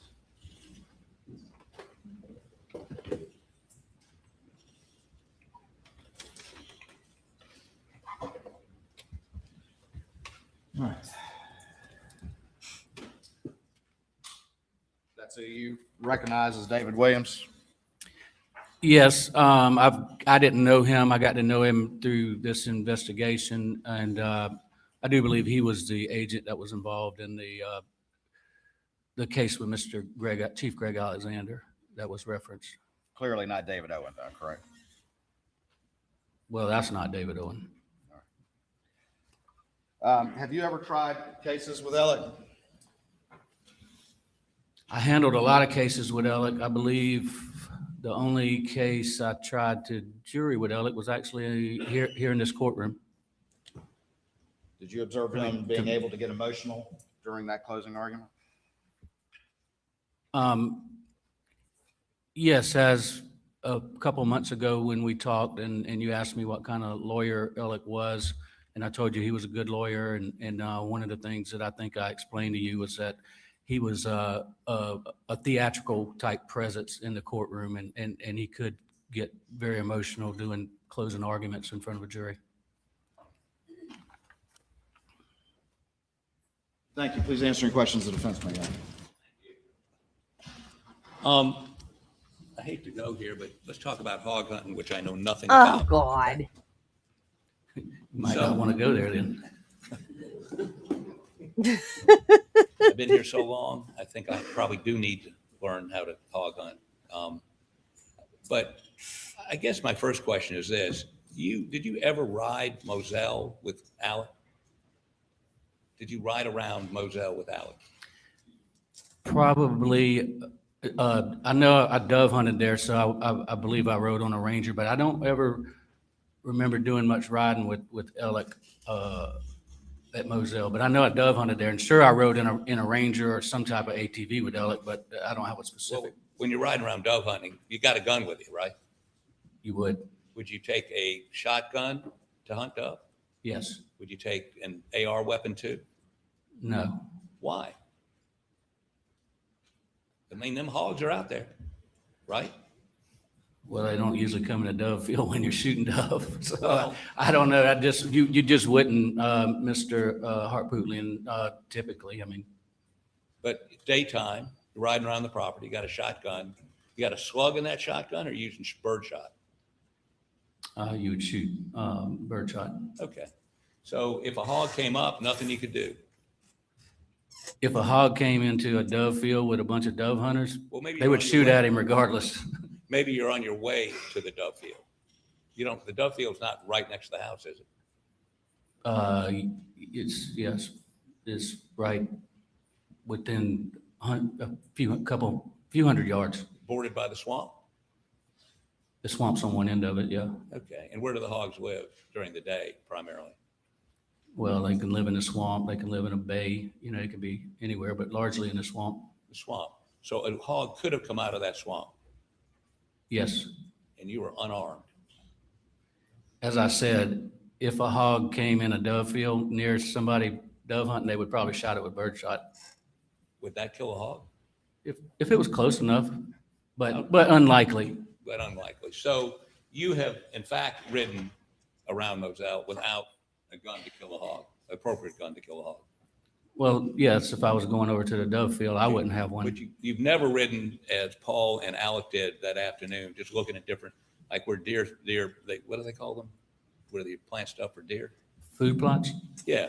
Or looking around at how these fruit trees were doing. Remember the Snapchat video? I've never done that with Alec, and that I recall, but I could have in the past, but I don't have a specific recollection. Or where they planted some corn for, I guess, used corn for deer and ducks. You do, but you don't plant them in the same spot. No, I get that. One would be near a pond or in a pond or around a pond. Correct. They had a duck pond. Right. And then the others would just be out where the deer might come out and try to feed. Right. Look, we don't need to go there. Yeah, I don't think, yeah. Okay. But you've never rode around like that with them, looking at different plantings and that you remember. I don't have a specific recollection of doing that with Alex. Okay, and you're not telling this jury that they would do that without a blackout. Would it bother you or offend you or scare you that they're riding around the property during the daytime without the blackout? No, I was answering questions about what's normal if you're looking for hogs or if we're just riding my property. Most people carry a gun, but no, I have no idea what they had with them or what they were doing. And I think Alec testified they were looking for signs of hogs because you could come back. It'd be a lot easier to find those hogs at night, right? they come out more likely at night than they do during the day? They can become nocturnal when they have a lot of pressure, but as I said before, we've shot a lot of hogs in the daytime. You Sure. can ride up on them and yeah. But has anybody testified they were out looking to shoot hogs that afternoon? I don't know what all the testimony's been in this Okay. trial. All I'm saying is there seems to be some implication they would not ride around the property without an AR or some sort of blackout. You can't testify to that, right? I cannot. Okay. So let's talk a little bit about what you heard from Alec the night of June 7th. You would agree with me that, well, let's ask it this way. What your practice is primarily personal injury, is that correct? It is. Catastrophic injuries. Well, I handle a lot of catastrophic injury cases. Cases, for instance, where a husband and wife are riding down the road and hit by a tractor trailer. And by way of example, maybe you could give me something more specific. Husband's killed, wife's severely injured. That kind of thing. Yeah. Now, is it your experience in people who undergo, maybe they're not hurt, but their loved one is hurt, maybe killed? In that situation, that's a traumatic experience for the surviving person, correct? To see their loved one killed? Yes. Okay. And so when you sit down with those folks and begin to recount with them what happened that night, oftentimes, I do a little work like you do, oftentimes those folks misremember or get times wrong, or because they went through this very traumatic experience, and the closer to that experience, the more likely they are to get some things wrong. Times, for instance. Is that your experience? They can, but I also find that people who have been involved in traumatic experiences try to be very accurate with the details because they know it's important to me representing them. And typically, you don't go out to the scene of the crime and interview, or the scene of the accident and interview them that night, do you? Typically? Well, typically you don't because you don't know it's happened. Well, sometimes in the old days they used to do that, but they don't do that anymore, right? That would be very rare. So you're seeing them in your office weeks later? It can be days, can be weeks. Okay. And in that atmosphere, it's a little more conducive to them being as accurate as possible, right? It is, but oftentimes we also have the benefit of recorded interviews when there's a catastrophic injury. Typically, the highway patrol will try to interview people as quickly as they can, and they will.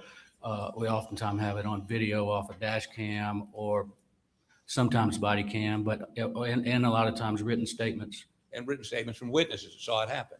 Correct. And so when you interview those people, they have the benefit of reviewing whatever you have to help them get a better recollection of what happened, correct? That's correct. Okay.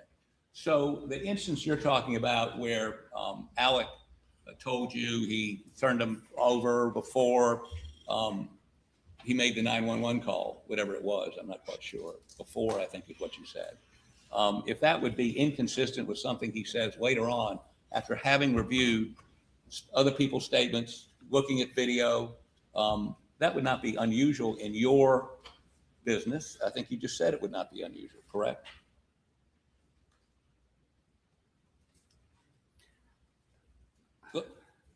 Strike that. You're trying to take me somewhere that you probably don't want to. Oh, no, I think I want to. Answer the question. Withdraw the question. Let me ask you this question. Maybe this gets to the meat of matter here. Have you had to come out of pocket to pay back the money he stole? Yes, and how much? Don't tell me you don't know. Well, we're still counting, Mr. Hartpootlian. Well, how much have you paid so far? We have had to borrow millions to pay back. No, how much have you had to come out of pocket? Well, when you borrow it, you got to pay it back, and I couldn't tell you how much has exactly been paid back as of we sit here today. You're the one that But did yes, the and if financial you're stuff implying in. that I would come in here and somehow shade truth in any way because of that, I would take high offense with that, Mr. I'm concerned Harpootlian. about your high offense. Are you angry at him for stealing your money? I have no feeling one way or the other. I have any feeling about Alex Murdaugh betraying you and stealing your money. I admire you. I don't know that I can look beyond that. Objection, Your Honor. It's sustained. There's not a question. The jury is to disregard the argument. You are not angry with Alex Murdaugh? I have had anger with him, extreme anger, Mr. Harpootlian, because of what he did to my law firm, my partners, my client, his clients, our clients, what he did to his family, what he's did to so many people. Yes, I experienced a lot of anger, but you can't walk around with anger. You have to find a way to deal with it and move forward. And I have done that. And if you suggest, you are dead wrong if you think I've come in here and told this jury something because of money. When we're talking about two people who were brutally murdered, then you're headed in the wrong direction. Do you think he did it? I don't have an opinion. I don't have the benefit of the materials you have. Well, let me ask you this. You're angry with him, stole millions of dollars from your firm. You admit your firm's not even called the Murdaugh firm anymore, right? It is not. I don't admit that I'm angry right now. I told you I've gotten away from that. I don't have any feelings because you can't walk around with anger. I have been very, very angry about it because of what he's done. He's And angry he did it in a too, very right now. callous way, I don't a blame very him. deceitful way. And you carry no, I'm sorry, maybe I just saw some anger there. Were you angry just a moment ago? At you. You keep trying to push a question and don't want to accept my answer, which is what it is. That you've just given your Zen, your Nirvana, your whatever the. Your Honor, objection. Mr. Harpootlian, Forgiven him? I came to the scene of these murders to support my partner. I was there. I saw things that hadn't even been talked about in this courtroom. I was there. I love Paul very much. I thought I knew who Alec was. I did not. And it's hard to you might not understand, but it's hard to walk around with anger, and hard to even walk around with it when it's with somebody who you didn't know and didn't understand. So you might have be that way, but you know, I've got to function. I've got a family. I got to move on with life. Were you aware that he went to rehab in 2017? I was not, Really? other than what was said by Alec in this courtroom. You never were aware he had a drug problem? I was unaware. Okay. Sort of. And if I would have been known, I would have tried to help him. You indicated that he could be emotional in trying a case, correct? He could be. He was theatric, much like his father and grandfather had a courtroom theatrics, and he could be emotional. Any of your other partners that way? Johnny Parker? No, Johnny's quite the opposite. Johnny's very Laconic, I believe, is the best way to describe it. he doesn't show emotion. Nobody else in your firm was theatric or emotional? Not to Alec's level. You don't know any other lawyers in the state that go to that level? You're asking me a question right now. I don't know. You might yourself. I don't know. I don't know what other lawyers do. I'm usually trying cases against defense attorneys, so I don't get to see plaintiffs' lawyers anymore. Okay. Well, I want to thank you for. Well, let me ask you one last thing. This Bullware guy that he stole all the money from, Mr. Bullware, remember him? Yes, I remember him. How much money did you steal from him? Do you remember? He stole 70-something thousand in June of 2018. Mr. Bulwer died in September, I believe, of 2018, and I believe another 270-something thousand after Mr. Bulwer's death sometime in around February of 2019. Have you and your partners paid Mr. Bulwer's estate or his folks back? Yes, I met with them personally. Okay. And even though it's cost you your firm and it's cost millions of dollars to you, you have forgiven him? You bear him no ill? I didn't say I forgave him. You're just not angry about it anymore. I said I have no feelings.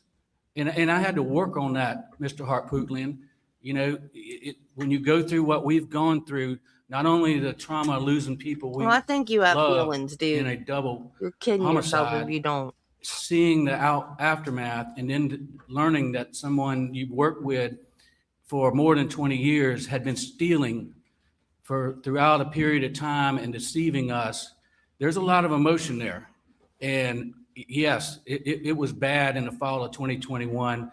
And I have found a way to have no feelings. It's not forgiveness. It's just, I don't have You're not any angry feelings. here today. You're not angry at him at all. I'm not angry. If I Okay. raise my voice, it's only because of the implication that you were trying to The make out of it. implication that you might not want to help him in front of this jury here today because let me finish the question, because he destroyed your firm. He stole millions of dollars you had to pay back. He deceived you. All that's away and is not influencing your testimony here today at all. If you'd answer that yes or no, then you can explain. All those things happened, and it does not influence my testimony. I take the oath that I just took very seriously. And if you've got any indication that anything I said was inaccurate, I'll be glad to address it with you. Well, the jury can judge that. Thank you. He is such a slimy. How long did you know Alex? Since the late 90s. And knowing what you know now, was he able to look you in your eye and lie convincing Again to with you the look you in your day eye. in and day out? He did. And was he able to look juries in the eye and display emotion? That is not appropriate redirect, and it's leading.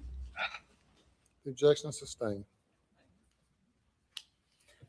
Mr. Harpootlian asked you about some of the things that you have gone through.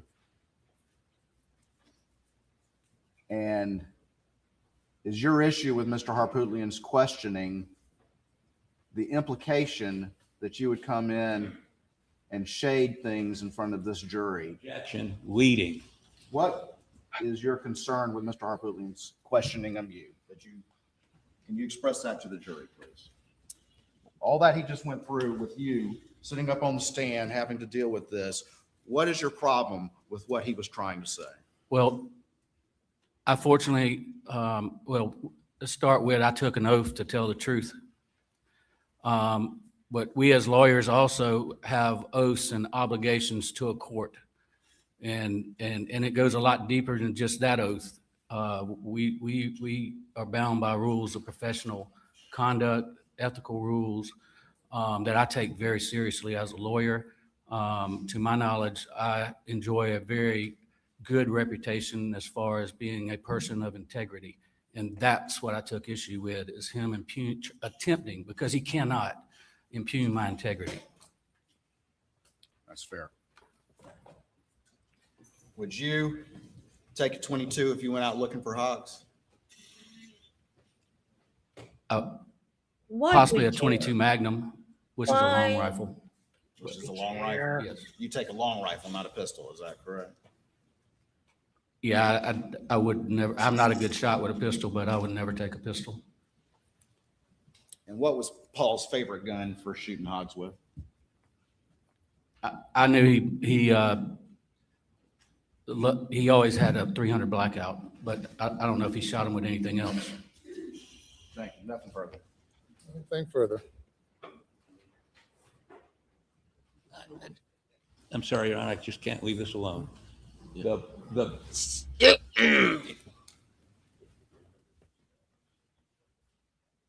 the 300 blackout that's in evidence his favorite? The 300 blackout with a thermal scope on it? Yes. Okay, thank you. Step down.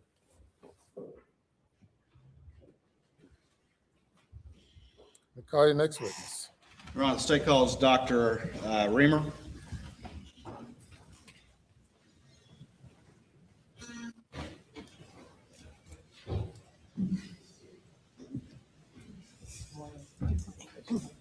Do you swear or affirm the testimony that you give today will be the truth, the whole truth, and nothing but the truth to help you God? I do. Thank you. It's so ironic that she's the one swearing people in.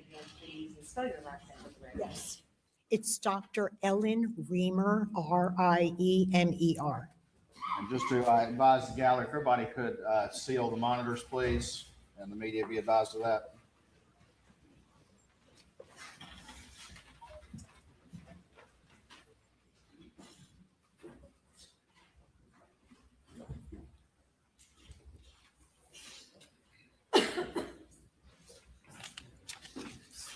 Dr. Reamer, I want to move through this. Yes.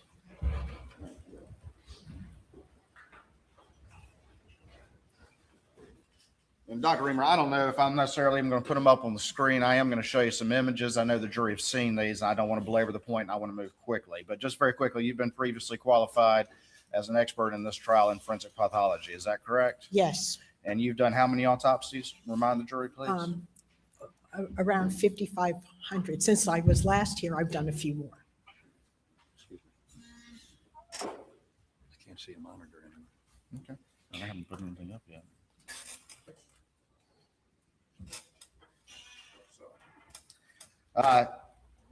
You actually conducted the autopsies of Paul and Maggie in this case? Yes, I did both of the autopsies at the request of the Colleton County coroner, who called MUSC Forensic Pathology, requesting autopsies on 2 individuals that died under his jurisdiction. I was not asked by the prosecution to perform an autopsy. It was an independent autopsy. Your autopsy is independent. You're not hired by the prosecution or law enforcement or anything No, like that? it's just at the request of the coroner. All right. You've had a chance to hear the testimony of the pathologist for the defense that testified yesterday? Yes. All right. I want to ask you a couple of general questions and then move specifically to some of the conclusions that that individual reached. But just very quickly, with skin tags, can you tell me the reliability of that in determining directionality just as a general matter? Yeah, well, we look at these things, but just like every other thing at, finding at the autopsy, we take it in the context. So sometimes skin tags support your findings, and sometimes they're not really so reliable. So, skin tags don't tell you necessarily the direction of a wound, especially going through very soft tissue. And I'm going to show you a couple of exhibits that have been previously introduced in this particular case. I'm going to try to be very careful with these.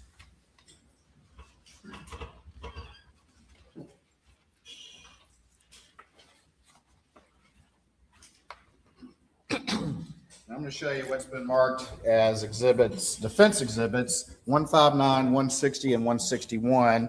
And if you could take those out and just tell me if you recognize those. And again, please be mindful of the direction in which those images are presented. Excuse me. I'm sorry.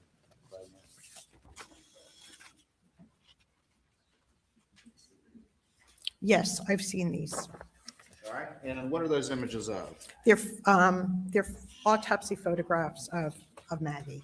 All right. You heard the testimony of the defense pathologist who testified yesterday that the directionality of the injury to the side of Maggie's head with the associated injury to the breast and the abrasion actually was coming from the top down as opposed, and I say top down as if somebody's standing upright, as opposed from going towards the bottom of the body up, correct?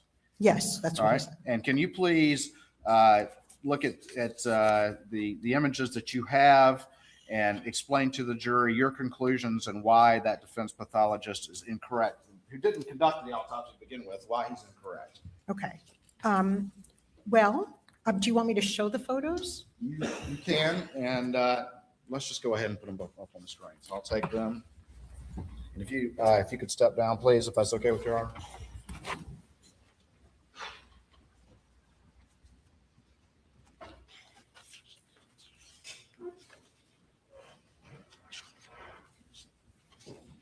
And first, I'm going to show defense exhibit 160. Are we secure? Good. All right.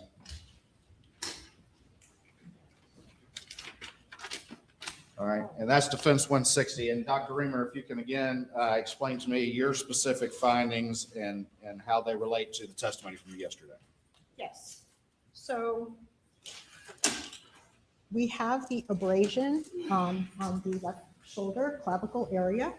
And then we have an entrance defect in this left side of the face. We can see a hole there. It's a hole. And there was a defect in the left temporal lobe of the brain, which was included in my autopsy report. That could only have happened from that being an entrance wound. Okay.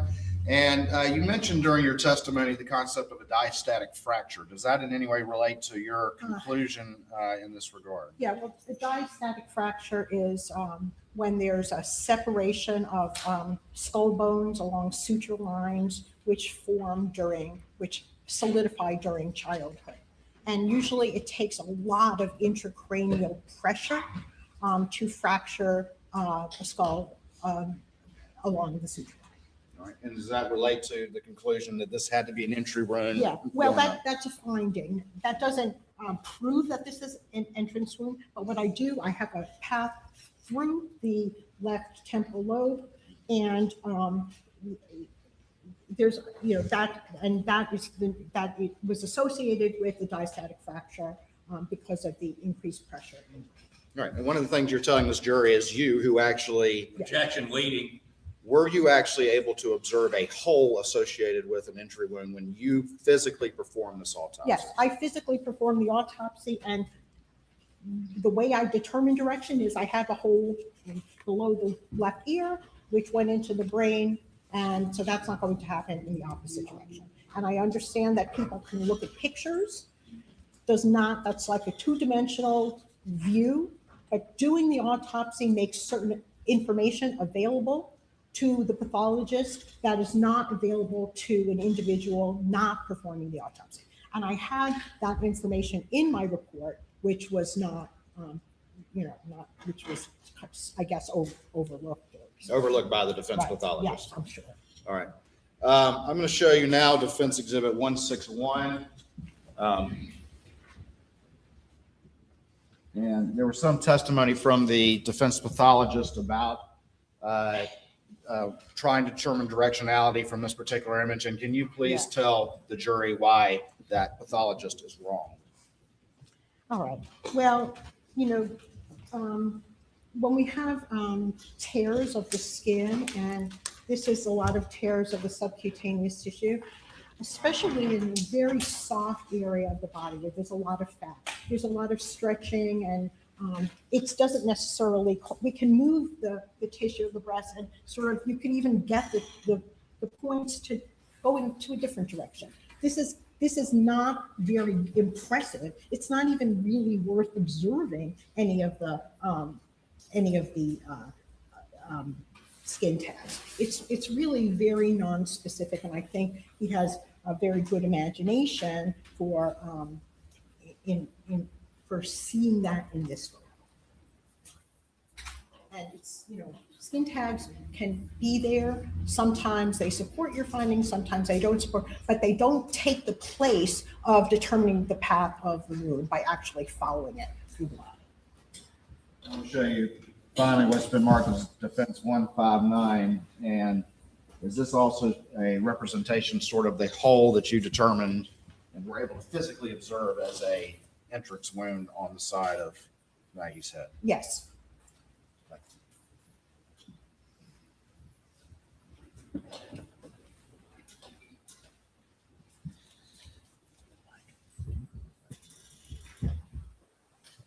All right, let's talk a little bit about Paul. And you heard the defense pathologist and their subsequent expert talk about there being a contact wound to the top of Paul's head. Is that correct? That's what he said. All right. And you, of course, have already testified during your direct testimony that there's no way for this to be a contact wound, but now you have specific observations about the defense conclusions. Well, I didn't think it was necessary for me to point out every physical feature of the wound that demonstrates that the entrance was to the top of the left shoulder and then went into the left side of the head before exiting the top of the head. Now, before I go on, I do want to say that I agree with the book that keeps being brought up, that when there is a contact shotgun wound to the head, there's massive gas expansion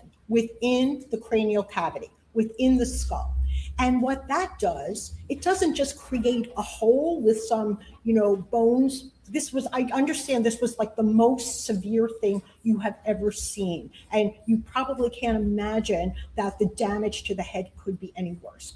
But a contact shotgun wound to the head with the associated gas expansion to the skull would not have, his face was basically intact. We would have had tears of the skin, and his eyes would have been either displaced from the orbital bones. The orbital bones were intact. Anytime there's massive gas buildup within the cranial cavity from a contact shotgun wound to the head, which the book does say is when we have the worst gas expansion, the entire face, he would have not even had a face left. I mean, I know what you saw was awful, and it was absolutely awful, but the damage would have been a lot worse. He would have had, like, the sides of his head would have down, and he would have had, his entire face would have been split open, because there's no way all of that gas expansion could occur and not cause fractures of these delicate bones in the face.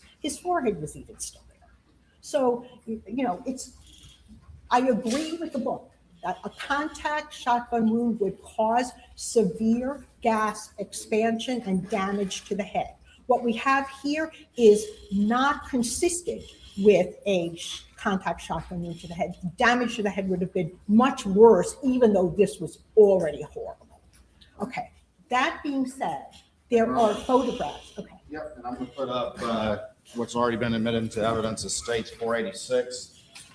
And if you could, Doctor, just talk a little bit about this image as it illustrates what you're talking about with the face, but also, if you could, we'll go ahead and talk about with the face, and then I want to talk about the shoulder a little bit as well. There's no skin, it's like torn apart of his face. His eyes are still in their correct locations. It's hard to imagine that, anything could be worse than a hole at the top right side of the back of the head.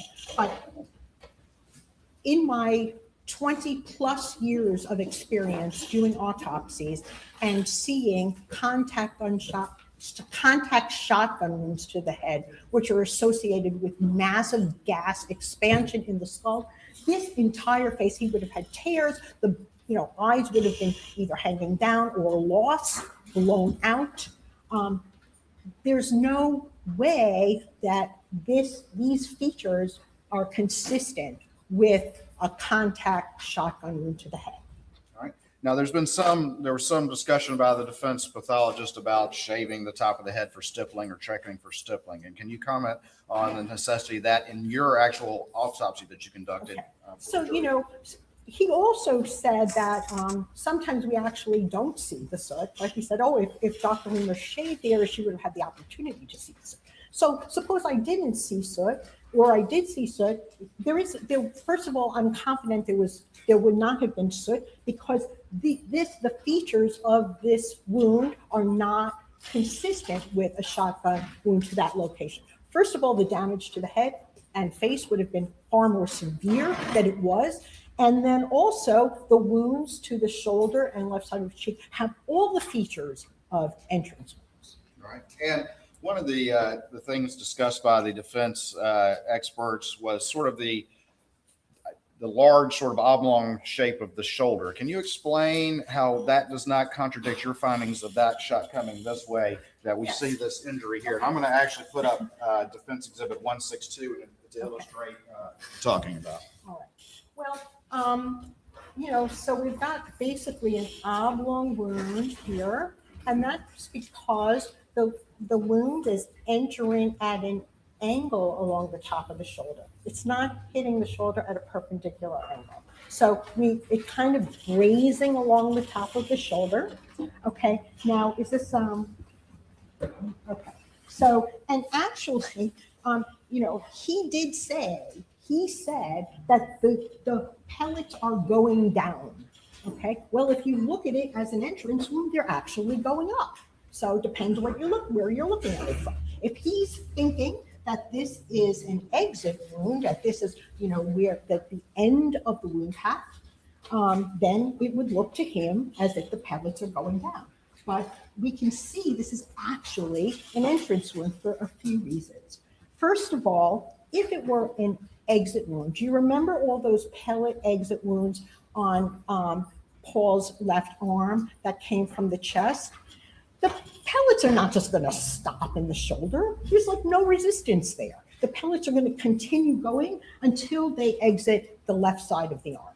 Okay, so they don't just stop there. The reason they're there is that's because they started there. Okay. In addition, you see all of this white material here on the edge of the entrance wound. That's styrofoam packing material that's between the pellets. So the pellets are contained within wadding, and there's styrofoam packing material between. And that would never have been deposited there. So I did not think it was when I was telling you the direction, my determination of the direction of this wound. I did not have to necessarily, it was my expert, I'm an expert at determining, forensic pathology includes establishing the direction of wounds. And because of all of these things, this was my determination. Okay, now there's another feature of this photograph. Do you see that this is coming into the left side of the, this is what I determined, left side of the cheek, and we've got all sorts of abrasions around here. Now it doesn't have the classic, what we saw on Paul's chest had those little petals. So we knew that the wadding was starting to open up. But in this case, there was wadding that was probably open as well. So we have some pellets already starting to come out. It's not entering within the wadding, but the wadding is going along and entering them. And we have all this abrasion around the left side of the cheek, the chin neck area. And that's consistent with, we're not going to have that abrasion if it's coming out. It's going to push the skin out. We're not going to have an abrasion. So, all that but even just common sense, we have that styrofoam packing material on the outside of the arm. My determination, this went up through the left cheek, out the right side of the top of the head. If it were a shotgun entrance wound, contact to the head, I don't care whether, there's no way his entire facial bones and skin, his ears would have been flopped down. There's so much gas expansion that the damage to his head would have been much worse. So that's based on my experience for doing this. And, I just don't know how, I didn't mention that styrofoam packing, but that's from when the pellets are coming in. And he said, oh, you can see they're going down. That's because he's looking from above. So but if you look at where I believe and I determined by doing this autopsy that the entrance wound is, it's actually going upward. So depending which side of the pellets you're looking at. And if just logically, if this was an exit, the pellets wouldn't have just stopped there. They've got a huge amount of energy. They're going to continue through the arm and have individual pellets. They wouldn't have all just been concentrated right there. So, we can use our powers of logic, which I think, we all have, to understand how this is an entrance wound that exited the right side of the top of the head. Dr. Reamer, having specifically, and you can take a seat now, thank you very much. Having specifically addressed the specific criticisms of the defense pathologist, in your expert opinion, having actually done the autopsies in this case, is there any way that could have been a contact wound to the top of the head? No.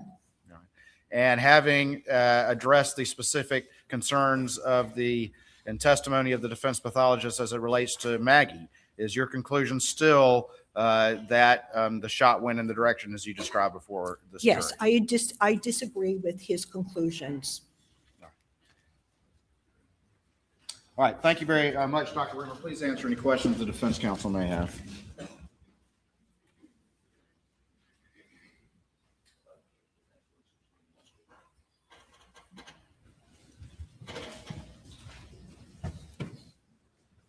Dr. Reamer, good to see you again. Hello. So, you took pictures, correct? I took pictures. I wish I took more pictures now, but I took pictures. I'm sorry. Yes, I would have. I wish I took even more pictures. So do we. So, you made notes, which you converted into an autopsy Yeah, report. it's a standard operating procedure. Yeah, no. But so, and that's She done so is that on somebody the else can fence look at already, your work and but see she knows. if they agree or disagree with you. Because No, the notes are a work product for me while I'm preparing, doing my examination. I don't always, I take notes, I write numbers, but that is really for me so I can incorporate findings into an autopsy report that I'm going to write. And I don't write it the same while I'm at the table. I need to go away. Maybe I'm going to do it the next day, that night. So, but it's not done. People say, oh, can I have a copy of the autopsy diagram? Well, these are not autopsy diagrams that are meant for other people to look at. And sometimes they're not even completely accurate because I mark things on the outside of the body that later on during the course of the autopsy, I determine, I'm like, oh, well, that's what that is. And it may not be what I initially wrote down. But by the time the autopsy is over, I've put it all together. And that a diagram or notes do not necessarily reflect everything, that I concluded. do you still have your notes in this case? I imagine they would be in the file, but as I told you, this is, my notes are not necessarily the conclusion that I came to. Did you produce them to the state? I don't know what I did. I personally, yeah, if they were asked for, I'm sure I did. Did you produce them to us? No, I don't remember producing them at all. I don't have a request for those notes in my file. But those notes would be your present sense impression as you're doing the autopsy, correct? Well, they can have a lot of things written down on them. But we don't know because we didn't get them, right? Well, they're not important. What's important is they're my notes. They're for me. They're an aid to the pathologist.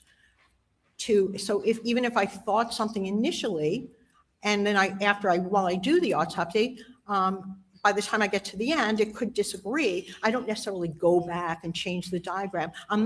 It's my work product. It's for me to aid me in writing my autopsy report. It's not for public view. Didn't they go over this the first time she was on the stand? A statement of my conclusions. Okay. Did you review those notes before your testimony previously or today? No. Okay. So you just go with your report. Well, I reviewed my report, correct? Right. But you don't go back and look at your notes. No. So let me ask you some basic questions here. You previously testified that the muzzle of the shotgun for this wound here that goes through his neck and out the top of his head was about 3 feet away. That would be about right. Okay. Now, you're familiar with this page from, I believe you've described it. Oh, yes, I've seen it many times. Okay. And as you see, the gas comes out, right? In the first shot, the top Yes. shot. And then actually there's sort of a blowback of gas as as we can see right here, the projectile, which is the pellets, are extruded from the barrel, right? I mean, the gas pushes the pellets out. Well, there's gas expansion and that helps propel the pellets. Yes. I agree with the book. This was not a contact shotgun wound to the top of the head. Okay, well, the book doesn't say that, but what the book does say is that as the pellets come out, at some point they begin to, the container opens and the pellets expand or move out in a pattern, a circular pattern. It becomes bigger as the further away you get, correct? Yes, and that's what we have here. Okay, But this is actually demonstrating specifically a contact shotgun wound to head. But we do have splaying outward of the pellets. We can see on the left shoulder, they're fairly clustered together because they're first starting to be released from the wadding. And they did spread out. We have some of them down in the neck, some of them in the brain, and so they are spreading out. I don't see how, yes, it's a respected treatise, but this is specific to a contact shotgun wound to head. This is what this is describing. Really? Well, it's fine, it doesn't matter. I can look at my photos. I can look, if you're going to talk about theory, the photos. Doctor, Your Honor, I would ask you to tell the witness to be responsive. She is going on a diatribe. Excuse me. I'm asking the court to instruct her to answer the question as specifically as she can.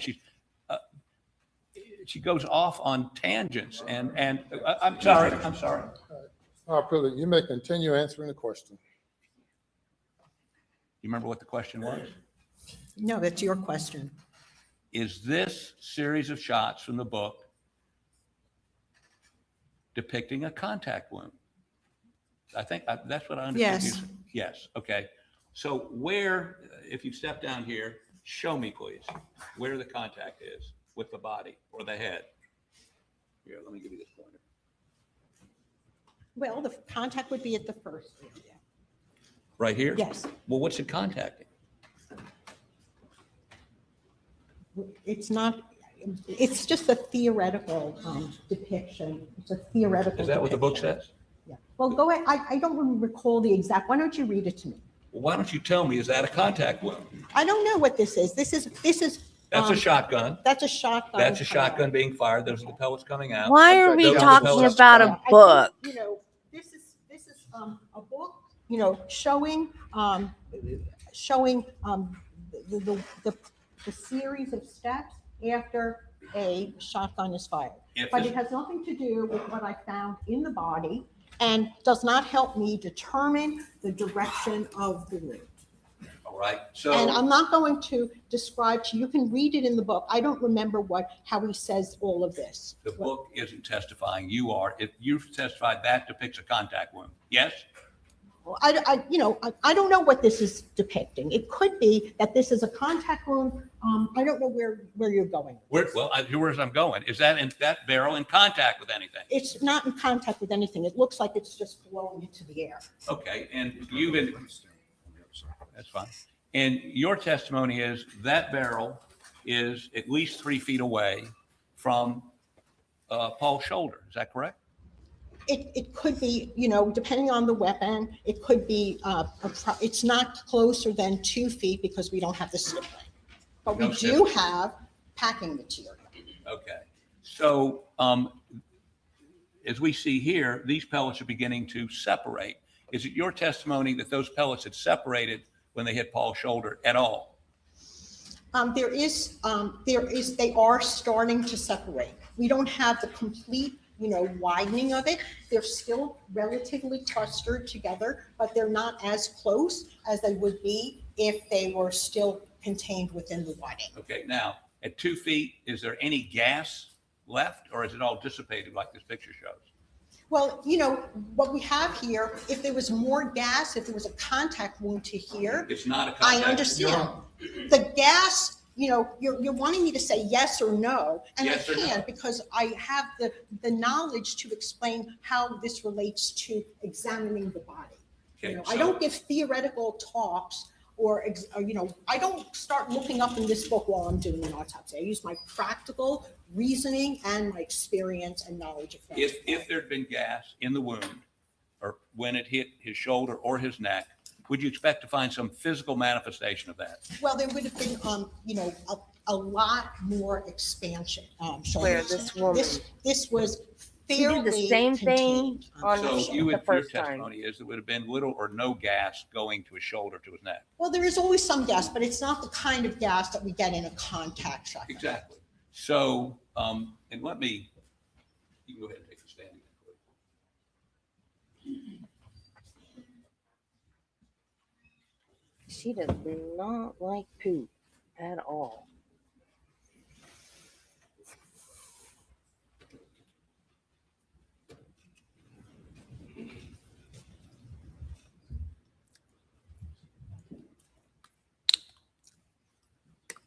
sorry, it's going to take a minute to get, no, not that one.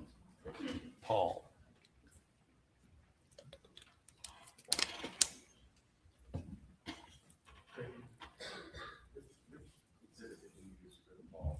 Paul Wayne, that one. I don't remember the number off the top of my head. It'll be over there somewhere. 160 something, I think. Ladies and gentlemen, I have you go to the jury room for a break. Please do not discuss the case.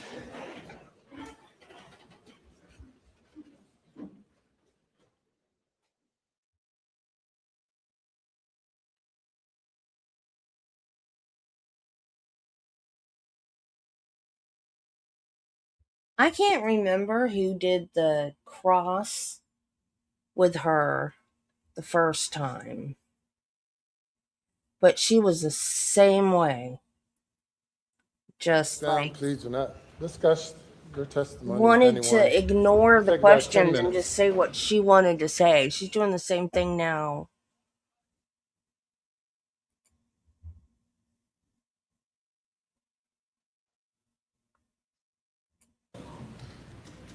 Coming in like this, correct? Well, you know, they're kind of.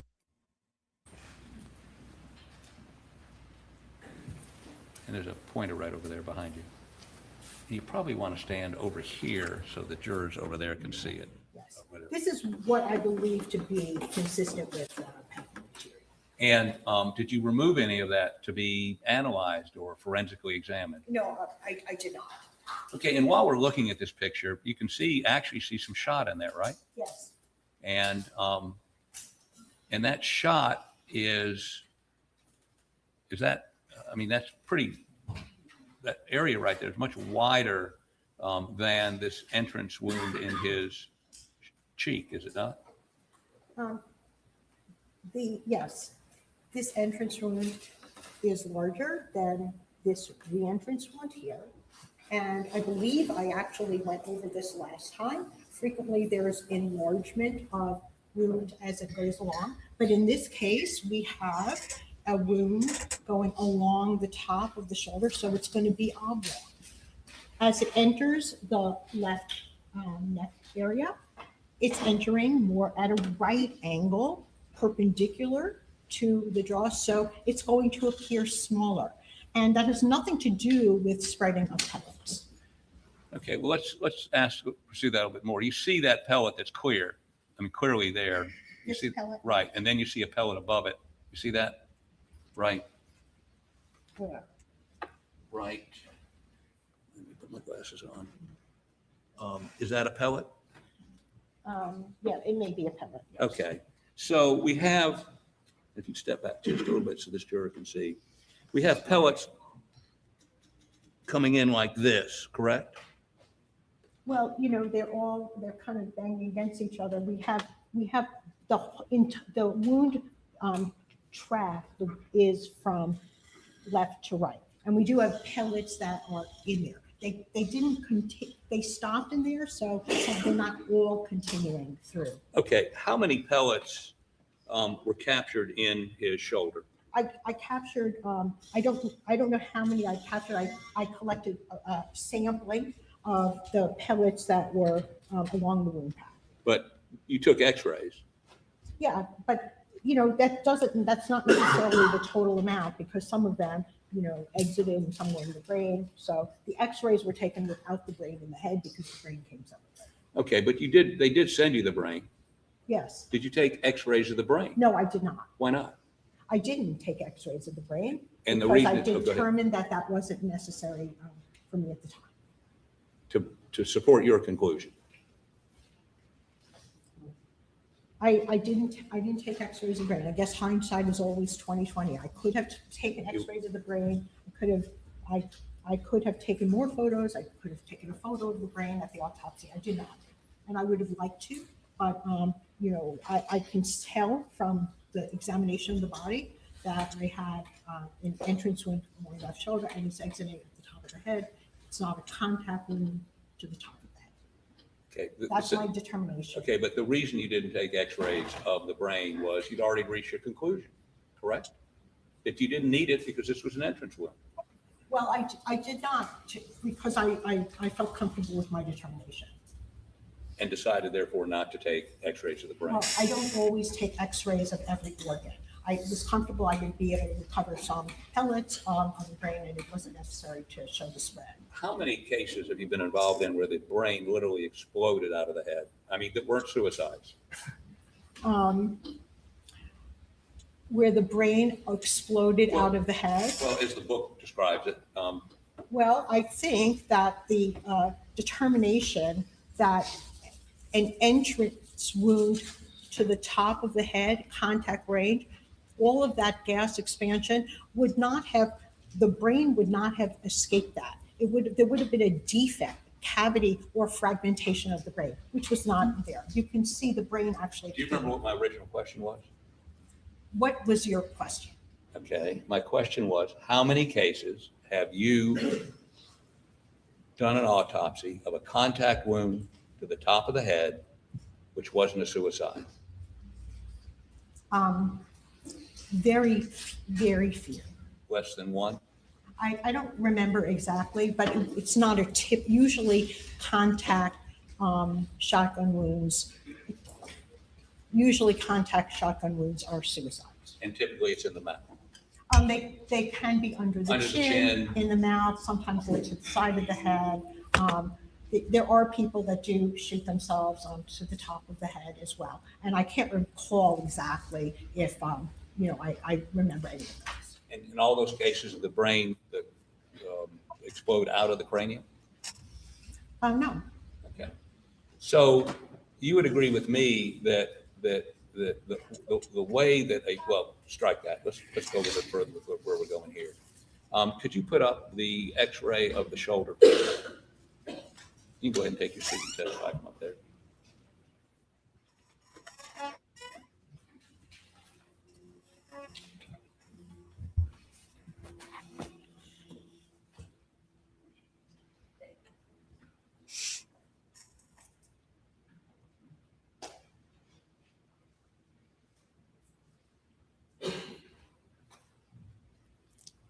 Okay, tell us what this is. Yes, they are pellets, and I have his shoulder, kind of out when I take the wound. We have some pellets remaining in the shoulder area. We have some disruption of the shoulder tissue here, some of the bone, and then we have some. We actually have less. We have more spread. They're more spread out as they're going closer to the neck. So there are pellets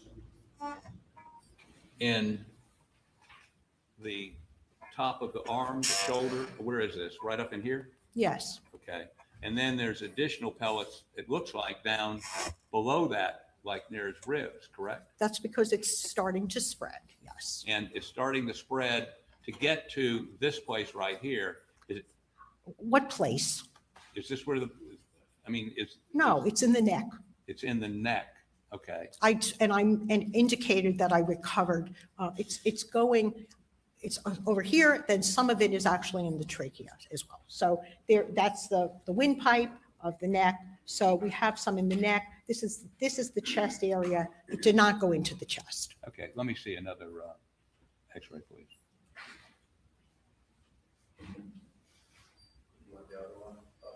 What was that exhibit? I'm sorry, I didn't announce it. 112. Okay, let me see the next X-ray. Okay, and where is that? That is the top of the left shoulder and the left arm. Okay. And you see a number of pellets there? Yes. That would be right in this area right here? Yes. Okay. Next, there's, I think, one more X-ray.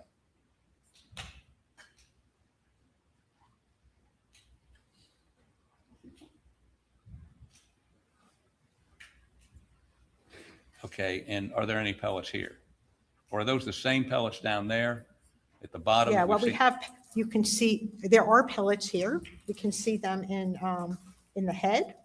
There's some pellets in the head. The brain is not within the cranial cavity, but we do see some of the pellets ended up over here. on the right side. See, R for right.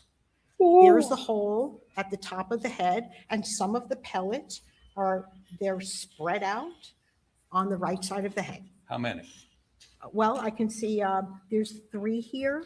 3? On the right side of the head. Okay. So if well, how many pellets are there in a 12-gauge shotgun shell? And these are used primarily for duck hunting. I don't know. I don't know the answer to that. I'm an expert at examining human bodies and determining the injuries that occurred. And, I don't know how many pellets would be. When I took my boards, I may have had to actually know that, but I don't use this information in order. You can ask your ballistics expert. Well, we did. And I think they said something like, I don't really know the answer to that. I'm not going to disagree with the ballistics expert. I do have a trajectory and exit wound on the right side of the back of the head. how many pellets were in the body? I did not count them. I just collect a representative sample of it. I don't collect all of them, and I don't count all of them. And we know you don't know how many were in the brain because you didn't x-ray the brain, correct? That's correct.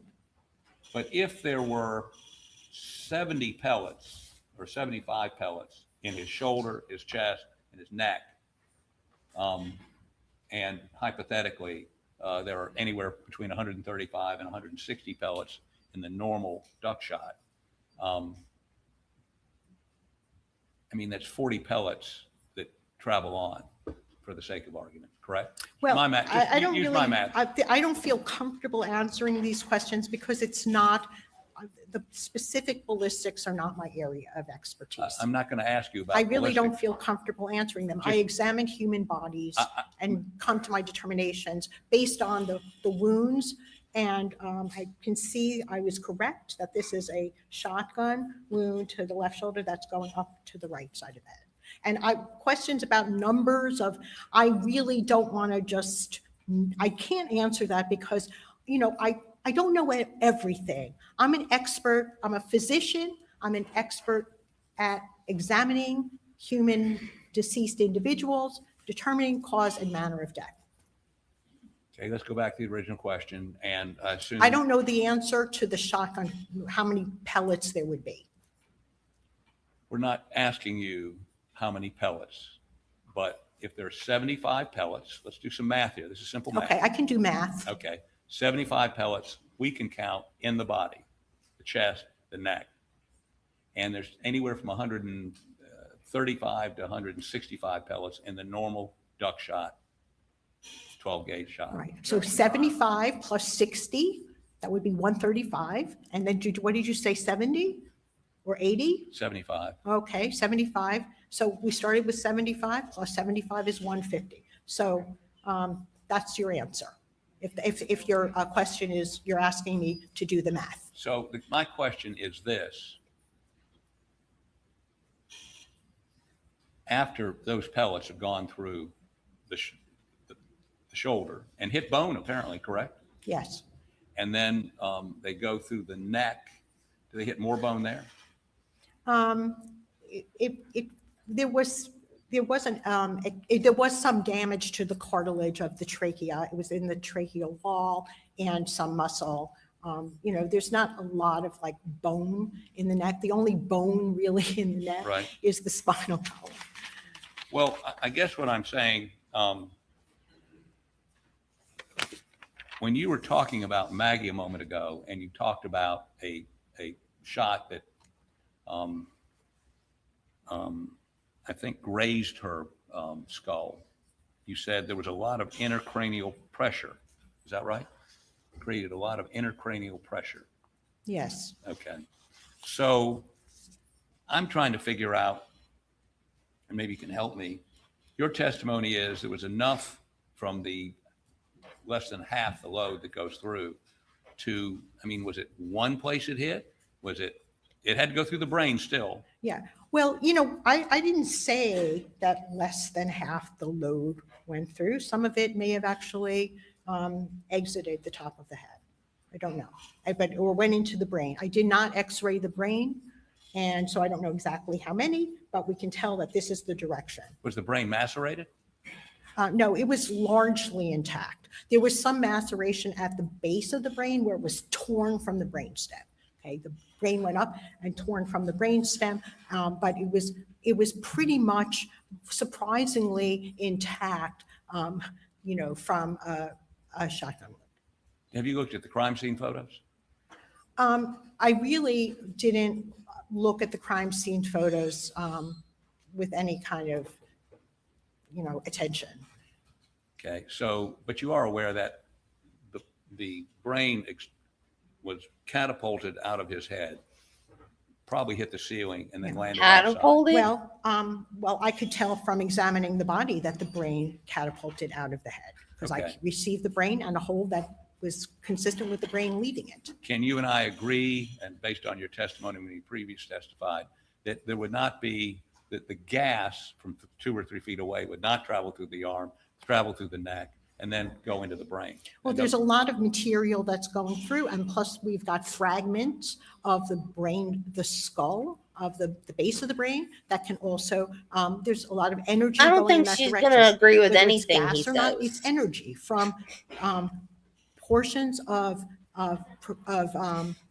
ammunition propelling in that direction. So, whether you want to call it gas or whether it's other thing, I really don't know the theoretical explanation. I'm sure it's in the book. It But is. I examine the bodies and I make the determination on the direction and the type of injury from examining the human body. The book seems to indicate that the primary cause for an explosion such as this, the brain exploding out, is the gas. You would agree? Well, I think each case is a little bit different. And the kind of gas that would cause the head to explode would also, I think the book is talking about gas, gas in a contact shotgun wound. So what is your question about the book? I would actually have to refresh my recollection Well, because I don't really I haven't read the book in a long time, but I know what I've seen on the body. If I quote this to you, you would, and I can show it to you. The gas entering the closed chamber of the head expands rapidly, adding to the pressure waves acting on the bony framework of the skull. The only way for the skull to relieve the pressure produced is to shatter. Do Yes. you agree with that? That actually must be describing a contact shotgun It is. wound. Okay, yeah, because that really makes sense for a contact shotgun wound. And your reasoning for this, the same phenomenon that happened without the gas is? Well, we've got injury coming from beneath. The skull is, like I told the jury, that is not shattered. We do have some horrible injury, but the shattering of the skull, much of it is still up intact. We don't have shattering of every bone. We don't have shattering of the face. So Why didn't you shave the head? why didn't I shave the Right, were head? you looking for any, if much of the skull is still there? Look, my determination, I didn't shave the head because I was confident that that was an exit wound on the right side of the top of the head. It wasn't necessary for me to shave an exit wound.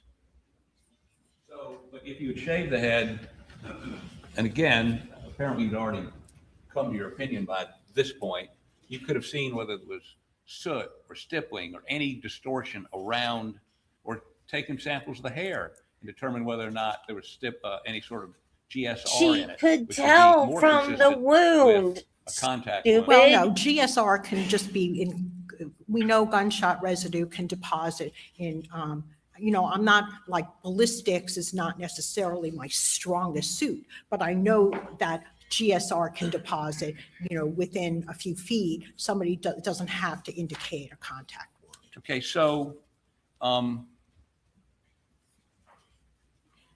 did the shot penetrate the jawbone? It went through through that area. I believe it actually may have went underneath the bone. So it did not connect with the bone. Correct? Yes. Are any of the pellets that you see in the shoulder, the left shoulder, heading down instead of up? Well, there's probably kind of a billiard ball effect when these things are going through, and there could be some, directionality but I didn't make that determination because it wasn't important to me to See make which that way the pellets were determination. going? What? To determine which way some of the pellets were heading? I can tell from the entirety of my finding at the autopsy. Okay, The thing is, if you look at something like, a postcard photograph, that doesn't necessarily tell you the whole story. I did my autopsy. I viewed all of the wounds. I was confident in the direction of this wound path. And I'm not trying to say, oh, well, which direction are the pellets going? I can see that there's the entrance wound was to the top of the left shoulder, went through the left side of the neck and out the top of the head. And how many pellets made it through the brain to the skull? To fracture the skull? How many pellets? Oh, well, there were some pellets in the brain. I don't know how many. Because you didn't x-ray it. Correct. So since you don't count the number of pellets, tell the jury, please, how you know how many pellets hit the skull and fractured it and allowed this eruption to occur. I don't know how many pellets. I never said that I did. No, I didn't say you said it. I just want to know if you know it. I don't know the answer to that. And it's not important to you. It doesn't really matter. It's really very theoretical. I examined the bodies and I made my determination based on examination of the body. Is it true that an autopsy report should be able to be read by an independent pathologist to come to a conclusion? Yes. Okay.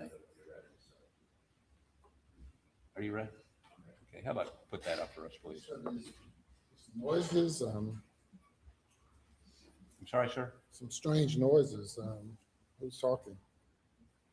You're questioning the witness? Proceed. I'm asking Doug to put up exhibit number. I didn't hear you talking. I heard Oh, I'm you were sorry. questioning the witness and I then may a have strange mumbled. voice I comes from. apologize. What's the exhibit number? Stage 487. Okay. So, how about step down here, please?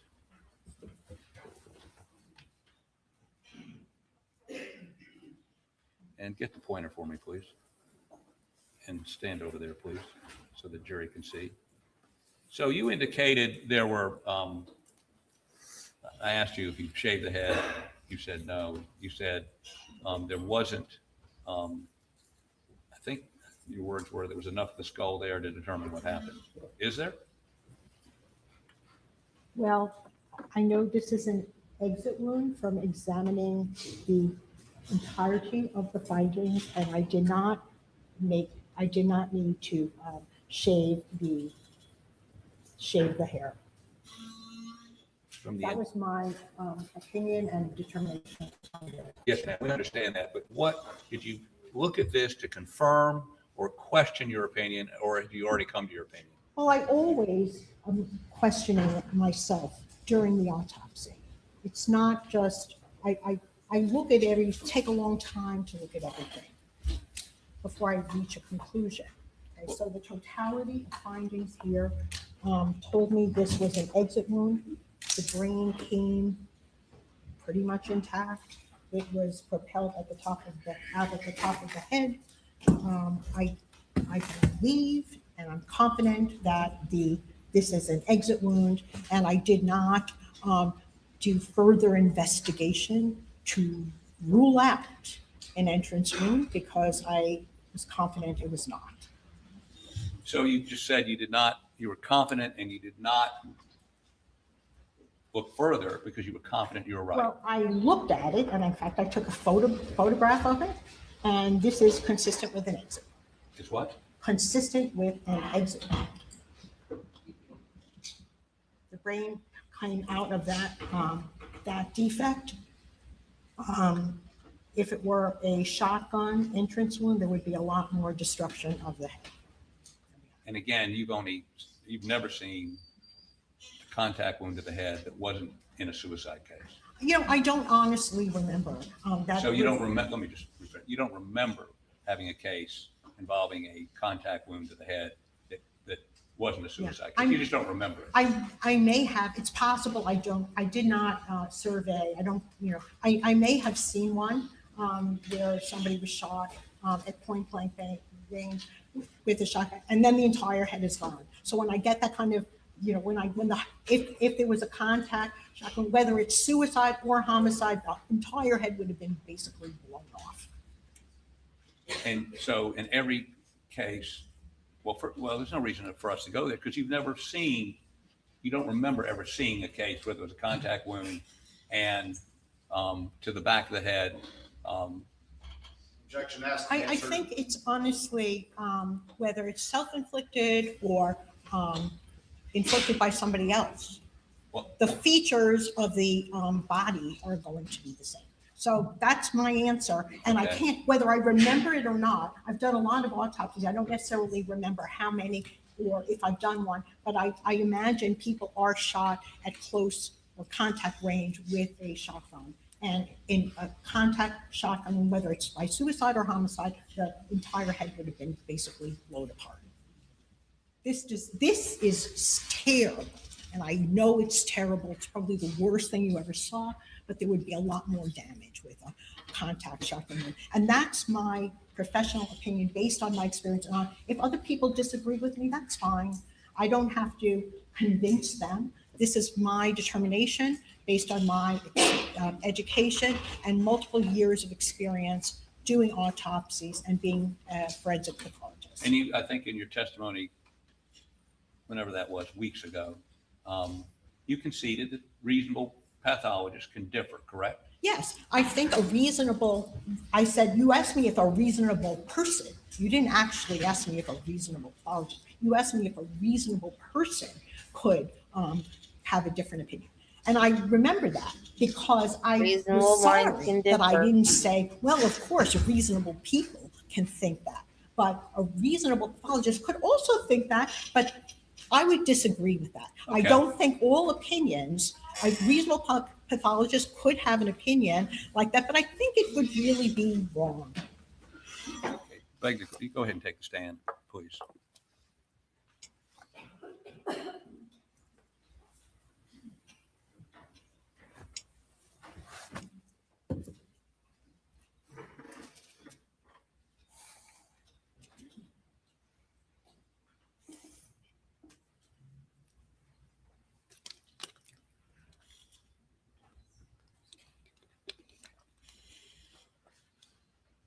Have you discussed you met and discussed with Dr. Kinsey about his findings?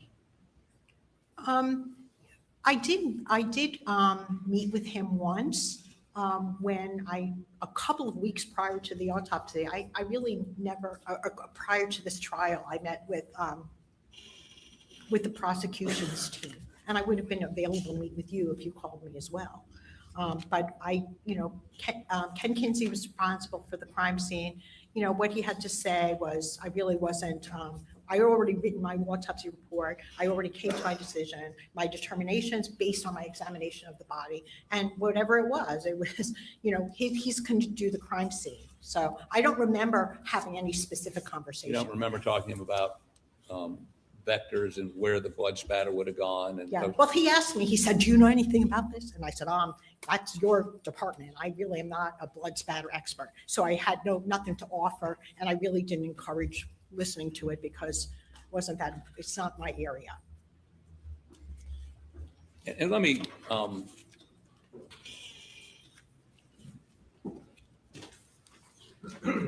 say a couple of things. One is, you indicated that you did not put that packing material in your autopsy report, correct? Yes. And today's the first time you've ever said anything about packing, correct? Yes. Okay. Secondly, let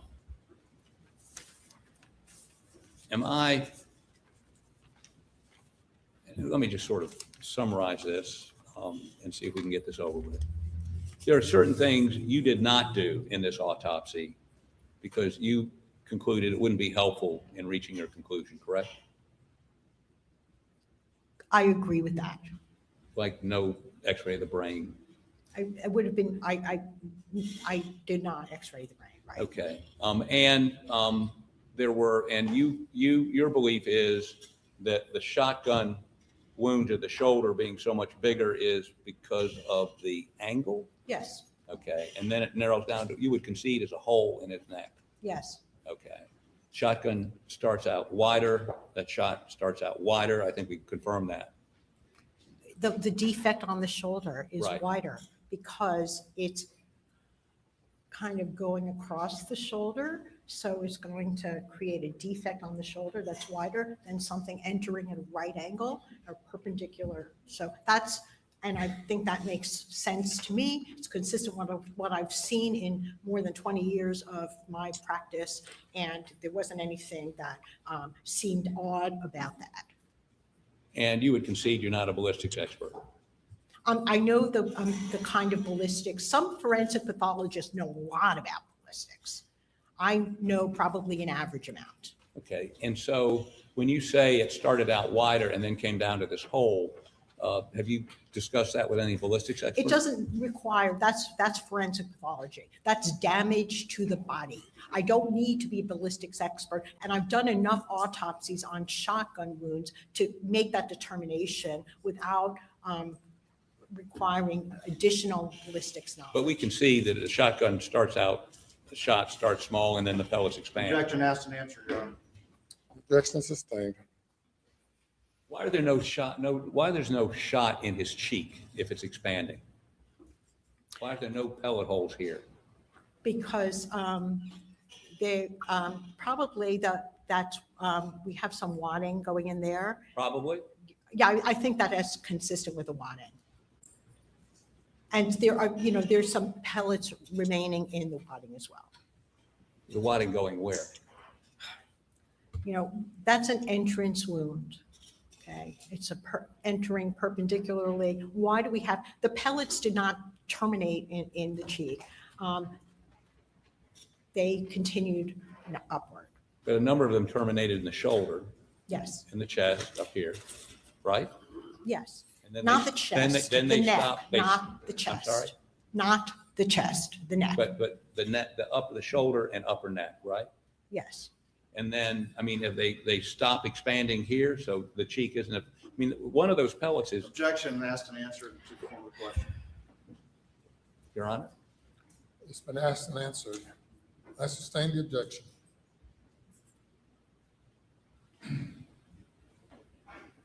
And you say these x-rays are consistent with your opinion? Yes. Beg the court's indulgence. Oh, let me ask you one question about the Maggie wound. Your position is that the tags don't indicate anything? Well, they are not determinative.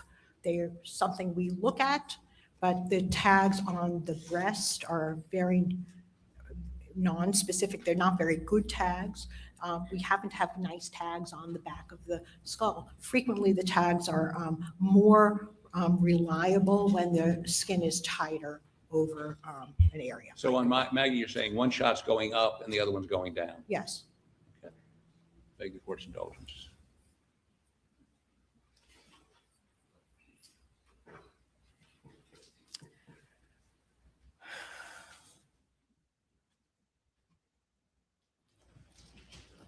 Holly, anything else? Thank you. That's all I have. Thank you, doctor. Just two questions. 5,500 autopsies, you said, correct? Yes, and since I was here last maybe, I've done another dozen, so over 5,500. And you rely on practical observations of actually observing the body, is that correct? That's correct. I do my autopsies, and based on my experience and knowledge as a forensic pathologist, I know about the bodies, examining the bodies. That's what I rely on. And your Two questions, more. I have just a couple more, Your Honor.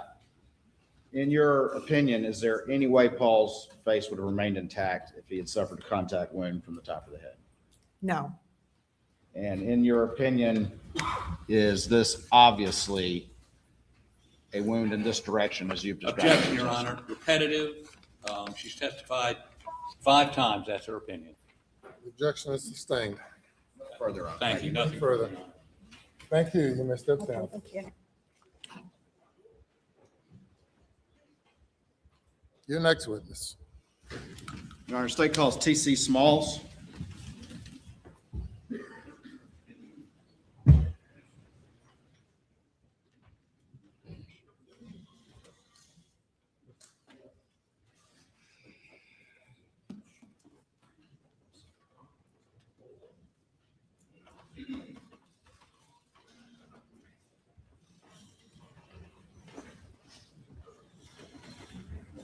Raise your right hand. Do you swear or affirm that any testimony you give today will be the truth, the whole truth, and nothing but the truth, so help you God? You will please sir, sit right up there. State your full name for the record and spell your last name, please.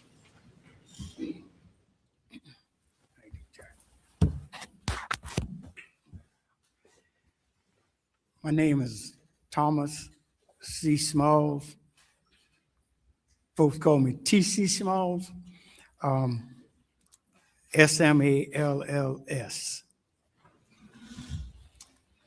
Sheriff Smalls, how you doing today?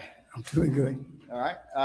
Tell the jury just a little bit about yourself, and I called you sheriff, so if you just kind of explain that to them a little bit. Okay, in law enforcement for 39 years, 8 months. I retired in December. 16 years of those 39 years was, I served as sheriff of Hampton County. Been in Hampton County all my life. I'm a pastor. Pretty much married, 4 kids, 7 grandkids, and just trying to enjoy some retirement. I retired December 31st day of December 2022. Yeah. Well, I'm sorry to pull you back in. You said you just retired, huh? Yes. All right. Do you know the defendant, Alex Murdaugh? Yes, I do. Have you known him for years? Oh, yeah. Did you ever have a conversation with Alex Murdaugh about him asking you permission or even telling you about installing blue lights in his private vehicle? No, sir. Oh. Never had a conversation with Alex Murdaugh. Matter of fact, I never had a conversation with anyone in my 39 years about installing blue lights in their personal vehicle. That's not something that's done, is it, sir? Oh, no. Did you know anything about the defendant claiming that you permitted him to do so until he testified to that last week? Correct. Mm-hmm. Didn't know anything about it? Didn't know anything about it. And he never approached you at any point about that? No, sir.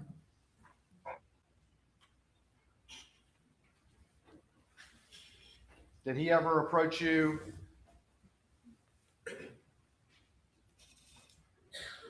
about any threats or anything as a result of the boat case, the boat wreck case? No, we never have. Thank you. Nothing further. Cross-examination.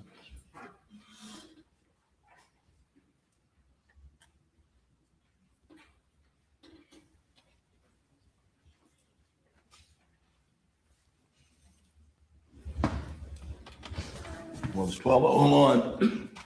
Good afternoon, Sheriff Smalls. How you doing? My name's Jim Griffin. Okay. I'm a little hoarse. This pollen's getting to me, but it won't take long. You've known Alex Murdaugh for many, many years. Is that correct? Correct.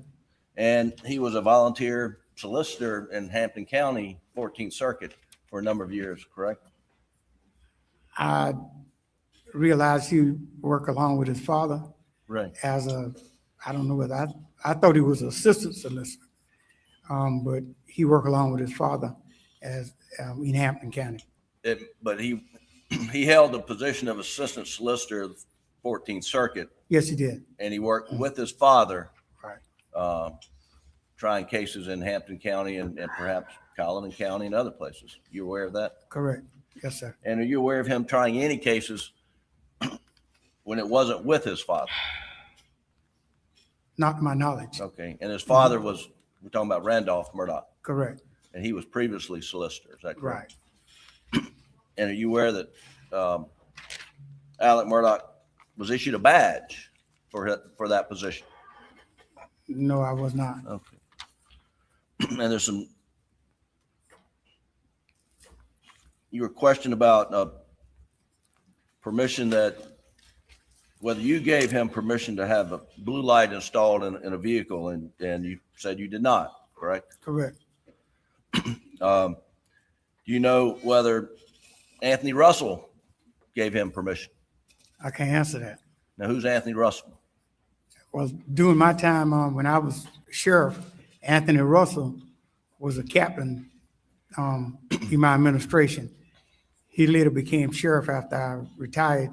He ran and he won the office of sheriff, and he holds the office now. And he was maybe not your right-hand man, but he was pretty high up in your administration. He was a captain. Okay. And then Chauncey Solomon, what was his position? Chauncey Solomon was a lieutenant. And Perry Singleton, he was passed away. What was his position? He was a lieutenant. And you know that Deputy Russell, Deputy Solomon, Deputy Singleton were very close to Alex Murdaugh. Were you aware of that? Well, I know they knew him. I don't know how close they were. Okay. And did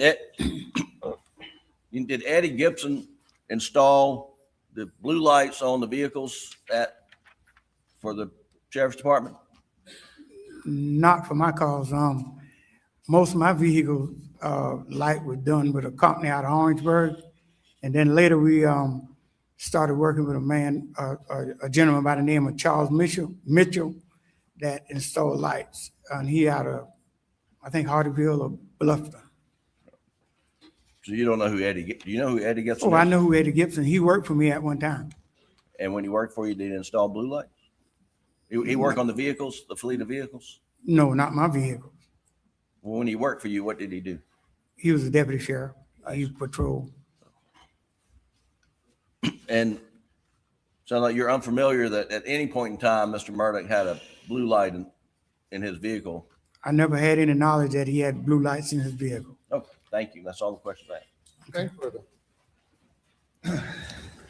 Your Honor, may we approach very quickly? Yes.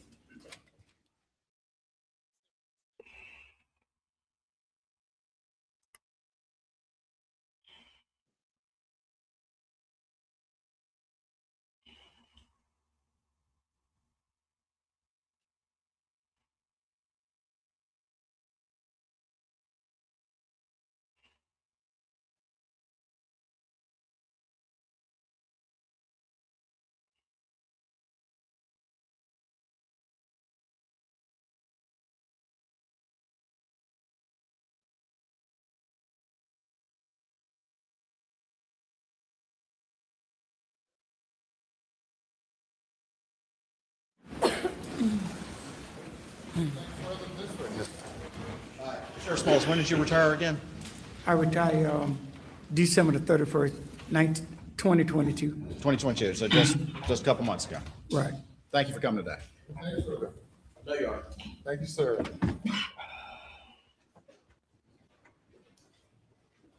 I'll call your next witness.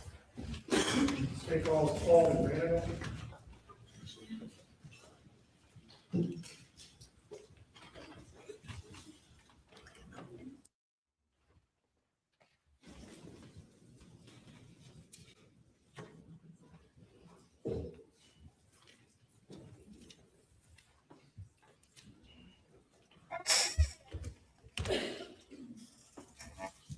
Do you swear or affirm that any testimony you give today will be the truth, the whole truth, and nothing but the truth, so help you God?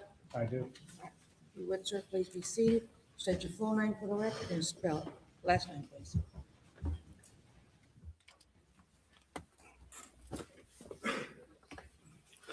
Paul McManigal, M-C-M-A-N-I-G-A-L.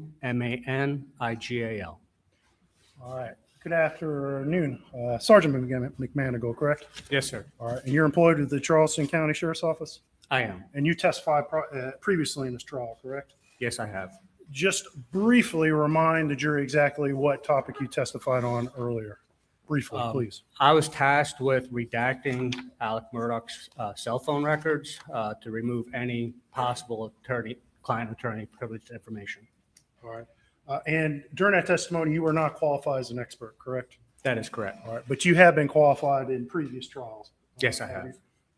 And approximately how many times have you been qualified as an expert previously in other trials? About 10. 10 times. Okay. And is that in cell phone forensics? Part of it was about, for my notes. 1, 2, 3, 4. 6 times of that was in cell phones forensics. The other was crime scene investigation. Okay, all right. And just let's briefly go down as quick as you can. Let's go through your training experience in cell phone forensics, please. Okay. I'm currently assigned to the United States Secret Service Cyber Fraud Task Force, which is where I received most of my training. I have been trained in basic computer evidence recovery, advanced computer forensics, oxygen forensic suite training, blacklight examiner, advanced mobile device examiner, Celebrite physical and logical examination, XRY certification training, Macintosh triage and imaging, Apple iDevice forensics, Celebrite advanced JTAG extraction, network intrusion response, vehicle forensics, digital video recorder evidence and recovery, ransomware investigation. What the fudge? I was watching that.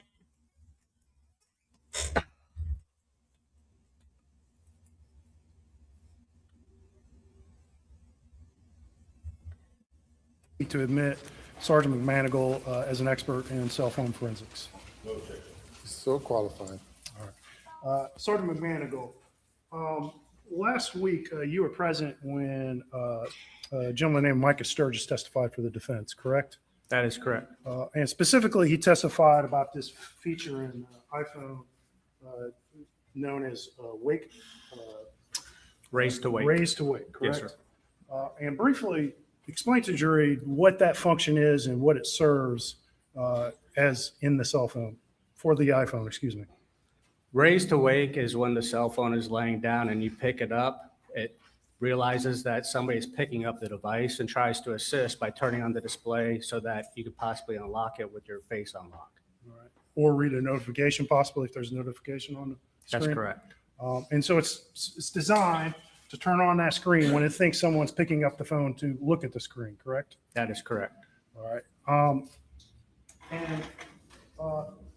There's been previous testimony, I think, by Mr. Sturgis and other experts in this case that the iPhone, if the screen is off, it will not record an orientation change, correct? If the screen is off, it will not record an orientation. You agree with that opinion? I agree, yes.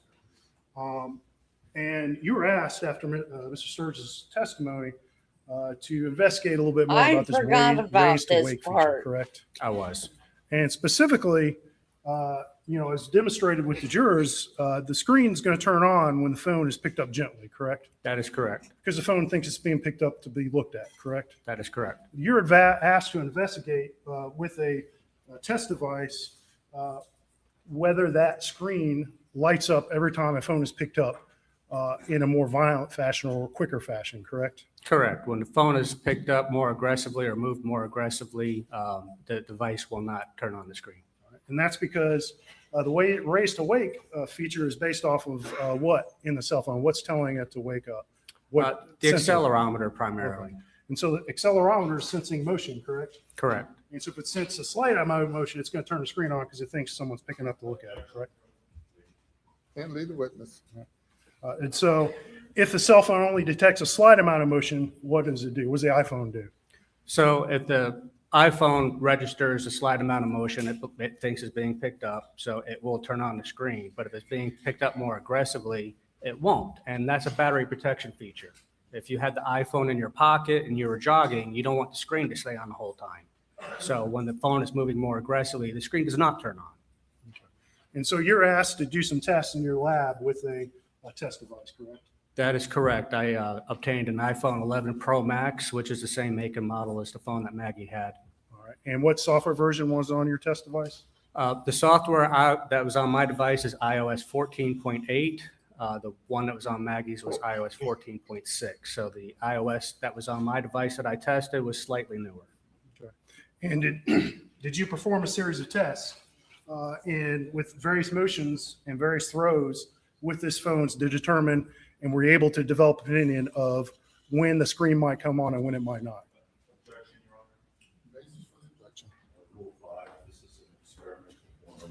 It's actually something seized, and we have not been provided this. Objection is overruled. Rule 5 does not apply. Thank you. So you did perform a number of tests, correct?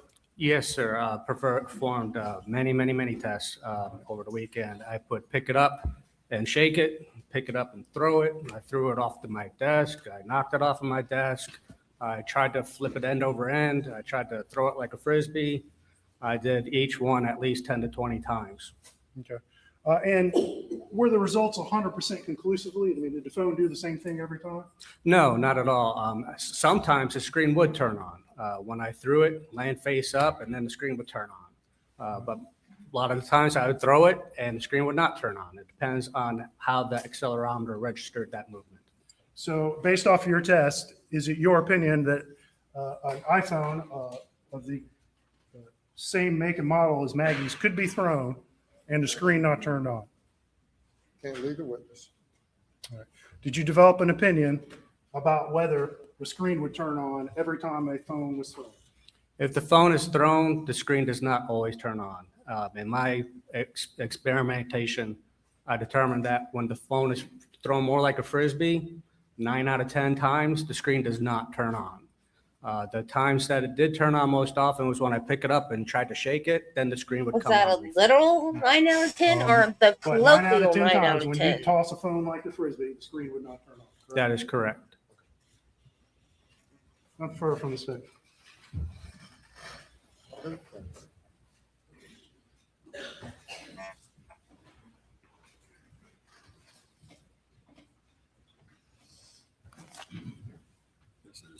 Good afternoon. Good afternoon. When you performed these experiments, did you record them in any way? I did not. You didn't video record doing any of this? I did not.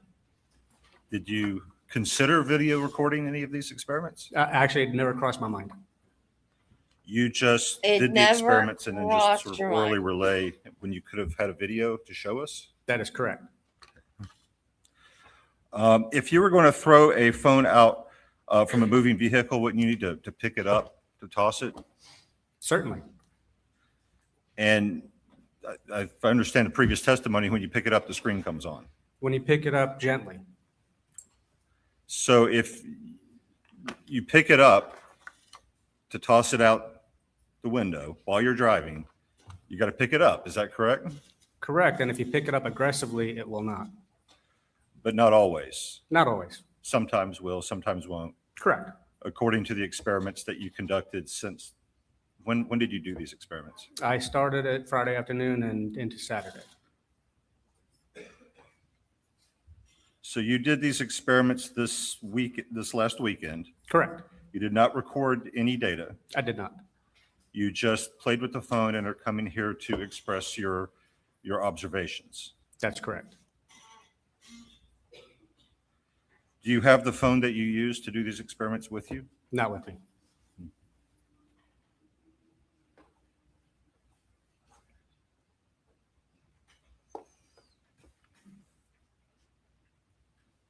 Are you aware of how the phone in this, Maggie's phone in this case, how it, when it was located, what its position was? Have you seen the photos? I have. And was it screen up? It was screen up.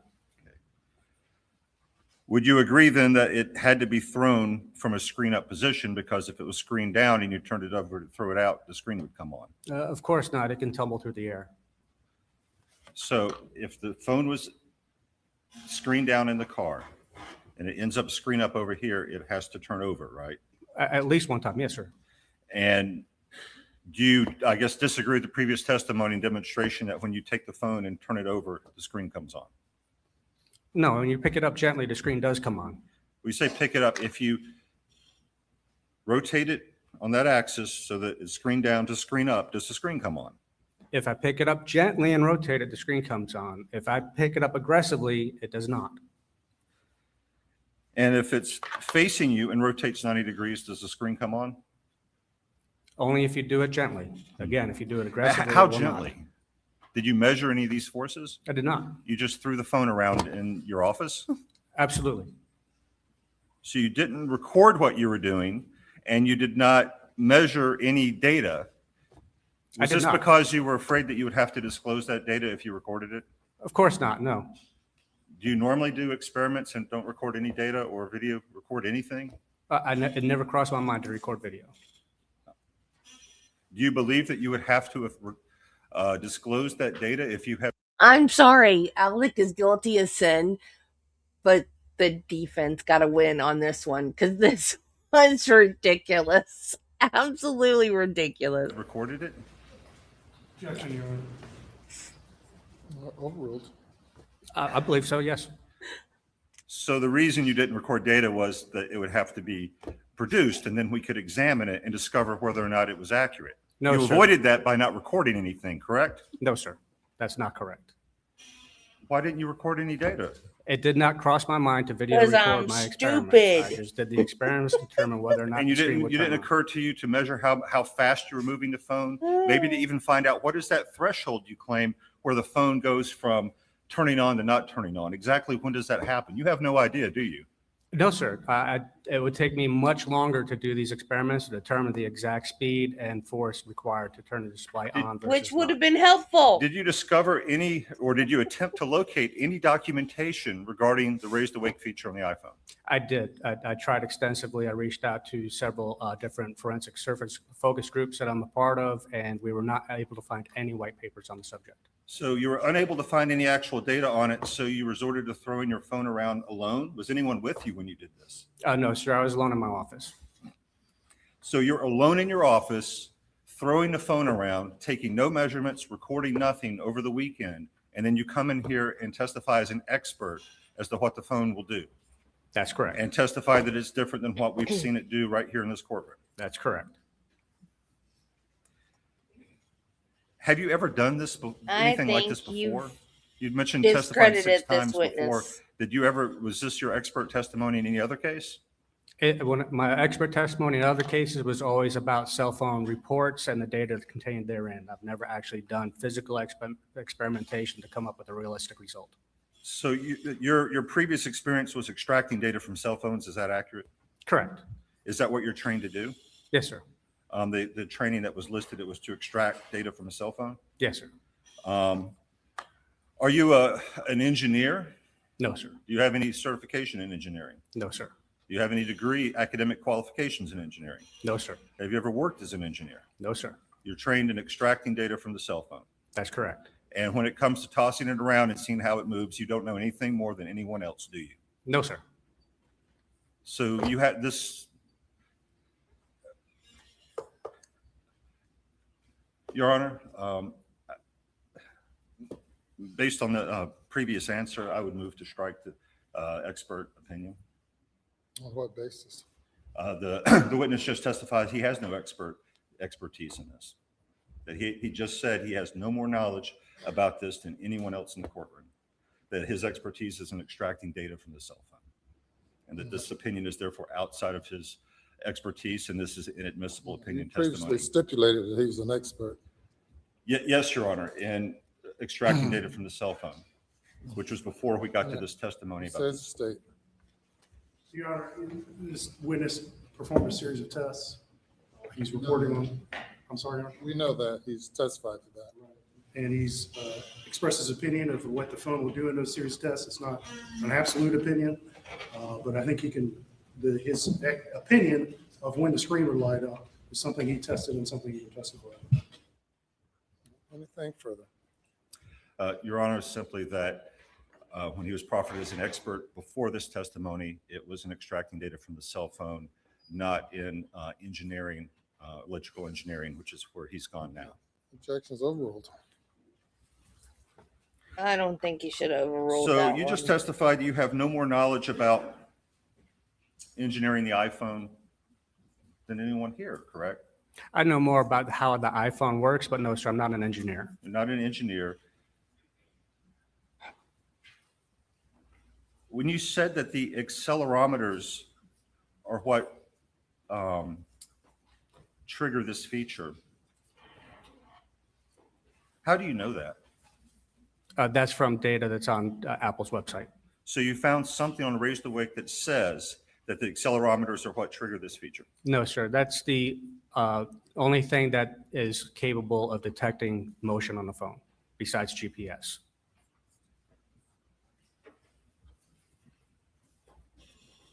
And you have no idea how much motion is required because you didn't measure, correct? No, sir, I don't know the threshold. You, this weekend, sat around your office by yourself, recording nothing, tossing the phone around here, and are now reporting those results as an expert in. Objection asked and answered. In cell phone forensics, I understand how cell phones operate more than most people. Do you understand the electrical engineering? Do you have any background in that? I am not an engineer, no, sir. Do you know how the accelerometers in the iPhone work? Can you tell us? Not exactly, no, sir. But I know that they exist, and I know that's how the iPhone determines motion. So there's an unknown device within the phone that detects motion in a way that you don't understand, and some amount of motion that you don't know how much because you didn't measure it does something that only you saw in your office this weekend. Is that Well, correct? no, I know what that is. It's the accelerometer. The accelerometer is what detects the motion, and that's what causes the iPhone to race to wake. How does an accelerometer detect motion? I'm not an engineer. I do not know how it detects motion. I just know that it does. But sir, you really haven't said anything you couldn't quickly find out on Google. Isn't that correct? Probably, yes, sir. So you have no expertise in this. I have expertise in how cell phones work. What do you mean by that? How cell phones work? So I can tell you all about the knowledge C databases. I can tell you about the way iPhones are not iPhones. I can tell you the way some software is written, what kind of code it's written in. I can tell you how data is stored on the cell phone, the programming that's involved with the iOS feature, and the different databases that are involved. Can you tell us that if somebody was driving down the road, picked up a phone that was either on the seat or pulled it out of a pocket or something like that, and while continuing to drive, threw it out the window, that the screen would not come on if it landed face up? I cannot tell you that it will not come on. I can tell you that it might not come on. Because when you were alone, throwing your phone around, you think it didn't come on sometimes. Objection sustained. No further questions. Anything further? Just real quick. When Mr. Barber was asking about picking up a phone and then tossing it, about the raise awake, what Mr. Surgis demonstrated jury was a gentle pickup, correct? That is correct. You test a more violent pickup or a more aggressive pickup and then moving to a throwing motion, correct? Yes, sir. I just picked it up and threw it. All right. And based off of what you tested and you observed, the screen does not come on most of the time? When you do that? throw it like a Frisbee, it's most of the time. When you throw it end over end, it's more than half the time it will not come on. All right. And Mr. Barber asked you several times whether you knew more than anybody else about these cell phones, correct? Correct. And in particular, in this instance, you do know more than most people because you performed a series of tests, correct? Objection sustained. You performed multiple tests over the weekend, correct? That's correct. The objection was sustained. Objection sustained. What did you do this weekend? This weekend, I performed multiple tests on a device matching the same make and model as Maggie No, Murdaugh's you to threw a determine whether or phone not around your office. The raise to wake feature would always enable the screen to come on whenever the phone is thrown. And Ms. Barber asked you several times. That's about not being a an scientific engineer, correct? approach. And did you hear anything out of Mr. Sturgis last week that indicated he was an engineer? No, sir. And do you testified you don't know exactly how the accelerometer works, correct? That is correct. Yeah, the Is that knowledge prosecution's necessary wrong. to observe when the screen turns on and when it does not turn on. No, sir. Scientific approach means it can be reproduced. You have to record your findings and be able to reproduce them. He didn't either. I know you're just kidding, Ken. One question. How many times do you have to run this experiment for your results to be statistically reliable? I'm sorry, say it again. How many times do you need to run this experiment for your results to be statistically reliable? More than 10? What your basis for that is? He's guessing. Does it take that long to figure out that sometimes it turns on and sometimes it doesn't? Do you know how to measure reliability using statistics? Yeah. I took statistics in college. Yes, sir. Exactly. Do you know how to measure reliability using statistics? Yes, sir. How do you do it? Well, you have to have a performative sample. You have to have a default group that has no change to it, and then you have to have your sample group where you actually perform a change. You take the data, you put it into a formula. It gives you a degree of reliability. Did you do that here? No, sir. No further questions. Step down. Exactly. Call your next witness. The defense got to win on that Calls Mark one. Ball. That's all I can say about that, even though it didn't help their case any. They definitely got to win on that one.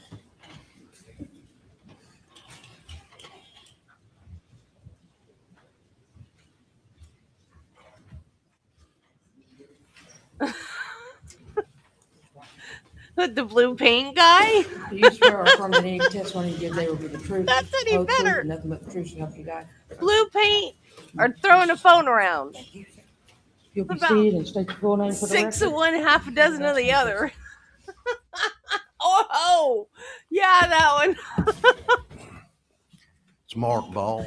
Sometimes Last name you B-A-L-L. gotta How you wonder, doing right? Like, You'd be doing better if I wasn't here. I hear you. how do Well, we'll these get you out people of here get pretty picked for quickly. these I wanted trials? just to ask you a They few picked the cheapest one. That's very it. quick questions in response to the defense case. And first question I'd ask you is, prior to the murders of Maggie and Paul, did you ever hear Alec express any distrust of SLED?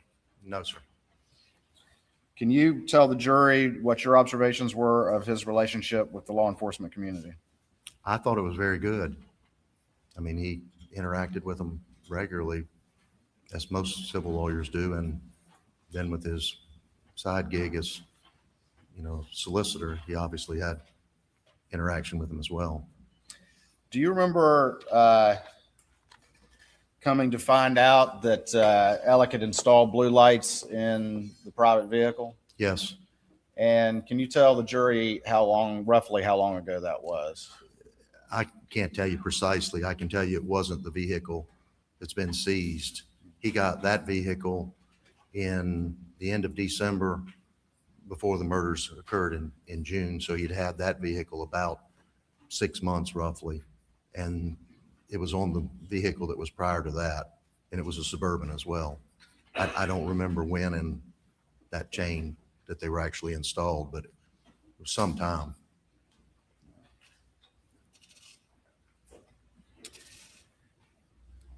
Do you have some property around in this area? I do. And are you a hunter and an outdoorsman and shooter? I am. All right. Do you ever shoot hogs and other nuisance creatures? A bunch of them. And when you're riding around looking for hogs, what can you do that in the daytime? Yes. And is it not uncommon to see hogs during the daytime? I shot 2 weeks ago. I shot 5 during the daytime. During the day, 4:30.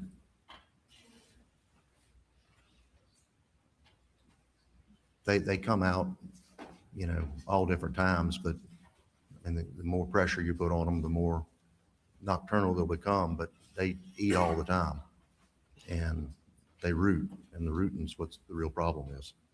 They root up your roads and fields and everything else. Have you ever known the defendant? You've known the defendant for how long? 34 years. You aware the defendant and his family had a number of long guns, rifles, and shotguns? Yes. Have you ever known him to talk much about target shooting a pistol? No, sir.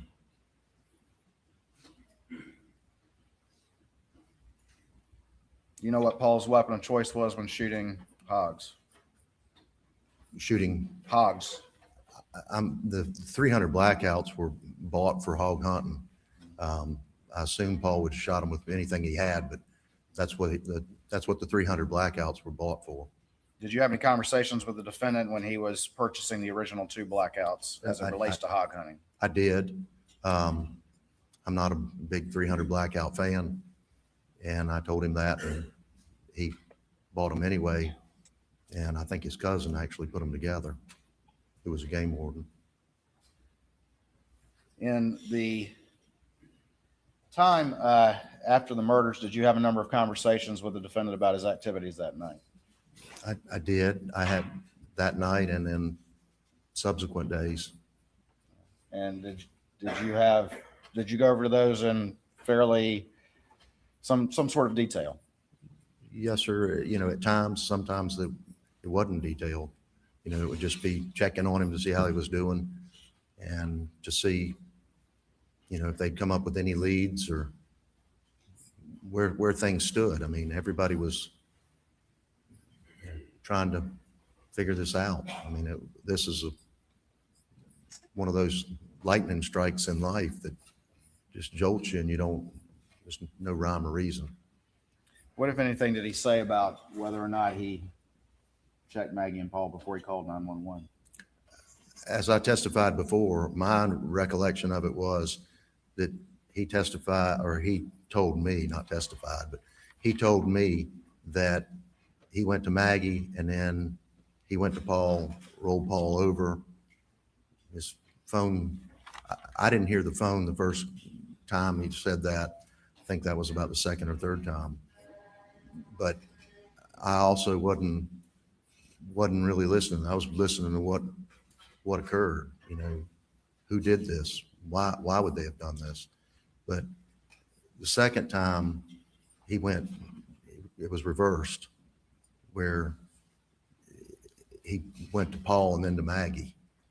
And like I told you before, I don't know whether that's just a slip, you know, from one to the other or vice versa.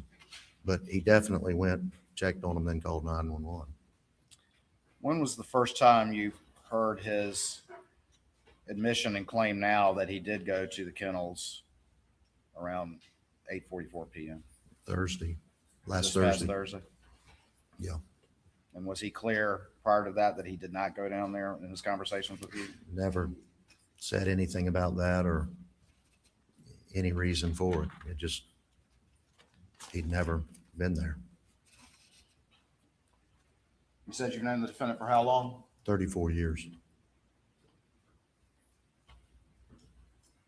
Knowing what you know now, was he able to look you in the eye and lie convincingly and effortlessly to you? Objection.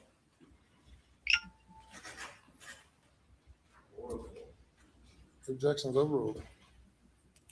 I mean, it's pretty obvious. I didn't know the stealing. I didn't know any of that. And, you know, it's not the way a plaintiff's practice works. You work on your own cases unless you're working with somebody else. And so you wouldn't necessarily be talking about his particular cases. So it's sort of yes and no. I mean, obviously, a lot of things that I was told and a lot of things just weren't there. I mean, the blue lights, the reasoning for the blue lights, the money missing from our account when he cashed the 2 checks, all of those types of things. You know, obviously they weren't truthful. And did you feel like you knew the defendant well prior to June? Sure thought I did. By the defense.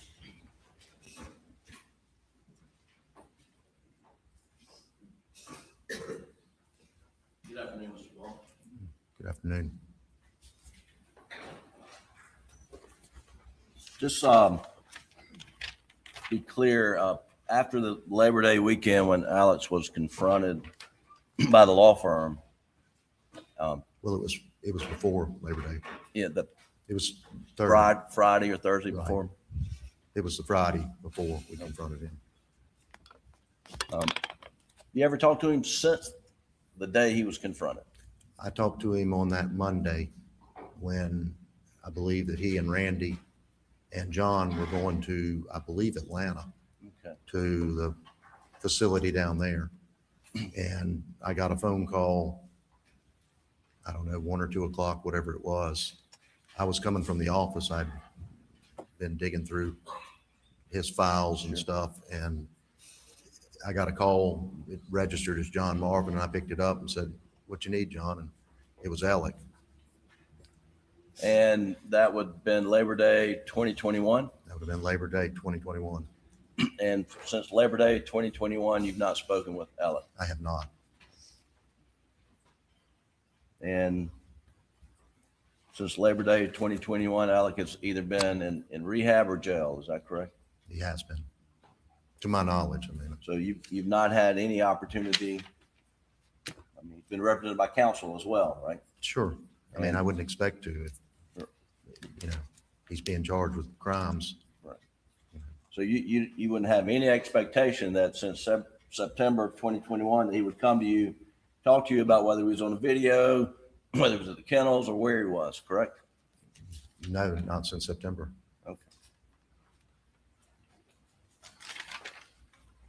You were asked questions about Alex distrust of SLED, and you testified that he had a good relationship with law enforcement. He did. I never heard any mistrust of SLED or anybody else Well, let's talk about that. from him. I mean, Well, What's the matter? did Alec take the position that his son Paul was wrongfully charged for felony boating under the influence, causing a death and serious bodily injury as a result of the boating accident? yes, I mean, I think he disputed that and was planning a vigorous defense of that. And that happened, those charges have been pending since 2019, is that correct? 4 years ago, a couple days ago. Right. And so he did express some dissatisfaction over that case, correct? Well, over that case, but I don't know that it was directed at law enforcement or who it was directed at. It was just, it wasn't, he didn't specifically say or didn't say, I distrust SLED or I distrust Beaufort County Sheriff's Department or DNR or whoever. It was just, he thought that there was defensible, it was a defensible case, the criminal charges against Paul. And, there was this back and forth as to whether it could have been one of two people driving. And you were informed, I believe, sometime in the spring of 2021, that SLED was actually investigating Alec for obstructing the boating accident investigation, right? No, sir. You were not aware of that? I was not aware of that. Do you know whether Alec was aware of that? I have no idea what he was. He never said that to me. I didn't know about anything to do with the investigation until the grand jury, when I went to the grand jury. Were you aware that he and his father sat in on the criminal prosecution of his good friend, Greg Alexander? I became aware of that.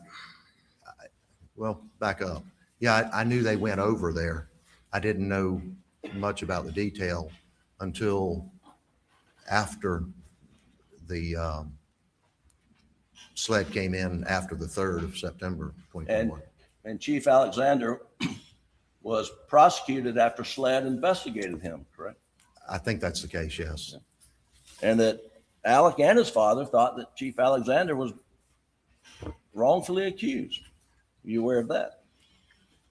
I don't know what they thought about it. I know that they were close to Greg Alexander, and Greg Alexander ultimately got off on a jury trial. Now we do know that the Colleton County Sheriff's Department in this case recused themselves because Alec was. Let me correct something. I said that he got off. He was found not guilty. Right. I mean, I don't want there to be a negative implication. I know Greg as well. Sure. So, well, thank you for clarifying that. And we do know that Sheriff Buddy Hill and the entire Colleton County Sheriff's Department recused themselves in this case because of Alec's close relationship with the Colleton County Sheriff's Department and law enforcement. Is that right? I know they recused themselves, and I know they called in SLED that night. I wasn't privy to the reasoning, but I would make that assumption. And there are different levels of law enforcement agencies, right? There's the, Sure. say, the Town of Hampton Police Department, Hampton County Sheriff's Department, and Alec had a really good relationship at that level with those folks, correct? He did. And he had a really good relationship with the Colleton County Sheriff's Department, to your knowledge? He did as far as I know, yes. Right. But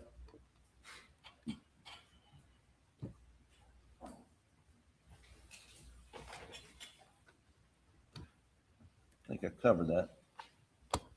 So you mentioned that hogs become nocturnal when there's a lot of pressure on them. They can. They But can. It depends on a lot of things. Like right now, the swamp's up. They're much more on the hill Right. than when times are dry. They go out into the flat swamp and root up everything out there. And the pressure that you're referring to is hunting pressure. Yeah. And are you aware that Paul put a lot of pressure on the hogs at Moselle? I knew Paul hunted hogs a lot of places. At one point, Paul had hog dogs and would hunt on people's property. He came to my property. He went to Ronnie's. But how much pressure they were putting on them, I don't know because I wasn't over there. I mean, I'd ridden around their property several times, but I never, it wasn't about hog hunting. Sure. And I want to ask you about the Moselle property track. So, we've all seen drone photos of the house and the kennels and Moselle Road. That's sort of right in front of the residence. Yes. Right. And then if you're sort of looking from a drone and you've seen some aerial photos, I guess if you're headed south, there's the dove field right adjacent. Is that south? I would think. Yeah, at least east. Okay. And then back behind the Moselle residence, I think there's a river. Well, there's a swamp. The swamp And then begins. the big Salkehatchie is back in there. So the swamp begins behind the house and goes, I don't know, is that west? Sort of south. Right. If the runway's running east and west, Okay. then it would be but south. But the swamp is behind the house. It's behind the house. Okay. And across the street from the house is duck pond and shooting range and no swamp. Correct. And timberland. And all the hogs are going to be behind the house. Mm-hmm. They're all over. They follow. There's a watershed ditch in there. They follow wherever, but predominantly they seek refuge or whatnot in the swamp. But they can be anywhere. I have them. There's gum ponds and every place else, and they just trample wherever they want to go. But you're right. By and large, they're in the swamp because it's wooded. Right. And thick. And in the month of June, pretty warm, is it not? It usually is here in South Carolina. Yes, it is. And do hogs stay in the swamp more in the summer? I haven't noticed that, and I've killed probably well over 1,000 hogs. All right. And so we trap them all the way through. I mean, I've got 2 traps well, actually I got 6 traps, but I mean, I trap them, I shoot them, they're just a scourge. They eat everything. They root up your roads. They get in your pine trees when they're little, they'll root them up.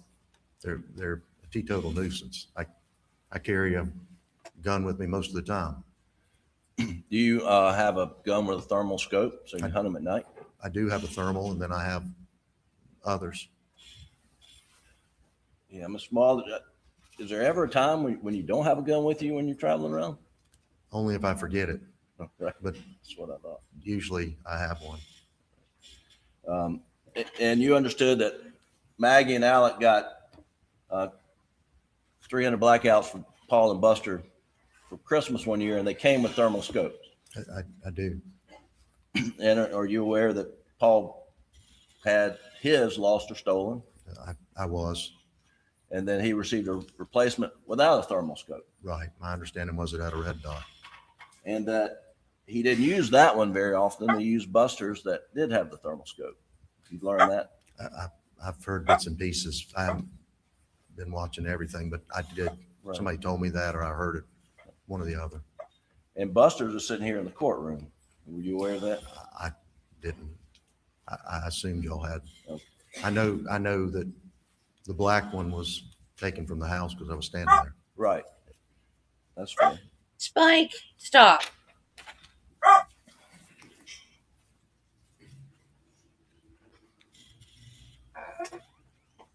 But you wouldn't use a thermal In the daytime. in the daytime for the most part. I mean, you could, I suppose, but it wouldn't serve much purpose.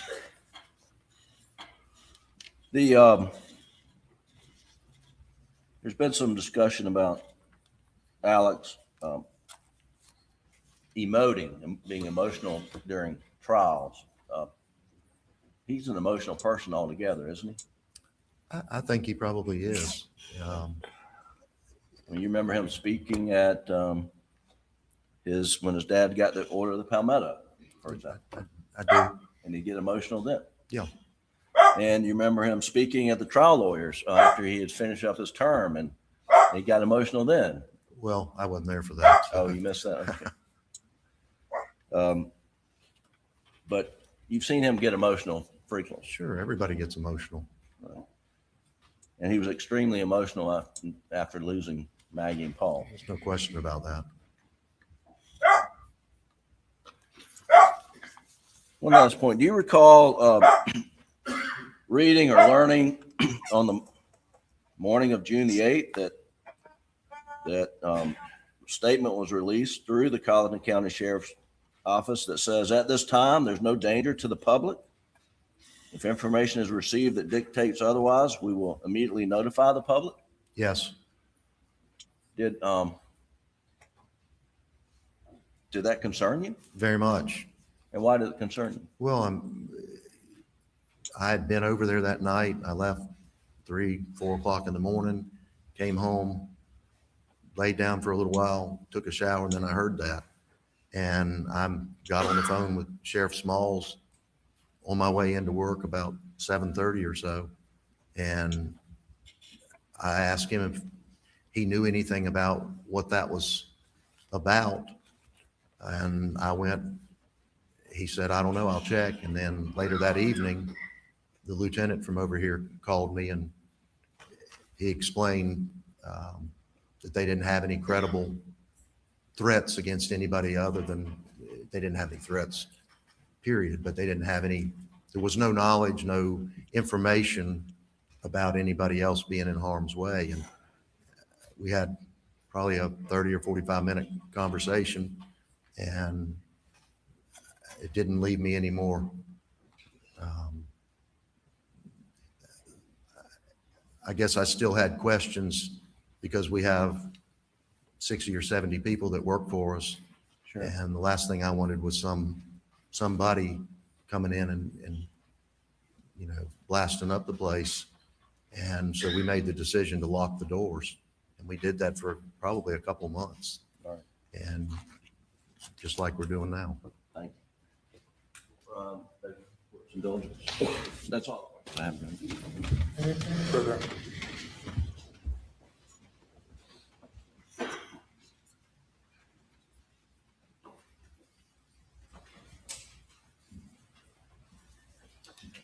You were asked a little bit about Colleton Sheriff's Department recusing themselves. Are you aware that they continue to assist on the case? I know they were out there, and I wouldn't, the internal politics of who's lead and who's not lead.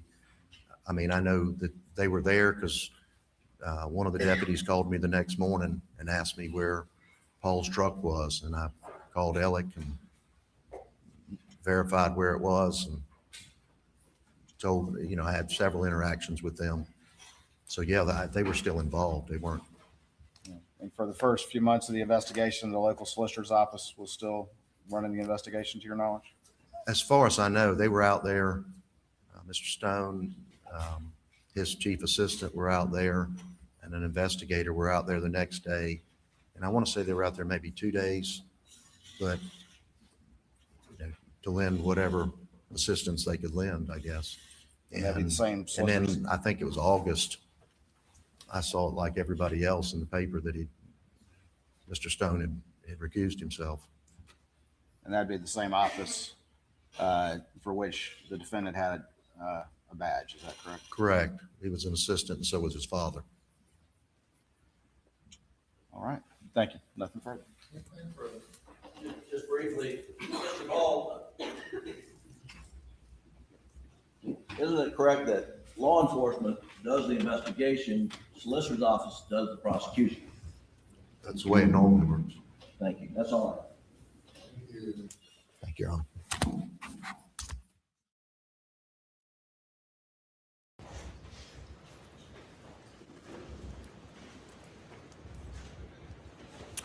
Ladies and gentlemen, we're going to break, excuse the jury now till 2:15.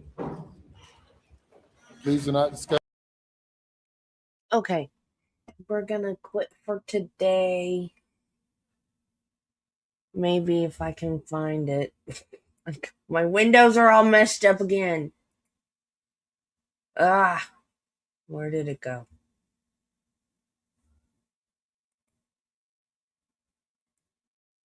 Well, darn it.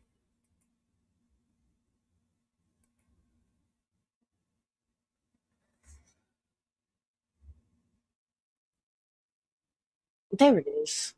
Hang on a minute.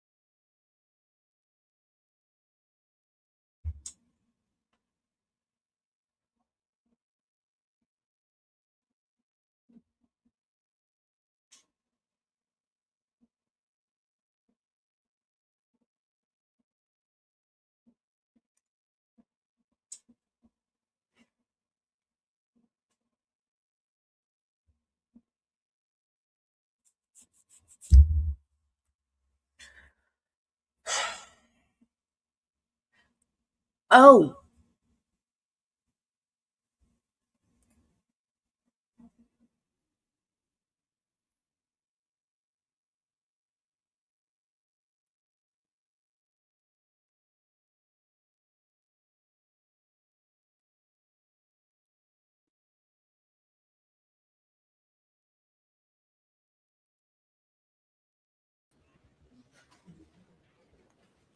Anything else before we break for lunch? is he not gonna Your Honor, do it very now? briefly, I know that there's been a request by the defense for a jury view, and for planning purposes, I didn't know if Your Honor had if we had some plans for that, to do that, I guess, after this last witness, or at what point? Yes, after the state rests. Oh, Michelle, thank you. And we'll, I'm sorry for your loss, sweetheart. depending on what time you rest today, it might be this afternoon. Just, Your Honor. Yes, sir. And it could be now or after lunch, whatever the court prefers, but I would like to make a counsel motion for the record regarding the cell phone testimony we just heard. Okay. Your Honor, and the previous objection was that it was, which you further ruled was, I was objecting to it being beyond the scope of the expertise with which it was offered, but the Supreme Court and counsel. That wasn't your objection. That was the objection. I'm now That making was a his motion objection. to Counsel, Your Honor, for the record. And counsel, the Supreme Court I said. think the judge got it admitting wrong. scientific evidence, the trial judge must find the evidence to assist the trial fact, the expert witness is qualified, and the underlying science is reliable. The trial judge should apply the Jones factors to determine reliability, and then the case gives the Jones factors as Considering the admissibility of scientific evidence under the Jones standard, the court looks at several factors, including one, publications and peer review of the You technique. know what the rule says, beyond that. Your Honor, the testimony we heard, which we had no notice of to make an earlier motion, there's no publications or peer review of the technique he described. There's no prior application of that method. He testified he's never done this before. Number three, the quality control procedures used to ensure reliability. No data was recorded at all, so there's none of that. Your motion is late. You stipulated, you agreed that he was an expert. I gave you an opportunity to voir dire him, question him in any way. Your Honor, we had no notice that he was going to offer this. No. He was offered as a cell phone forensics expert, which he is. And there was no notice. I that he had disagree with done the this judge here. Engineering analysis throwing his phone around. He did not do an engineering analysis. He said he didn't do an engineering analysis. I disagree with the judge on this one. Well, yes, Your Honor, his testimony was not scientific. That's why moving under counsel that it is not reliable scientific testimony, it should be struck. All right. What says the state? Your Honor, I think, again, as Your Honor's pointed out, there was no objection. This was in the nature of reply testimony. And I think that, again, there's a practical experience that is acceptable for opinions to be offered. And that's kind of what we're talking about. He understands the raise to wake feature and the manner in which it works and in which it doesn't work. And he offered his testimony based on his experiments in that regard. Counsel was allowed to fully cross-examine the witness, and it will ultimately, go to weight and not admissibility. Your Honor. All right. The objections are noted for the record. He did not provide scientific testimony. He conducted an experiment and told the jury about it. The fact that had the defense had any questions concerning his qualification to testify as an expert witness, the defense had an opportunity to do that through voir dire or otherwise. Rule 5 does not apply to reply testimony in the sense that the state is not required to provide any advance report or anything. Your objection is noted for the record. The testimony speaks for itself, and that's that. Yes, sir. Your Honor, one other matter. The forensic pathologist said this morning concerning some of her testimony about the white material that was noted. She indicated that she had never put that in her autopsy report. She'd never given this opinion before.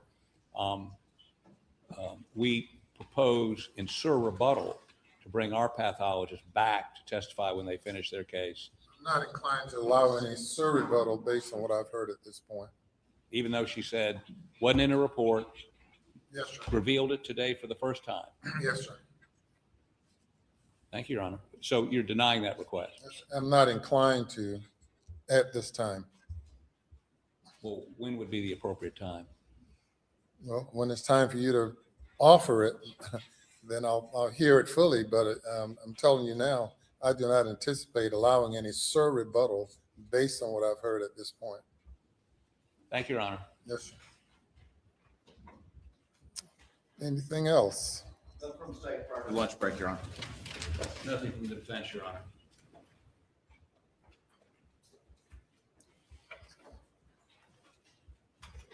All right, we'll be in recess till 2:15.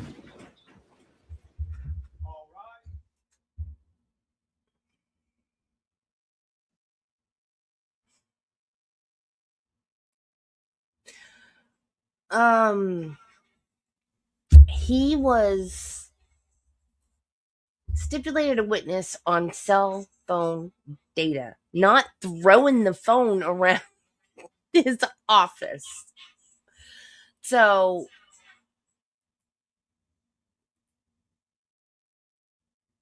that he's certainly allowed to say he's not an expert in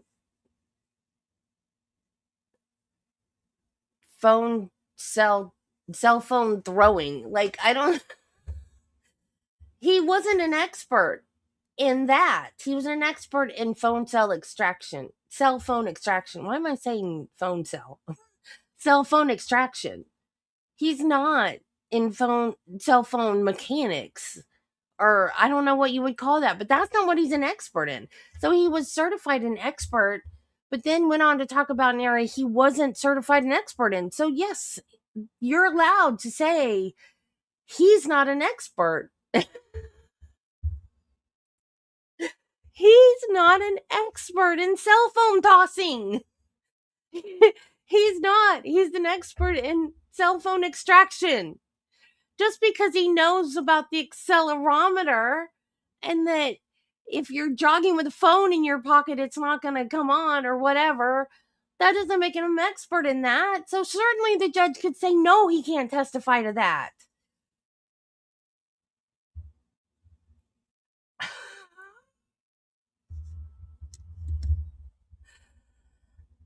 Okay, I didn't take statistics. I was supposed to if I was going to go on for the higher degree, but I didn't because I got sick and I couldn't work anymore.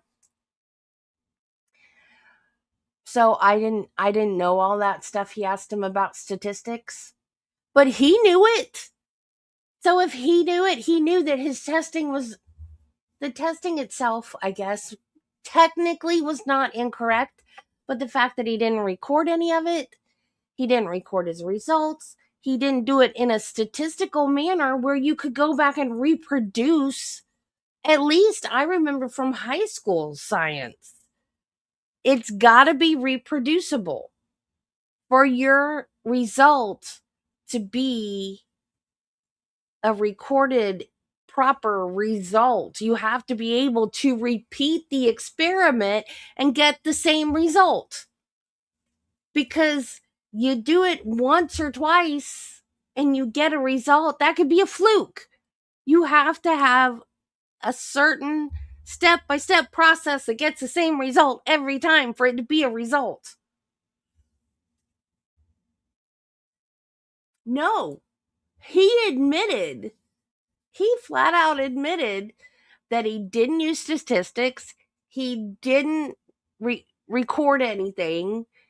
He wasn't an expert in doing that. Like, he admitted that he just tossed the phone around his office. I disagree with the judge on that. It's not scientific at all what he did. Even if he had, written down stuff. Okay, I threw it this way, it went this many feet, and the screen came on. Even if he had just written it down on a piece of paper, how many times he threw it, how far he threw it, whether the light came on or not. He didn't even do that. So, yeah. That's crazy. But I will give the defense a win on that one, because that's not how you do that. Well, I was hoping we would be finished with this trial today, but why on the West Coast?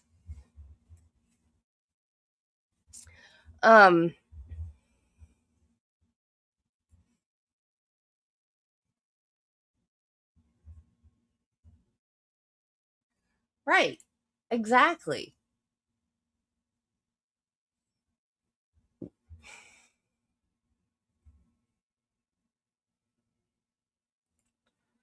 In the phone, but he didn't make a report or anything like that to show him anything. He didn't record anything. He didn't even videotape it. He didn't do anything. He just did it and said, oh, this is what I did this weekend.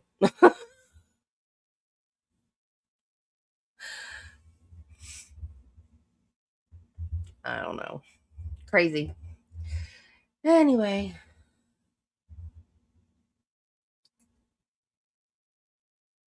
Well, they can't do it where it didn't happen. Yeah, they can't do it where it didn't happen. And I do not know where they're going to do the next trial. I mean, they have to do it in the same state.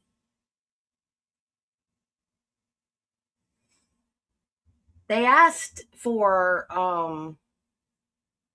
what's it called, Judy? I'm having a brain fart.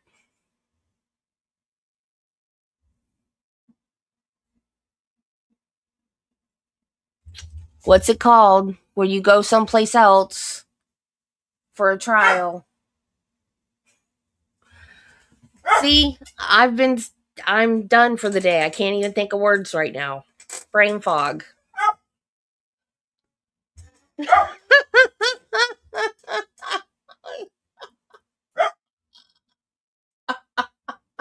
Thank you, Ken. Change of venue. Couldn't think of what it was called. So they asked for a change of venue for the first trial and they didn't get it. They have to get it this time. They have to, because there's no way they can do it there again. Absolutely. They won't get jurors there. They can't.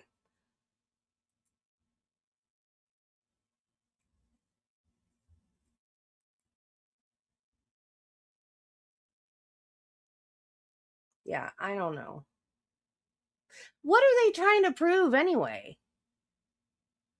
That he threw her phone out the window? How does that prove that he did anything? I don't understand. It's like the two shooter theory. That doesn't prove he didn't do it. He could have hired two people to do it. Like, I don't understand. I guess I'm gonna have to wait till closing argument. I've seen this trial before, but my brain just does not hold stuff. I think it's because I'm old and my brain is full. Oh, thank you, Marty.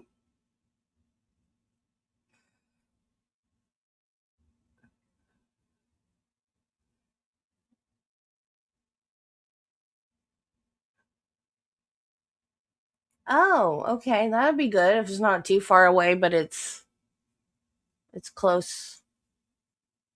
Yeah.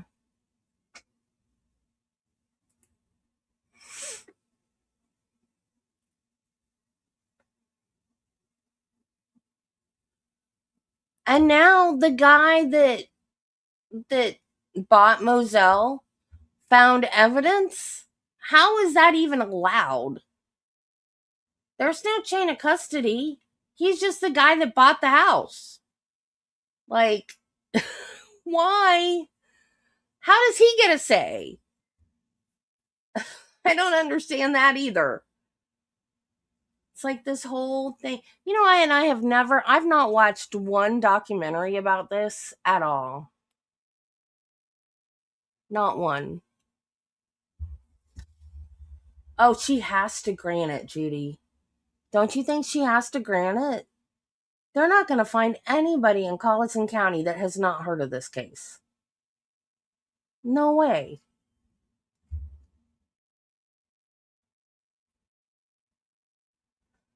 You know, we were talking about this the other day. Was his whole family like from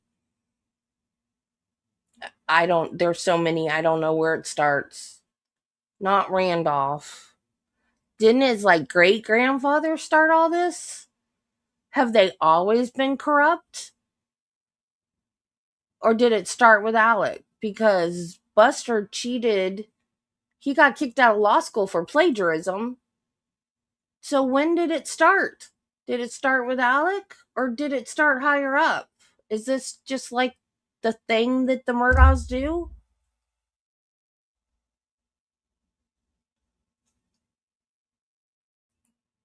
Well, he wasn't allowed. We found out in the trial that he lied and said he was allowed, but he wasn't. He lied and said that he asked the sheriff and the sheriff said yes, but no, the sheriff was never asked. He lied about that. So. Okay, guys, I will see you in the morning and we will hopefully get through the rest of this trial.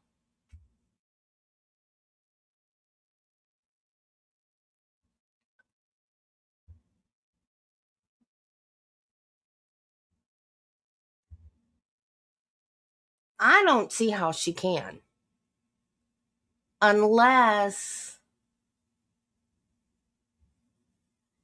it's something that isn't affected by chain of custody.